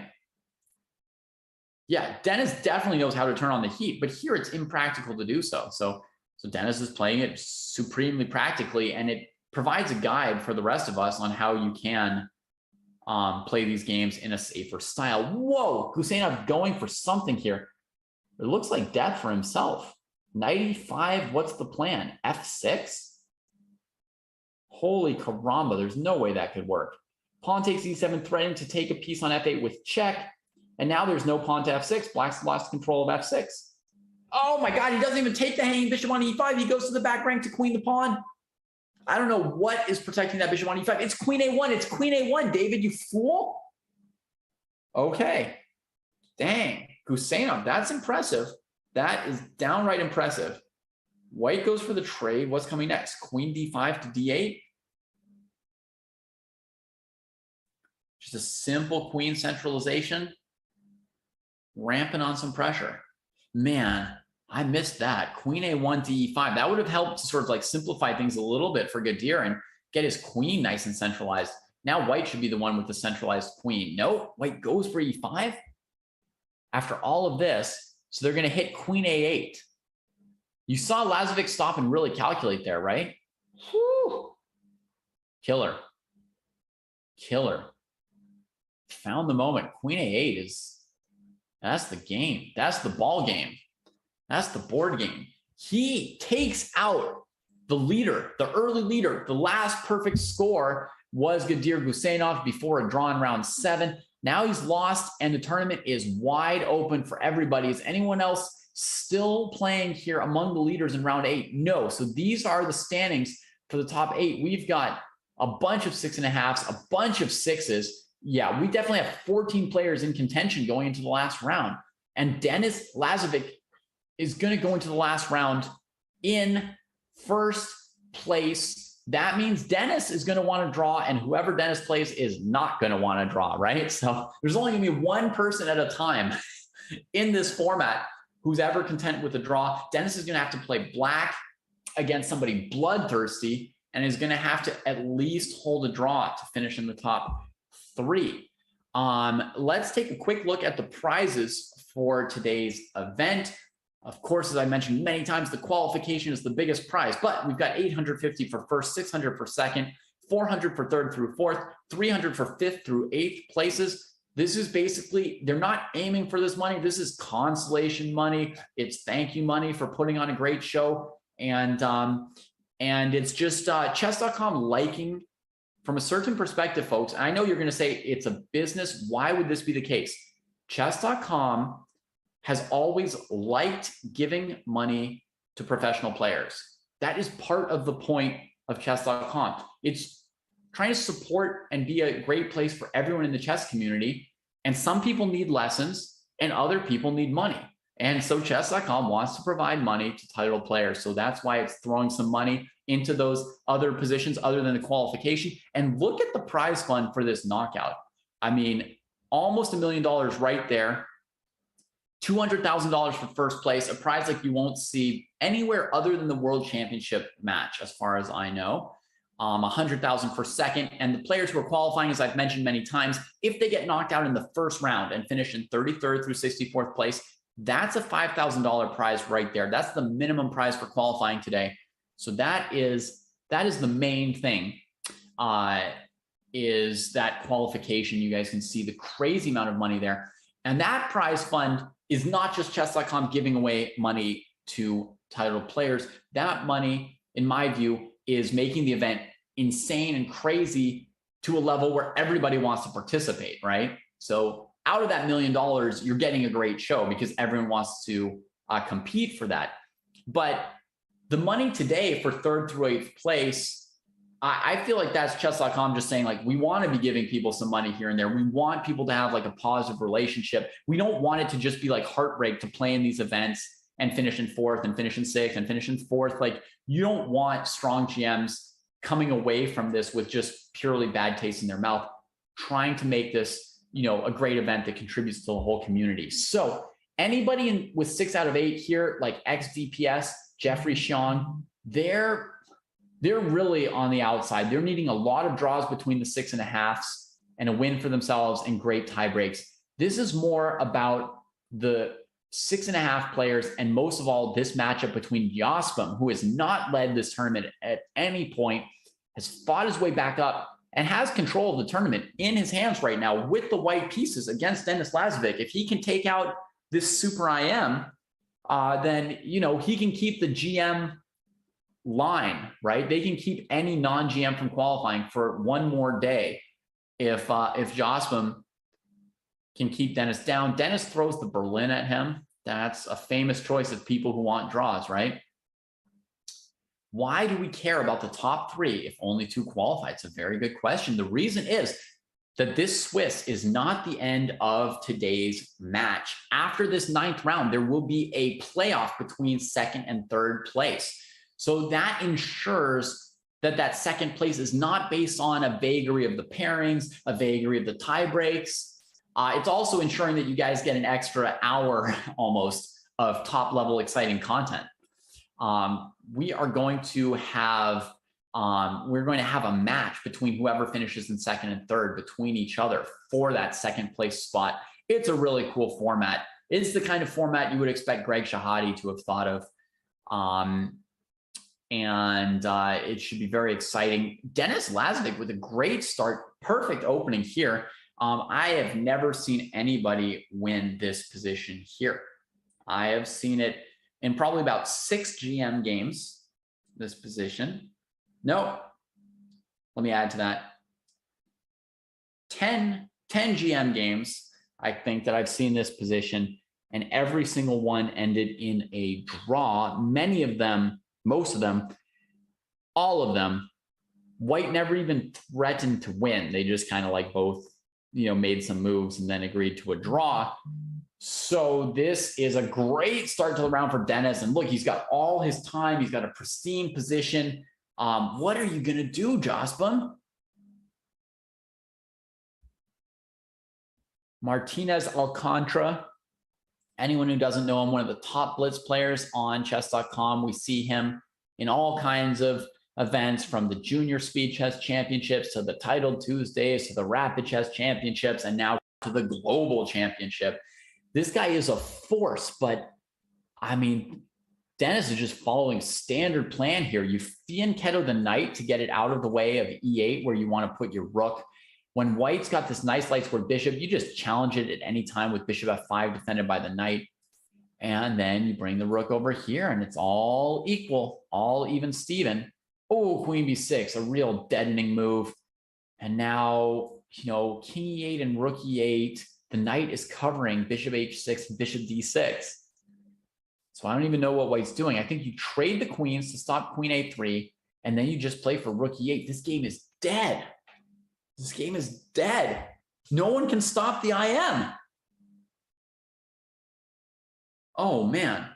Now, you're like, why is it exciting that the game is dead? Why is it exciting that he's killing the game? Well, I don't know. Like the first IM to ever qualify for the knockout phase of the Chess.com Global Championships, it would just be a huge sporting result. So far, Dennis just like supremely prepared for this situation. No problems. I think f6, king f7 looks perfectly fine. I saw in basically the same position, Topalov put his pawn on f6, play king f7, no worries at all. Okay, white's playing for knight c5. Black has knight d6 as well as rook e7. It's just no trouble at all. And there's the pawn on f6, and the king can approach to f7. And all is equal.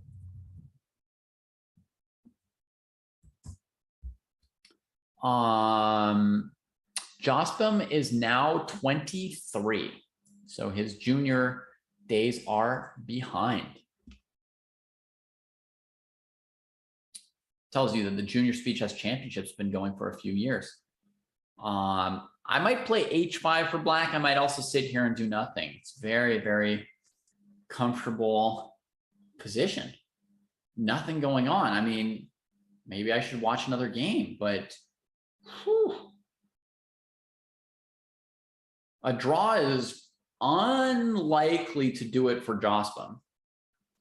But Chesscom is, you know, like, he's never going to agree to a draw here. He's going to play this game to the last seconds and the last pawns on the board, I would guess. Should we see if Gusenov has the bounce back, or should we look at Gregory Oparin, the other player who's finished in third before? Let's check out Oparin for a little bit.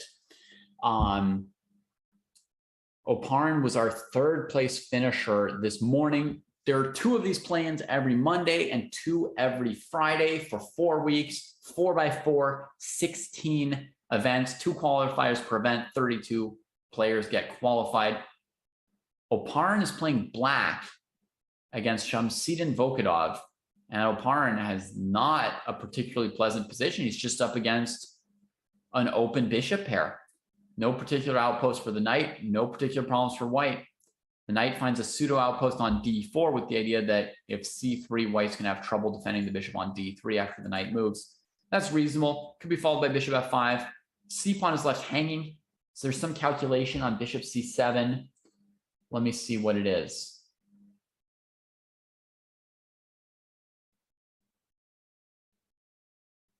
I'm calculating. Not finding it yet. Not finding it yet. I'm looking at knight c2 and rook c8. White doesn't take. Not too slow, right? Too slow. Didn't find it before they did and moved on. Rook e5. Kicking the queen. Where do we go next? Normally, like something like queen d2 would be desirable to get the second rook to e1. We have to watch out for moves like knight b3 and knight f3 in this position. You always got to watch your light squares, and knight c2. That's the other move to always look at.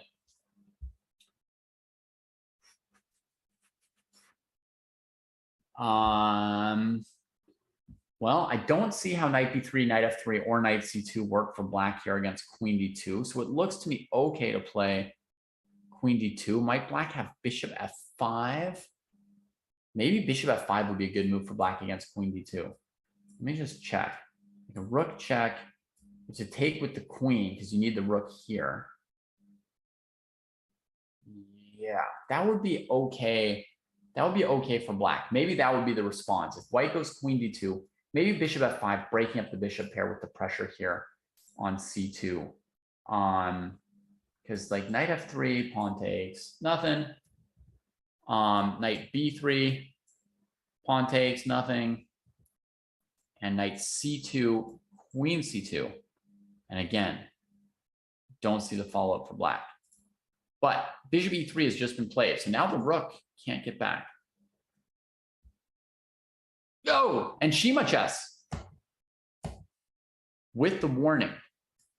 I was worried that there would be some kind of tactic, but I just was completely not spotting it. Shima chess points out bishop takes h3.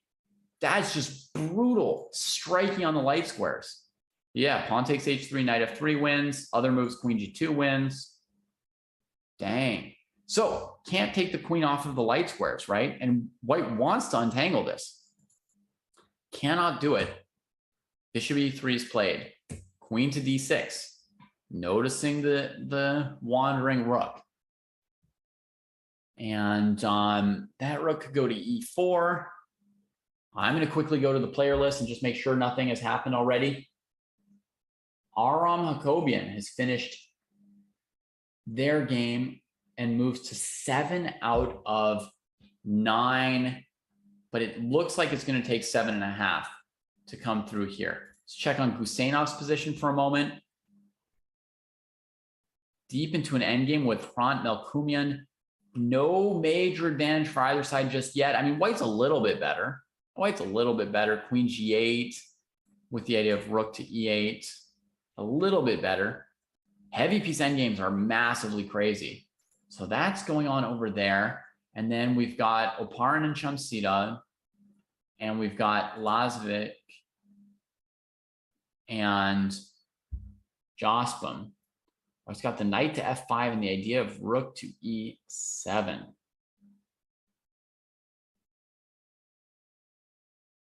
Is that something? I mean, rook a7 looks like the move.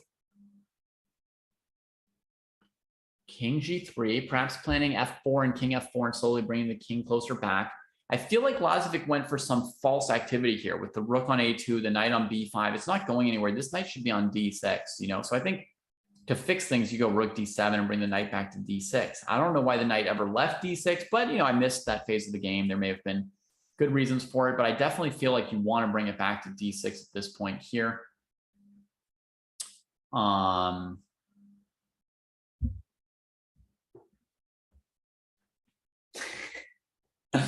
Imo Suji is full of evil fantasies. Who's going to make it through this game? Lazovic should be fine still, but starting to take some time. Obviously, he's got plenty left. His decision shouldn't be overwhelming.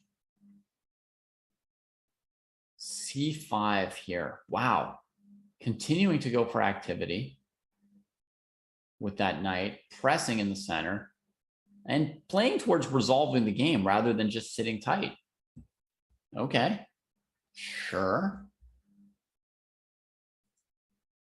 C5. You're going to get a repetition here one time with king g6, knight f5, king f7, I imagine.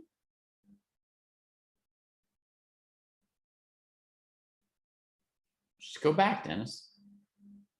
Keep up the pace, Dennis. Dennis has no such thoughts. He's like, I'm in control of what's going on. I've got a plan with c5. I trade on d4. I prep rook a4 at some point. I put pressure on d4. Hey, we got to say this. Dennis is very, very confident seeming. That's what I'm reading from Dennis's play is a lot of confidence. You know, so this guy who's been to that heartbreaking second, third place match loss once before does not look like it's hurt him at all. He looks like he's very confident that he belongs at the top of these tournaments, not just against GMs, but against super GMs, right? And to be Denis Lazovic and to be good. Yeah.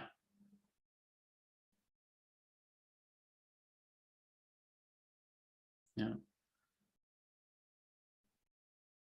Rook e7, he allows it for his counterplay. He believes in rook a4, rook b4, knight d4, allows the rook in to e7 and e6. And if rook e6, I imagine he'll go king f7, you know, and then when rook takes on b6, play knight takes d4 and transpose to the rook ending like that. Yeah, rook e6 has just been played. And I don't think he'll give the f6 pawn. I think that would be a little bit risky. I think king f7, there it is. And man, he's really guiding this game very, very, very well, actually. You know, I mildly criticized, wondered about the knight on b5, but he's made good use of it. And I mean, he's certainly playing a good deal better than anybody else today, all right, since he's in first place in this tournament.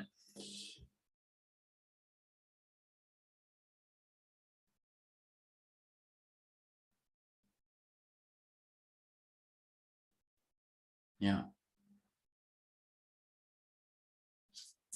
So, Chesscom thinking, I mean, his tournament is like ticking down. If he draws this game, you know, he's probably not making it through. So he's got to assess.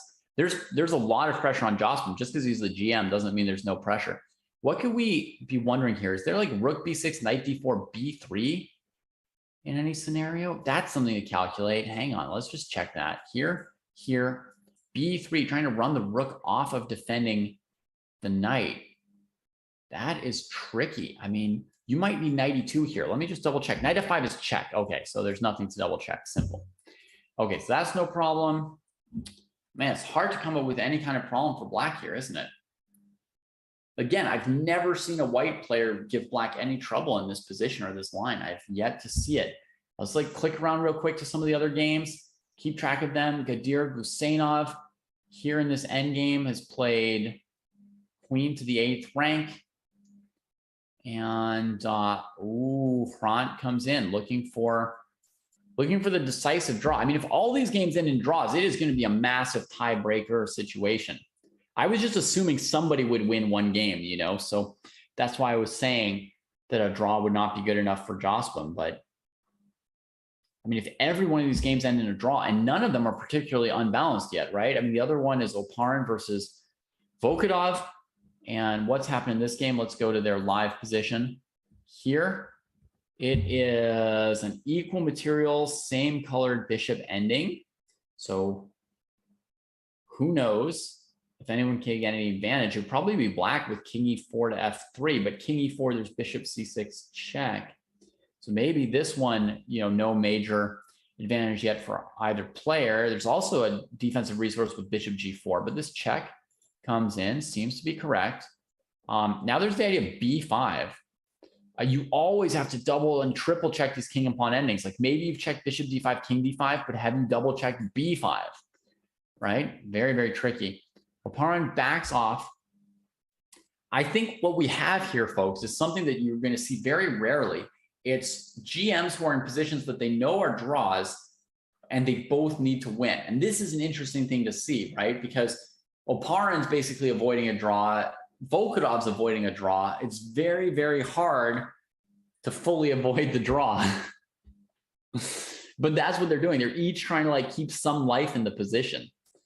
Even though there's little to be done. Black prepares king f4. White goes after the pawn on b6. Yeah, king c6, b5, king c5, king f4. Sandbag says black missed a win, maybe at some point earlier, but in the phase we're watching, it's not very obvious that anyone should win. White re-centralizes the king. So the only progress is bishop g4, bishop b5. Now you try and block out the white bishop from this, and bishop here, and you can never cut it out. So they've accepted reality there. That's one draw in the books. Denis Lazovic has also held the draw against Chesscom. We're getting the draw scenario. Another game ends in a draw. Everybody is tied at 7 out of 9. We've got Gadir. Is he still playing against Hrant? See if Gadir can win this. He or Hrant. I mean, either one. If they win this, they qualify straight out ahead of everybody. But we may actually have the scenario of every single game ending in a draw. And these players were trying so hard to avoid the draws, but there was no way to do it so far. I guess white's still technically better with that d4 pawn, better than the h7 pawn, right? A little bit better, but you know, the king's pretty darn open. It's hard to play this kind of situation. And okay, Hrant decides to finally make some genuine improvement here with the h pawn to go for g5, and Gadir cuts him off and says, let's play the endgame. He wants that pure rook endgame with the big space advantage in the center. And can he play rook e2 now? He does. On rook e3 check, there's rook takes rook.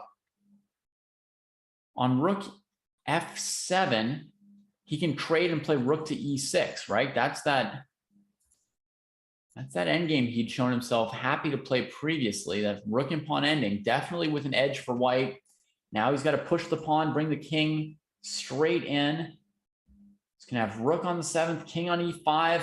Gadir might be doing it. He might be bouncing straight back from losing a game. This allows rook e8 check. Pront has to stop. He's down 30 seconds. He has to stop for a moment, though, because that might be his one last chance to have an active piece this game. Now we can just go rook e6, and you don't have to calculate anything. Yeah.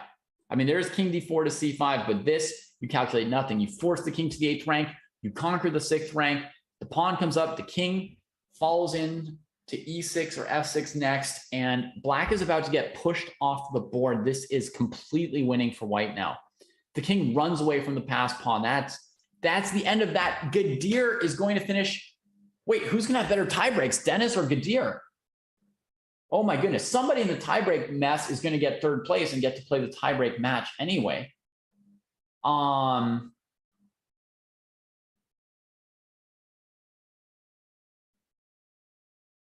Wow, some desperate defense from Pront.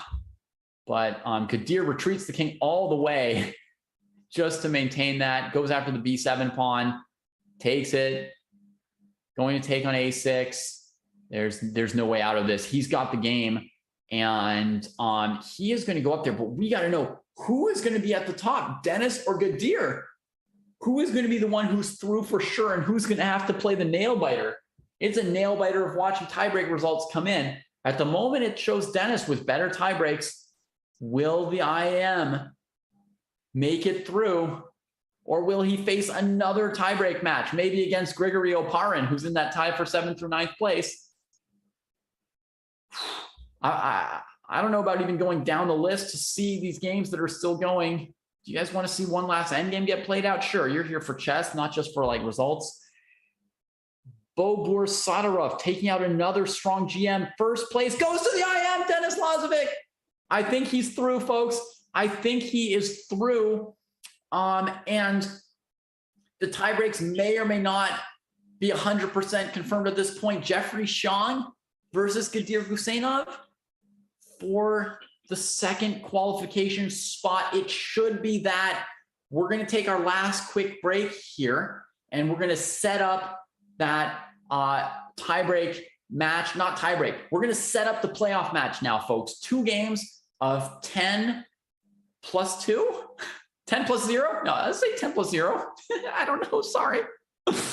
2 games of 10-minute chess in a moment to determine the last spot in the global championships. There's the format to correct me or correct all of us. 10 plus 0, 2-game match coming up. We'll be right back, folks, with the most exciting chess of the day.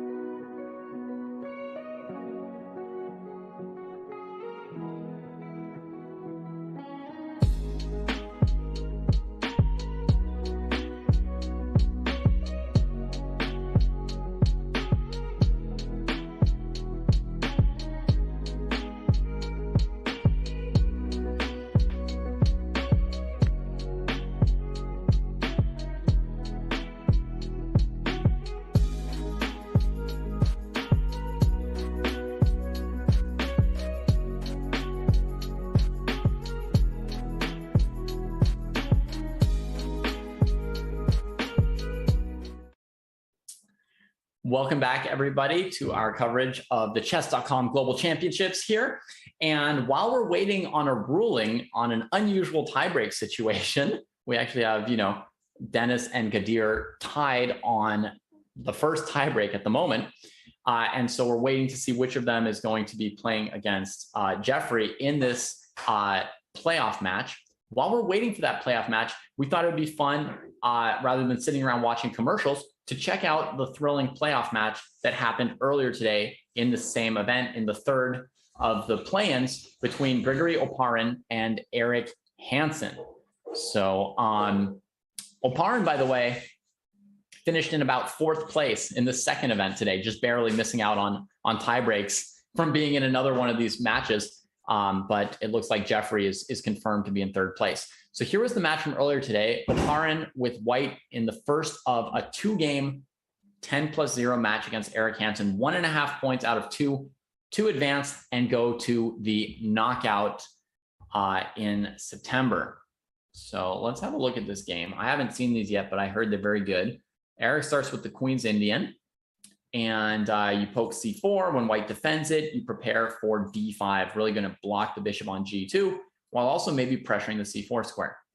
Okay, this is normal opening theory, puts the bishop on d2, where it's slightly worse than c1, plays d5, knight e5, hitting c6, as well as defending c4, knight fd7, because you want to deal with this knight, but you don't want to deal with it like knight bd7, knight c6. That's not dealing with it. So, so going back, so he goes knight fd7. This is standard opening theory as well. And knight to d3 from Oparin. Interesting. So that leaves c4 hanging for sure for a while. And knight to b4. Okay, that's going to chase the bishop off of defending this pawn. So he comes back.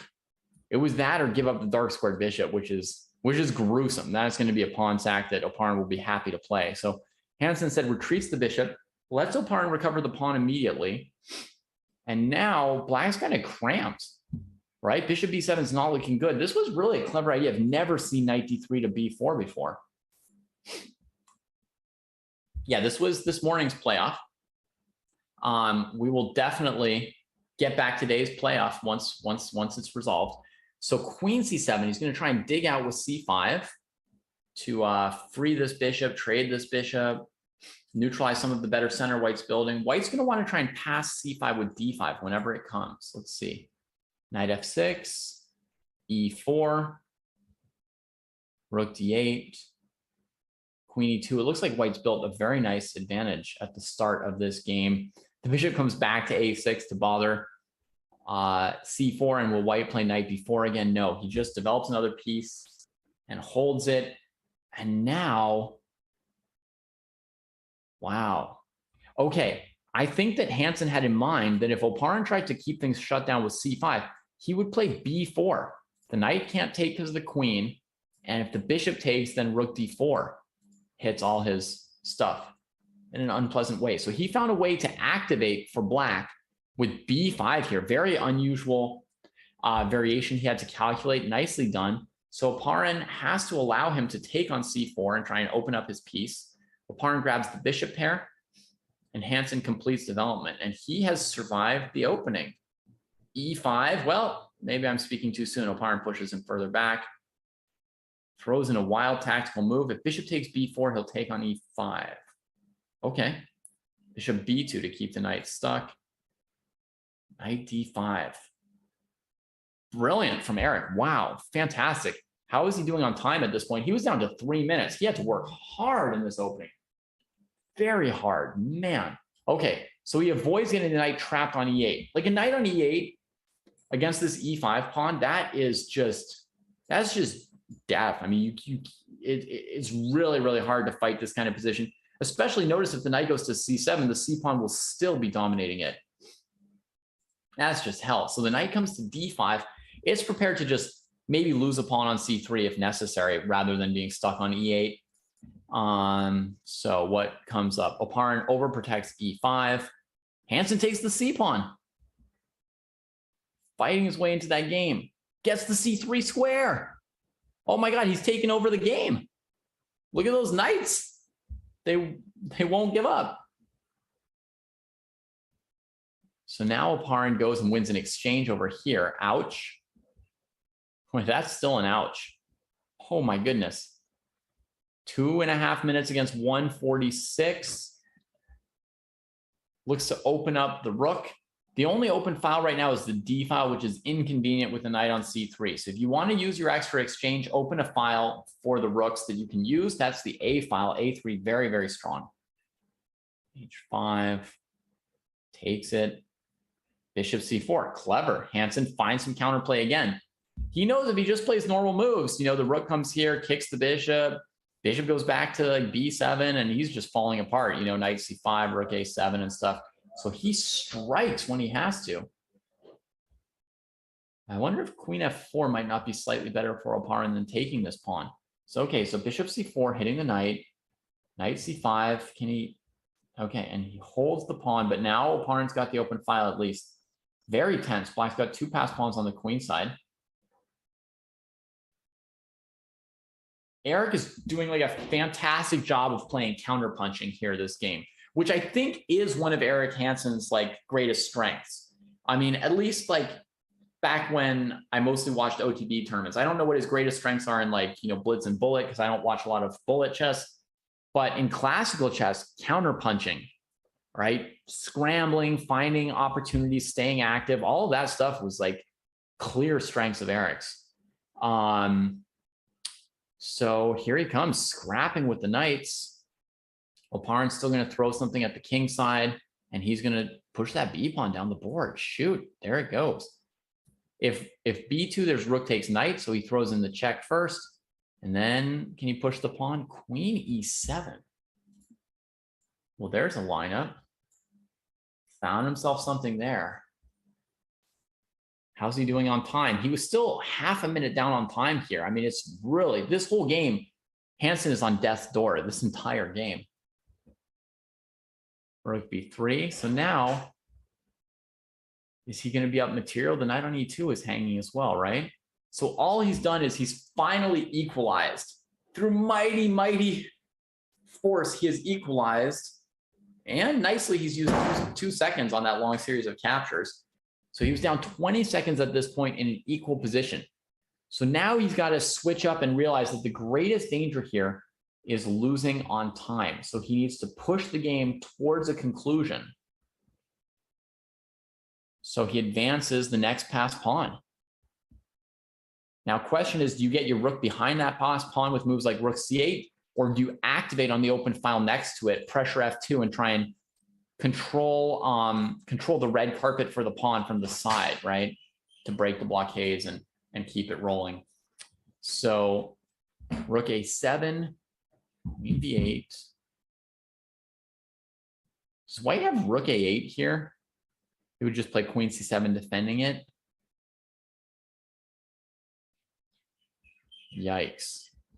Okay, so he goes to c8, h5, playing for h6. White's trying to give some difficulty to black. Hansen goes to the d file. That looks good. That looks good. He goes to the d file. Now I think this is the right setup for him, is like these moves to help the pawn. Now it's complicated because he still has to always watch out for rook a8. His king can't really get off the back rank easily because of bishop e4. H5 is stopping g6. He's in all kinds of difficulties here as well, right? Rook c7 to play rook c8 in case of rook a8. The battle goes on. Can you guys believe he's just played 20 moves in like 20 seconds? What a fight. And the clocks were getting closer at this point. Oparin was down to 25 seconds as well. Hansen attacked the e5 pawn and just picked it off the board. Beautiful. And now Gadir trades queens. I guess thinking like maybe with the sorry, not good. Now Grigori Oparin traded queens, right? Maybe hoping that the extra 5 seconds would be enough to flag in this situation, put the rook behind the c pawn. Eric Hansen prepares to bring the king into the game. Man, he is so fast. He's down like 8 seconds at that point. Unbelievable. He plays another 15 moves on these 9 seconds, folks.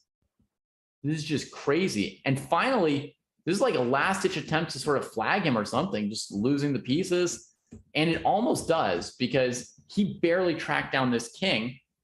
And eventually, actually, white flagged or resigned at the moment with half a second left for Eric. He managed to throw his pieces at white, drain white's clock. He won that game. He went on to hold the second game and win the match 1.5 to 1/2 and earn one of those spots in the 64-player knockout. And I now have for you the information of who will be playing today's playoff, or that was already today's playoff. Today's second playoff. 2-game, 10-minute match will be between Gadir Gusainov and Jeffrey Xiong. So we have finally truly confirmed that our first non-GM, Denis Lazovic, has qualified for the 64-player knockout phase of the Chess.com Global Championships. Congratulations to him. What a result. What a brutal tournament. What a fine course he played through it. Well done by him.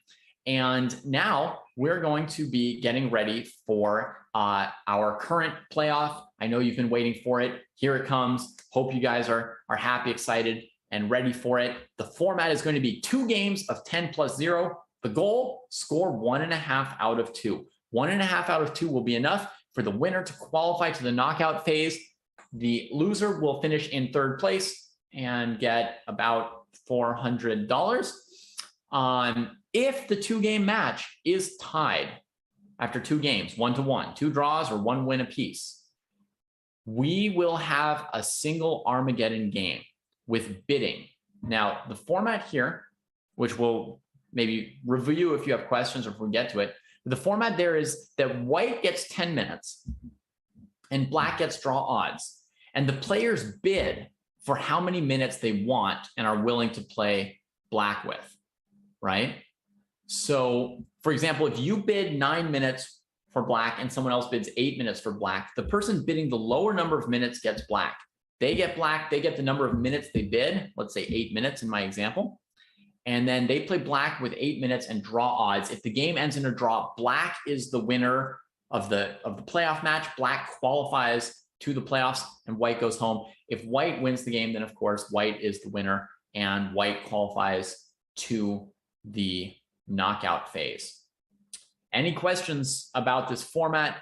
Let me know. But we're going to start off with 2 games of 10-0. We'll see whether or not we need an Armageddon after that. 2 games of 10+0. That should be pretty clear. It's going to be white in the first game for the player finishing 2nd in the Swiss that we just watched, which is Gadir Gusainov. Also, one little interesting thing I noticed about Gadir is actually he offered a draw on move 1 in that 9th round. So he actually was so confident in his tie breaks, which it did turn out were like 5 points or more ahead of anybody in the 7-point group. He was so confident in his tie breaks that he offered a draw at the start of that game. He eventually won it, which pushed him into the tie with Denis. But he was confident that he had those tie breaks, and he was actually right about it. And I've wondered, if any players have the experience to sort of know what the tiebreak situation is, be confident around tiebreaks, make decisions around risk factors, taking draws, pressing for wins around expected tiebreaks during these events. And it seems like Gadir was. He offered that draw and put that pressure on Krant to try to win the game with black. And eventually Gadir went on to win that game with white. And, that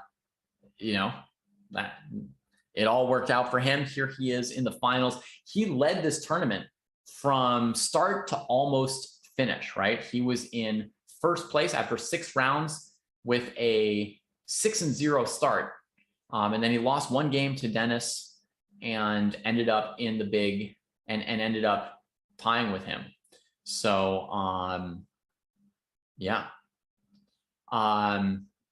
So here we are into that tiebreak. Gadir's got white. He is playing against Jeffrey's Petrov. Jeffrey is another Petrov adopter. He plays D4 against the Petrov. 95, the bigger main line, but D4, fully normal main line as well. E5, kicking the knight, takes on D4, D5, Now you take en passant in the face of black's bishop c5 threat, right? Big threat, takes, knight retreats, and we've got the symmetry in the pawn structure and an open game. E4, E5 used to simply be thought of as the open games, 150 years ago in chess theory. So development is at a premium in this kind of a situation. Black grabs the tempo with knight c6.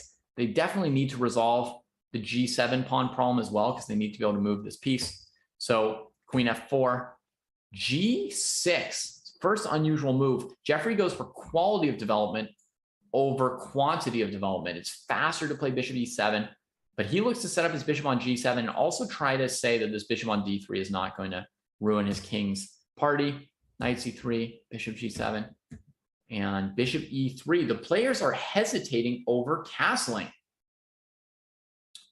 I wonder if Gadir wants opposite side castles to really try and play for a win with his white game.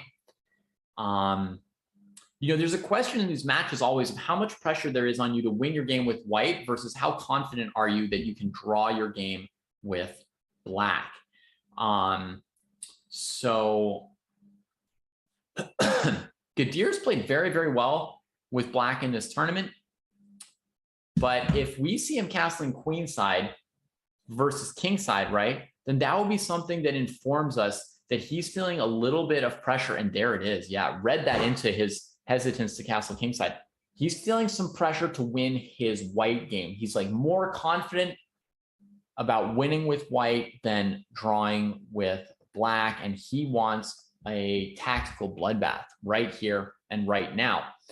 And there's something about playing the Petrov that really brings that out in other players too, isn't there? Don't you guys feel that? Like when someone plays the Petrov, a lot of white players just see like a red flag, right? And they just like try and charge it. Yeah, unfortunately for Gadir, he didn't know about the Cochrane Gambit, so he missed his best chance to take Jeffrey out here. Take him behind the woodshed, sack a knight on f7, give him the what for, and rock his world in rapid chess. But he's still playing a very aggressive line. Notice he doesn't throw the h-pawn here. This is interesting. No just random throwing of the h-pawn. He's saying the center is so open that he's still going to emphasize just full development and activity. But a very, very important question for this position is this queen active here, or is she in trouble, right? Like, is she awkward? Is she going to catch some stray bullets here as the minor pieces are fighting in the middle of the board? I don't really love her. Honestly, I would be uncomfortable as white. My just instinct for many, many games, random different positions, is just to feel uncomfortable actually with this queen on f4. Just too many minor pieces, too many stray bullets. So I'm not super happy with white's position at the moment. Let's see what white's going to want to do. Knight g5. There was a question of whether black is threatening bishop takes c3, bishop takes a2. Probably not, but it was a question. White goes knight g5. This could prompt some answers.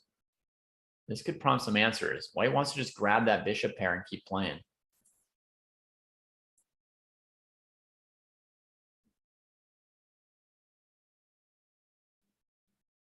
Jeffrey started with 10 minutes. They're in the 10 to 10 right now. They're 10 minutes for white, 10 minutes for black, 2 games, no increment, nothing fancy, exact same time control that we've had throughout so far. All right, Jeffrey tries to keep the bishops level. He might even have intended to answer knight e6 with knight d3, like immediately, and then queen trades and all that. He may have calculated that all out. In any case, Gadir kept his bishop, right? He's saving it for somebody special, right? It's like his heart that he gave out on Christmas. He's saving this bishop for somebody special. He's not going to trade it for that knight. Maybe the rook on e8 is somebody special. Maybe he would trade there. What's Jeffrey going to do? c6 doesn't look fun because you got to worry about this knight. The rook's attacked, the bishop's attacked. It looks mildly unpleasant. Can you just play bishop d7 though? That might be the simplest of the moves. I see Jeffrey getting a bit behind on the clock here. Right? A little bit behind on the clock. Almost 2 minutes down now, feeling a little bit of pressure here from this bishop b5 move. Is there any tactic with f7 if we take the bishop off? No. And he's played it. He's played bishop d7. Okay.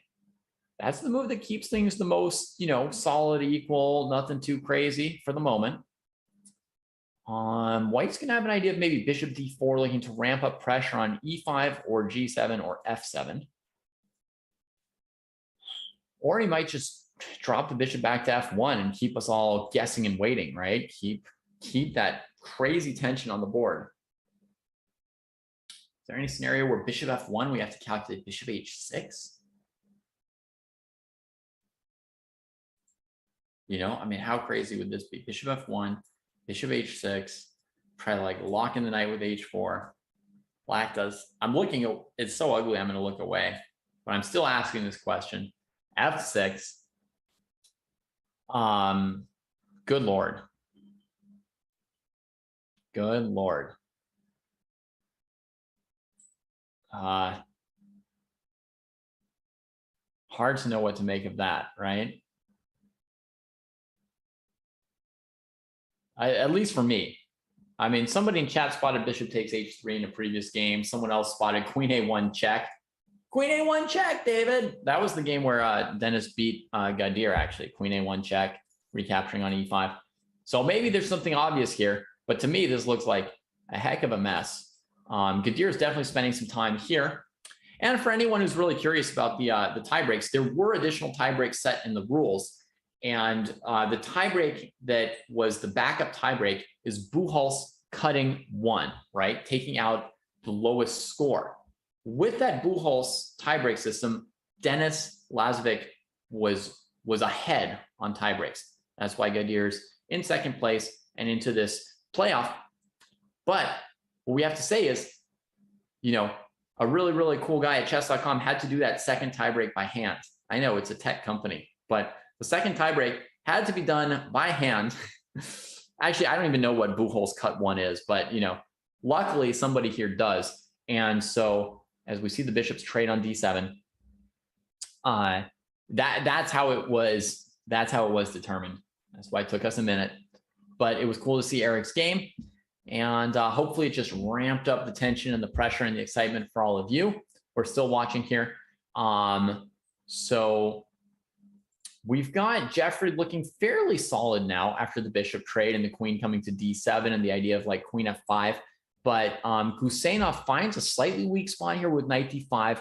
Now c7 is going to be hanging, so there's no queen moves for you, that's for sure.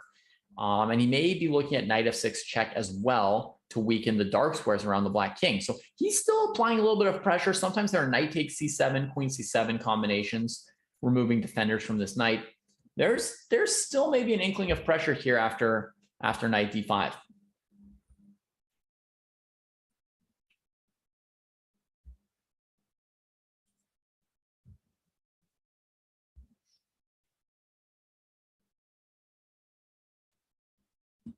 Knight d5.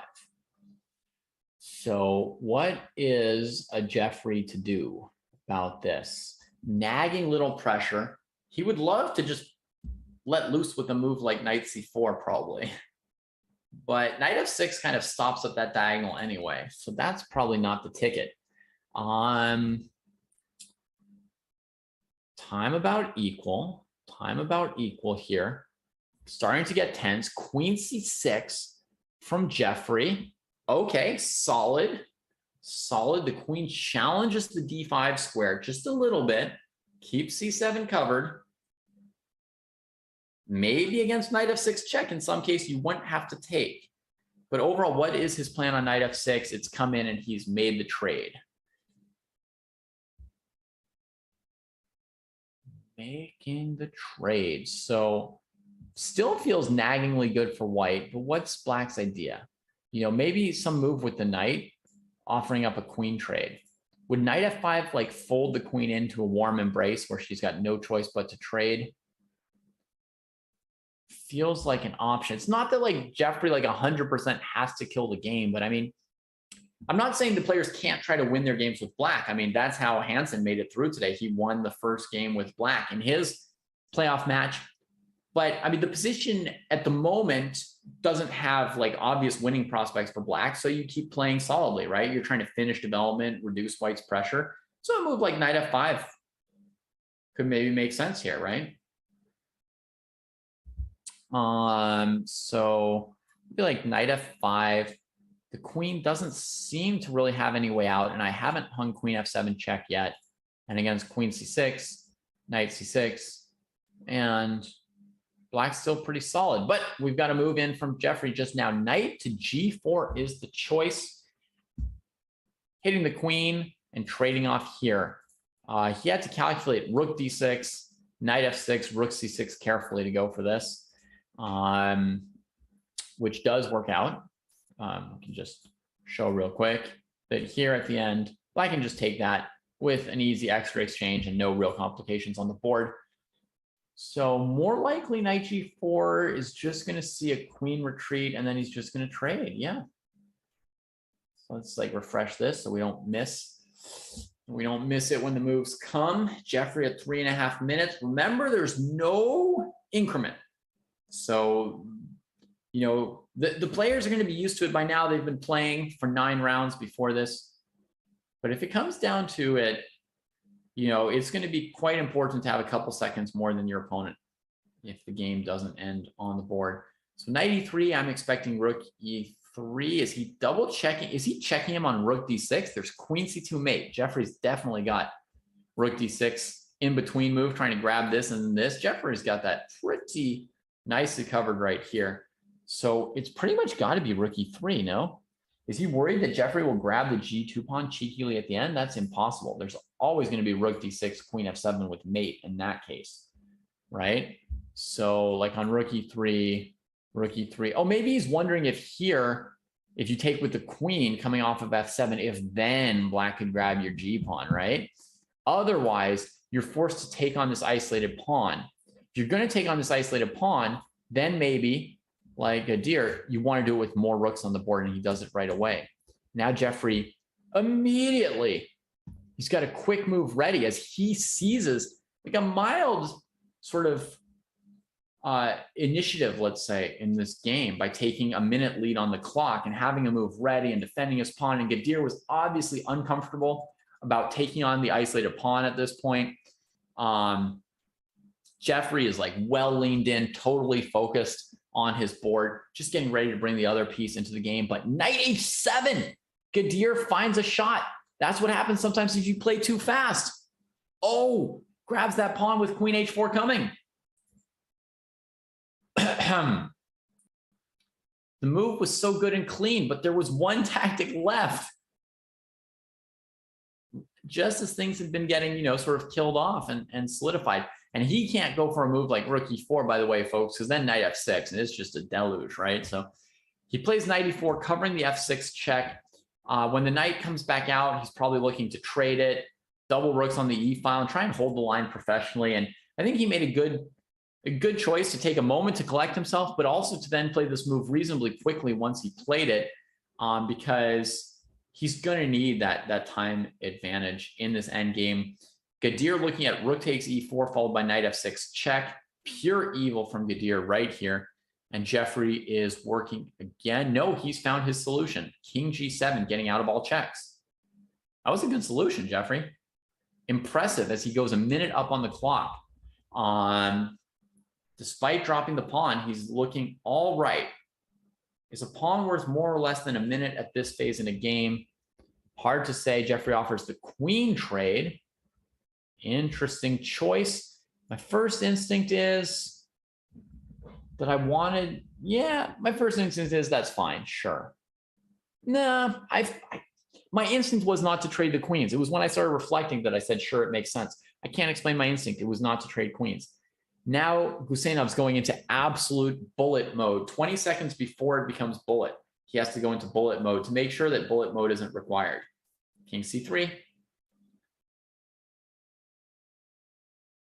And yeah, a single rook endgame will be like a real grind. What I think is, and the reason I sort of don't want to trade queens for Jeffrey a few moves ago and don't want to trade rooks for him now is you want to keep the complexity and the tension in the game. You want to make a position on the board where it's very hard for white to pre-move. You want to make the game go as many moves as possible because white will be more and more likely to run out of time to play the game. So Jeffrey's king activating, looking at squares like f4 and g3 potentially. So white's going to try and like make a breakthrough over here, even though they don't have an extra pawn because the king's far away.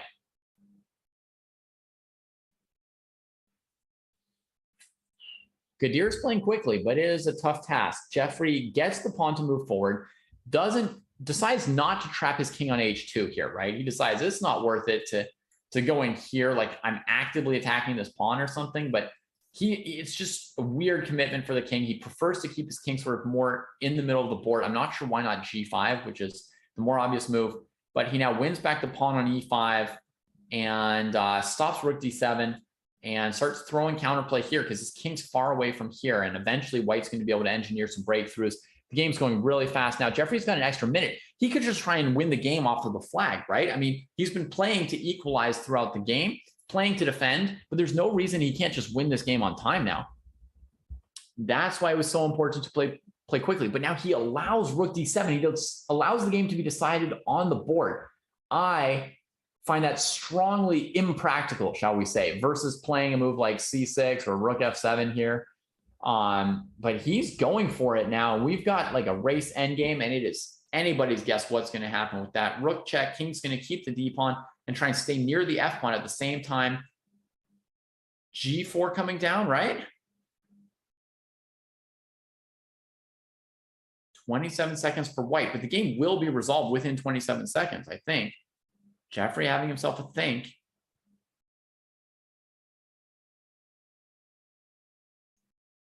Yeah, it's got to be that.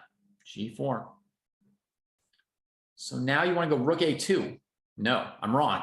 Failure, Bruce, failure. Oh, because rook a2, b7, rook a4 check, king c3 or c5, and your rook can't even sack for the b pawn. So he had to do it this way. And now Gadir hasn't even lost a second yet.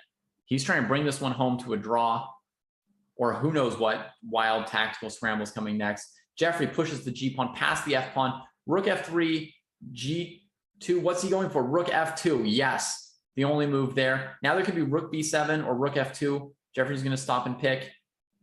He's going to go for rook b7, I think. Rook f2, b8 queen looks so risky. And draw in hand for white with checks. I think rook b7. Yeah. Now it's a7 incoming, or a6, sorry. And it's going to end in a draw. Guseynov had enough time to bring the game to its logical conclusion. Whew, both players dodged some bullets that game. Both players dodged some bullets and have some things to think about. But it's best not to dwell too much on that, right? Better to just like go into your opening rep for the next game, figure out what you want to do. That was really exciting. I mean, obviously Guseynov up a pawn had all the chances to win for much of that game. You guys saw the time advantage for Jeffrey, though, start to like rear its head, where at some point, if he equalizes, he can just win by flagging. And I think he made an impractical move from I mean, I'm not a flagger, right? But if this is the sport, if this is the 0-second increment, if the goal is winning the games within the context of the exact rules and not about, playing the best chess moves, then Jeffrey's choice to go rook e2 and go for the pawn race and like resolving the game immediately was the wrong choice. And he could have moved in circles in that position and probably won on time. I mean, he had a very high chance to do so. We've got Guseynov defending the honor of the hyper-accelerated dragon. Once again, we saw him play a fantastic game that he won against Raunak Sadwani, one of his key games in his road to the top 2 finish in this tournament. And now he's like trotting it out again. So the plan he used last time was bishop d7, a5, a4. And here, different move order from white. He plays a different move order from black. Queen b6, hitting b2. Looking for that queen trade. If white trades, what's the problem for white?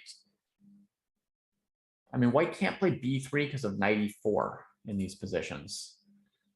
The question is black even going to just throw a b pawn at white as sort of like a pawn sack somewhere here? I wonder. White needs to somehow like evacuate this diagonal, support the B2 pawn, the C3 knight.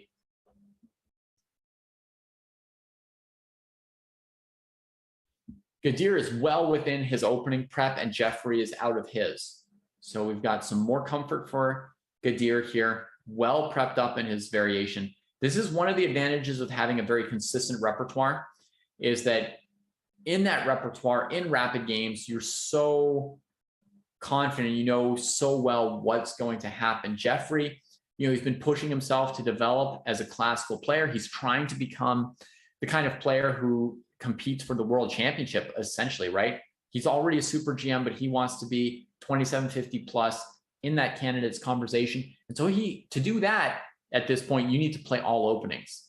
Gadir's approach works very well for some professional situations, but it does not quite, but it's not like the profile of world championship candidates now. They all play everything.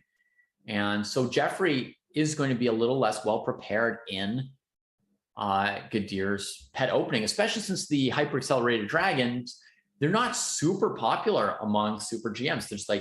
There's nobody over 2,700 who's playing this very frequently at all.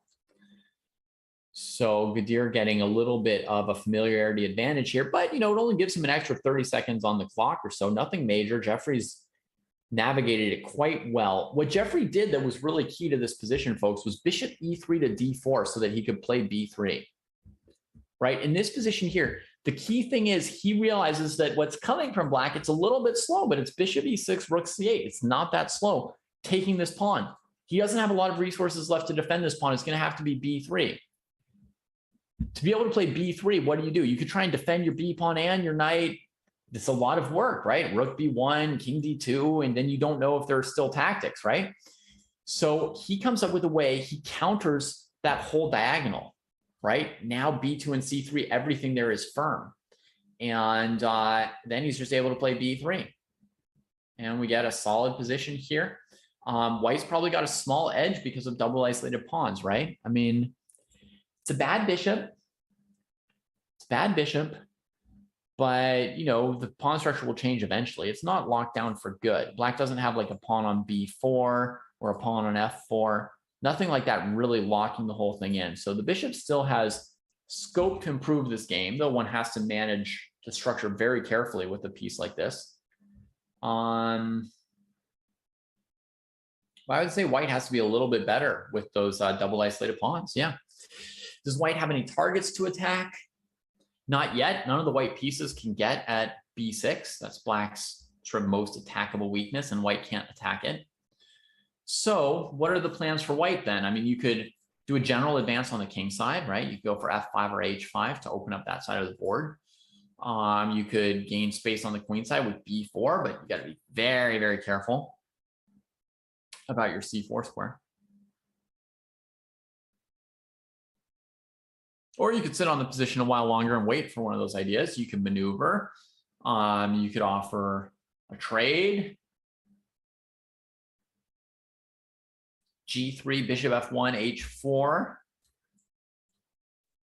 And go bishop f1 to h3 to offload your bad bishop. That's an example of like a really slow maneuver you can do to see how the opponent feels about it. You can go knight b5 to d4 as a less slow one. So Mario, if you're asking whether Jeffrey Sean can get to a candidate's level, the answer is it's possible, but not guaranteed, right? He has that 2,700 level at a young enough age. He's got the talent and the work ethic that is possible, but there's no guarantees for anybody getting there pretty much. I mean, every now and then, like, Kasparov, Carlsen, Firouzja come along and that they're going to compete at that level, but generally it's not guaranteed. All right, bishop heads to c2, from which it defends the squares the knight attacks and can consider playing b4 at some point or a4, gaining space here. And you see Gadir just locking down the dark squares. Bishop has to look here. He'll probably expand the h-pawn too, but he's got to be careful. If he expands the h-pawn, h4, you got to be ready for that. Okay, he's ready for it. So the idea would be like h4, gh4, rook h1, rook g8.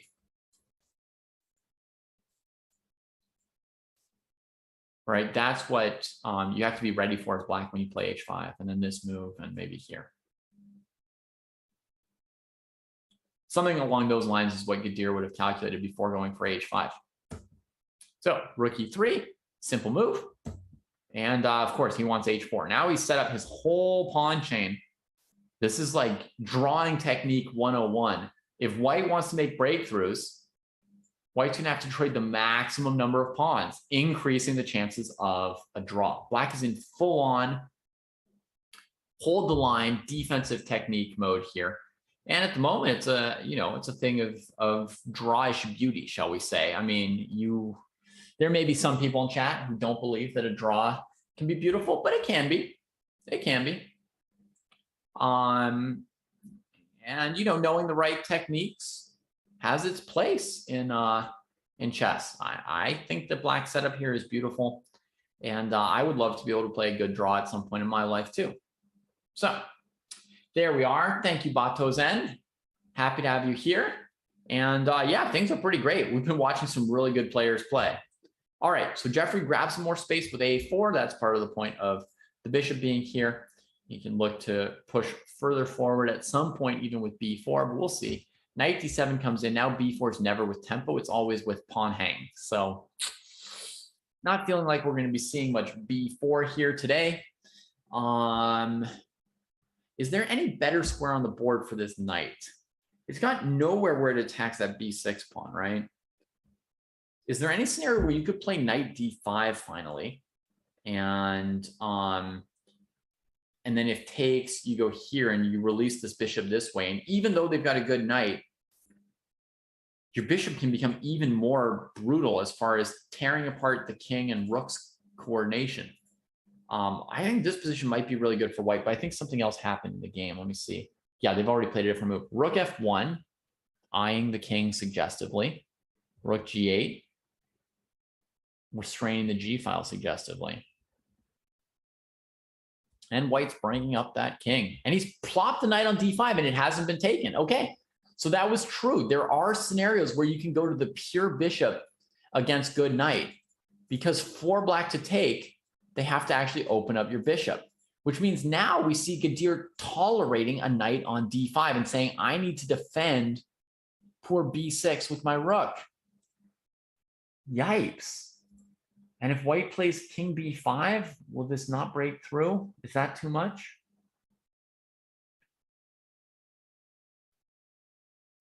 I don't rightly know. I mean, black does have knight d7 as a simple defended resource, but yeah, I mean, can white's king go all the way? Perhaps. Perhaps. For anyone just joining us, let me just remind you, one of these two players will advance to the Global Chess Championship's 64-player knockout phase, and one of them will not. That's what's on the line here. They're playing a two-game match. It's tied 1/2 to 1/2. Either player, if they win this game, that's it. They're going on minimum prize $5,000, maximum prize $200,000 for the first global champion. Jeffrey's on the move on king side, playing g3, preparing f4. He's reclaiming those dark squares one at a time. One at a time. And he is putting tremendous pressure on Gadir. Gadir's down on time again, 2 minutes. You can see he's fighting hard. And Jeffrey's grinding like a pro. But yeah, can that knight be tolerated forever? Because how do you fight on the king side when the file's open if you never take this knight and your rook just sits here defending? It feels like that's intolerable. It feels like at some point you have to take the knight and bring your rook to the rest of the game. But if there's one thing that I lack in chess, it's judgment. And in these kind of positions where you're a bit worse and you're trying to choose between different unpleasantries. I think Gadir's faster than I can think of it. The bishop retreat suggests he's trying to play e6 to chase the knight back that way and then reclaim his rook. Now, can white throw anything crazy at him like f5 or, you know, knight f6 or e5? Jeffrey does. He throws f5 at him. That was my instinct. And part of the point here is that if black takes, you can take here with check. You can take here first, kicking the rook. You can even go for bishop h5, maybe. Like maybe his idea is takes. He takes here, the rook comes here, and then he puts this on him. Ooh. That'll stop rook e8. That'll basically stop all resistance, right? That's like a stop wiggling around moment there for white. I mean, black would look like they have to sack back here to stop white from outposting, but it's just done because you cannot defend the f6 pawn. That's like the final death of this position, right?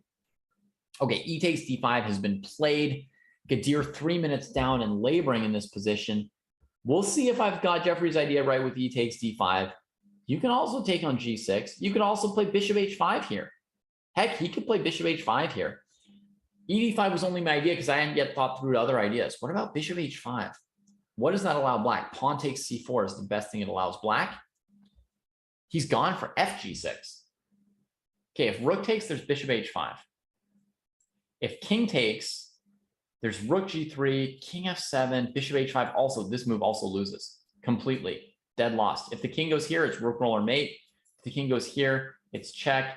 And we force the king off of the defense of this rook. Right here, check, done. So he's taken with the king in the game, I think. That's the end of the game. Rook g3. That's it. Oh, he sees it. He sees it. We can see it on his face. I'm watching the board more than the players, but now I'm looking for a second. And yeah, he knows that's the end of the run. He's upset. He collects himself, accepts that he had an incredible run, tied for first place. Tie breaks put him in this match. And the playoff went Jeffrey's way. Jeffrey Xiong wins this one. Gadir was so close. And that is just a brutal moment for him. Jeffrey walks off, and we will be hopefully hearing from Jeffrey in a moment to hear what his experience was like of this 9-round tournament, the 2-game playoff match, the intensity today. It started off with an untitled player grobbing him. Oh no, they were titled, but much, hundreds of points lower rated player grobbing him in round 1. And it finishes in triumph as he edges out Gadir Guseynov in a 2-game playoff, 1.5 to 1/2. Guseynov, the player who first seized the lead of this tournament, started off 1-0, 2-0, 3-0, 4-0, 5-0, 6-0. People dropping. And Guseynov, he seized this tournament, but he was finally, the victim of the tie breaks, the victim of Jeffrey Xiong's comeback. Congratulations, definitely, to both of these players. I mean, Guseynov played a heck of a tournament. He really showed us how to play the accelerated dragon today, even though Jeffrey, wow. I mean, if there's a game to study, folks, this is a game to study right here. Jeffrey really showing the long torture that is available to white and that has been suffered by many a black player in the Maroczy bind. Very, very instructive. I mean, I think almost every game we looked at today was instructive and, worth playing through again, folks, to deepen your understanding and knowledge of whatever you just saw. Check out here the timeline that we've got for what's coming up for the Chess.com Global Championships. We are right now in the play-in phase. The Open Qualifier phase was for untitled players. Now we're playing these play-in phase events. They are a mix of any titled player who's verified, plus the players who qualified from the Open Qualifier now going up against those titled players. This is going on for another 3 weeks, but there are also still Open Qualifiers. If you look at that, if you saw this tournament and thought, I would like to play in it, well, look at the dates. July 31st is when the Open Qualifiers finish, all the way up till the last week before the play-in. So that means over the next 2 weeks, there's going to be further overlap between the Open Qualifiers and the play-in phase. You can win one of those tournaments, and you can get into this tournament and play the Grob against Jeffrey Xiong. and then later say that you drew against a super GM. So those are still going concurrently. We've got 12 more of the play-in events, right? 12 more of the play-in events. And then we'll get to the knockout phase in September. The knockout phase will include 2 players from each of these 16 play-in tournaments, 32 players who qualify through the brutality of the 9-round Swiss and perhaps the 2-game playoff match. And then 32 players who are just sitting at home feeling good about being super GMs, right? Saying, dang, it feels good to be a super GM. They're just waiting there. They've got their invitation in hand. They're playing a little will I, and eventually deciding, you know, $1 million and a fun event with all the other top players in the world. Yeah, I'm there. So that's who you're going to see in the knockout phase. That's going to start in September through October, and they're going to whittle it down from 64 players to 8 players. And then we'll have the finals of the knockout, which will be with the top 8 players from there. That's the schedule. That's what's up. Our next play-in phase coverage will be on Monday. So that'll be Monday. There will be 2 events again. They are, let's see if I can figure out the schedule in my poor head. One of them is at 8 a.m. No, we can do this, David. 10 a.m. Pacific. That's the second one. And the earlier one, I'm going to say, is at 4 a.m. Pacific. I'm going to go with 4 and 10. So there will be coverage of those on Monday. In the meantime, there will be the Rapid Chess Championships on this weekend, tomorrow, Saturday, and Sunday. And that's everything we have for you today, everybody. Congratulations again. 5 and 10. All right. I'm being told to correct the times. It's 5 a.m. and 10 a.m. Pacific on every Monday and Friday. After a couple of weeks, we'll get the hang of it. I'll know when it is. You'll know when it is. Rapid Chess Championships tomorrow morning, 9 a.m. Pacific on Saturday and Sunday. And our congratulations and thanks for the show they put on to Denis Lazovic, Jeffrey Xiong, and Gadir Gusenov. This is David signing off for now on chess.com. Have a great day, everybody.